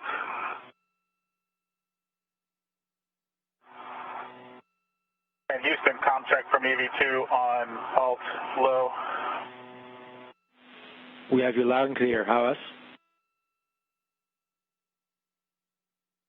I have you loud and clear. I have you the same as I did just a minute ago on Fry.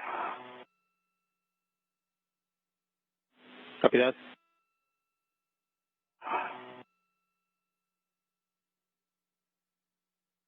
Hey, Houston, if you're good with the step 4, we'll go ahead and proceed to safer duff.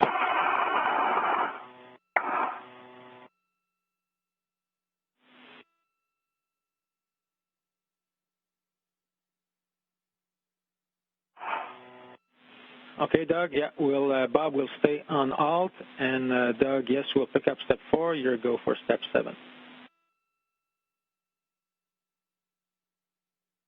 Copy, thumbs up. You'll need to release some of the, one of these, the Velcro needs to come on.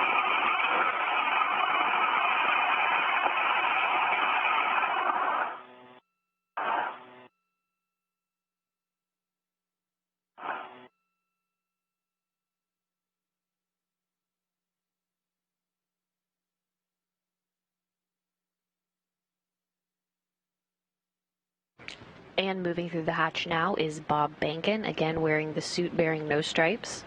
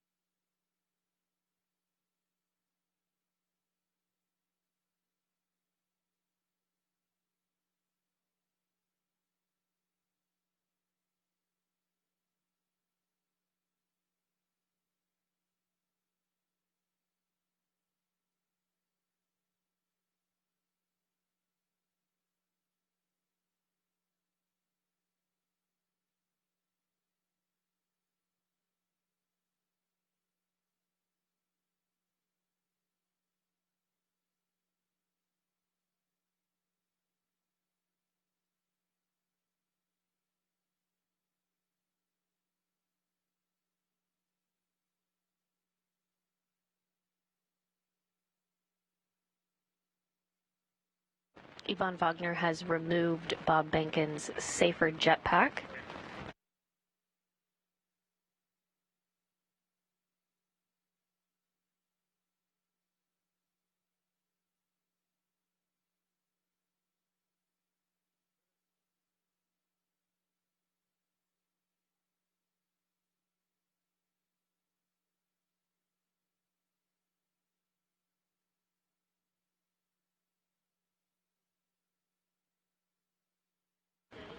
And the crew will now work to move Chris Cassidy through the hatchway.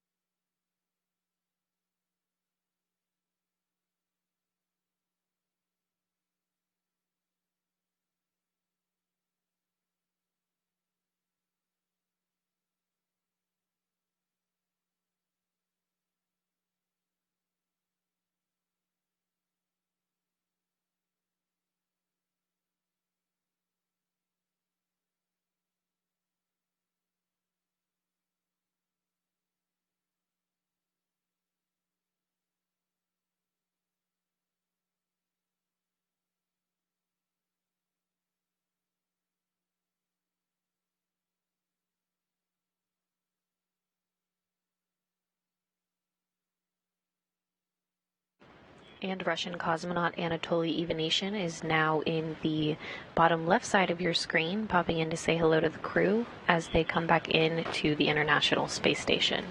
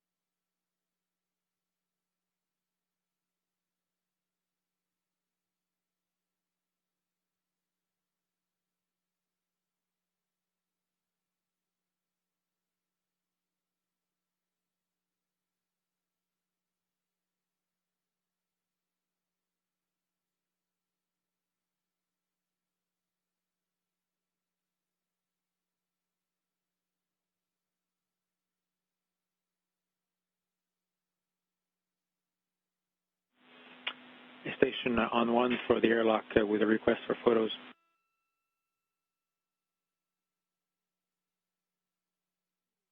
Go ahead. Hey Doug, can you take photos of the load alleviating strap on peanut number 29? We see this red line there.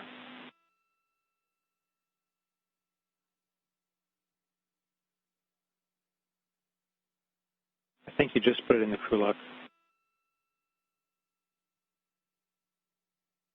Take care of it. Thank you.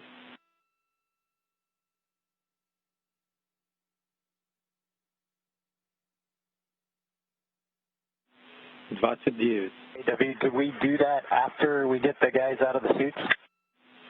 Certainly, yeah, just on your to-do list.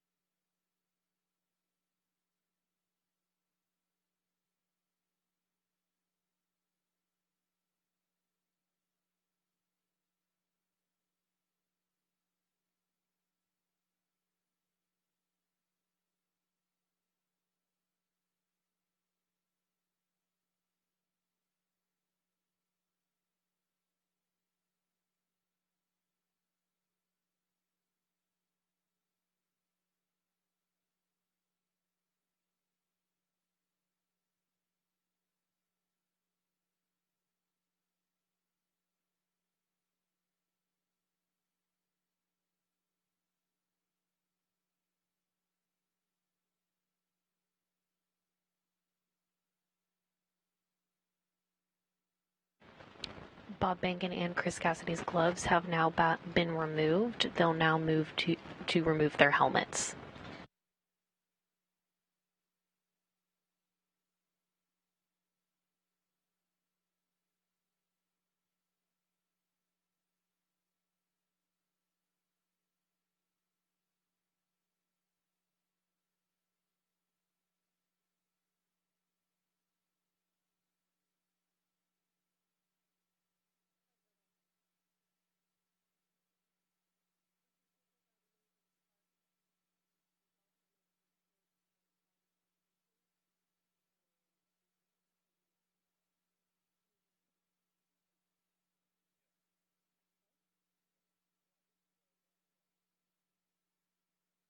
And Doug, on one, can we check Bob's Snoopy cap, see for moisture inside and if the embeds are in place?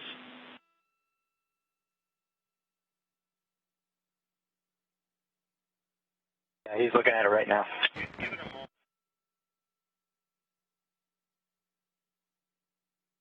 Yeah, it looks like a fair amount of moisture in both ear cups if I'm making an assessment. Okay, thanks. And are the embeds in place, those little stickers?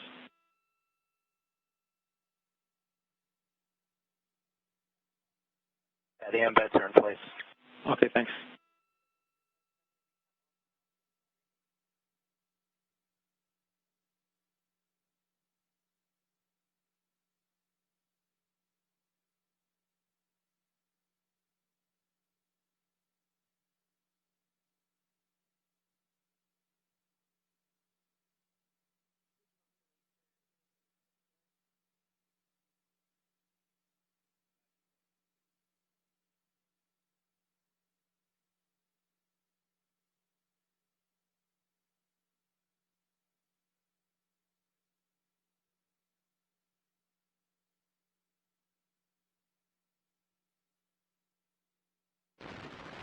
Recapping some milestones from today, Chris Cassidy and Bob Behnken were assisted in the Quest airlock this morning by NASA astronaut Doug Hurley and Russian cosmonaut Ivan Wagner, who helped the spacewalkers get suited up and run through various checks before stepping out into the vacuum of space. Doug Hurley closed the hatch at 5:46 a.m. Central Time this morning to begin depressurization. After depressurization, Chris Cassidy and Bob Behnken's suits were placed on internal battery power, officially marking the start of today's spacewalk at 6:32 a.m. Central Time. Chris Cassidy's mirror on his left wrist became detached on his way out of the hatch, and there was no risk to the crew or the spacewalk. Cassidy was still able to use the mirror on his right wrist for the duration of the spacewalk today with no issues. Following the official start of the spacewalk, Cassidy and Behnken translated to the work site on the station's starboard 6 truss to begin the work to finish power upgrades on the International Space Station. Running ahead of their timeline today, Cassidy and Behnken were also able to tackle the first and second task planned for next Wednesday's second spacewalk to replace batteries for the S6 truss's 1B channel. Having completed all of the planned tasks for the first spacewalk involving the removal of 3 aging nickel-hydrogen batteries from the truss's integrated electronics assembly and installing 2 new lithium-ion batteries in the truss, the spacewalkers had some time to remove a 4th nickel-hydrogen battery planned for next Wednesday's spacewalk and move an adapter plate into the truss to await the installation of another new lithium-ion battery next Wednesday.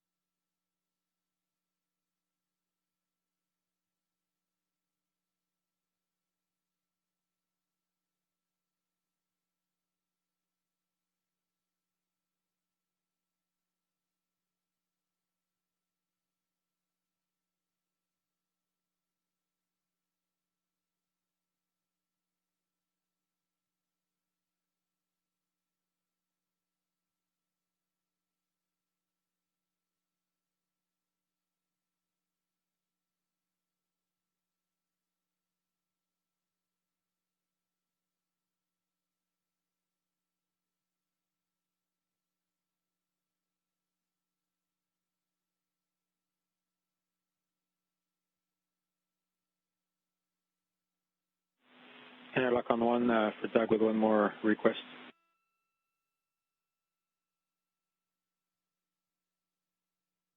Go ahead. Yeah, so Safer 18, the one that the Bob had, so we heard a report that the right handle was partly out and pushed back in. Can you just check that the door is fully closed and basically the status of the right side of Safer 18? Okay, we'll take a look.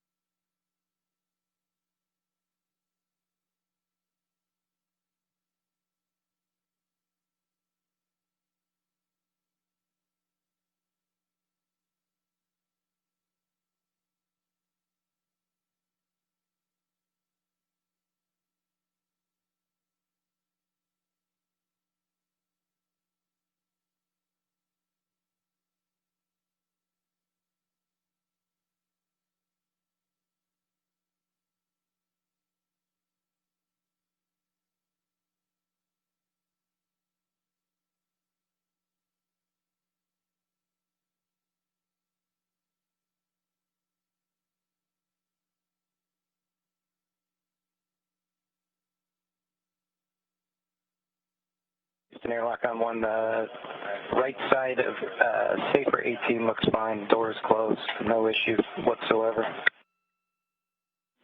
Okay, thanks for the status.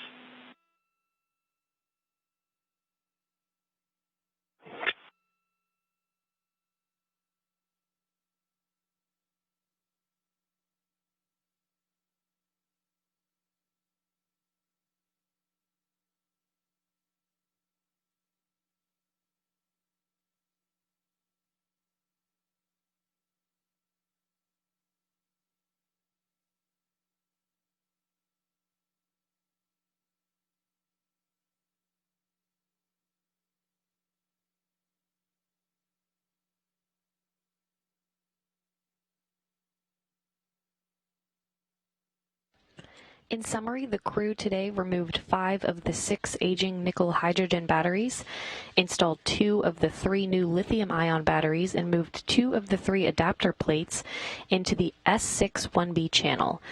Both new lithium-ion batteries are up and running and in good shape. Our coverage of the 288th spacewalk in support of International Space Station assembly and maintenance will end here, but we'll see you back here on Wednesday, July 1st for the next in a series of these battery replacement spacewalks. Coverage will begin at 5 a.m. Central Time, 6 a.m. Eastern. Once again, Cassidy and Bankin will go out to complete the first of 2 power channels left to be upgraded on the International Space Station. With Chris Cassidy and Bob Bankin safely back inside the station, that'll wrap up our coverage for today. This is Mission Control Houston.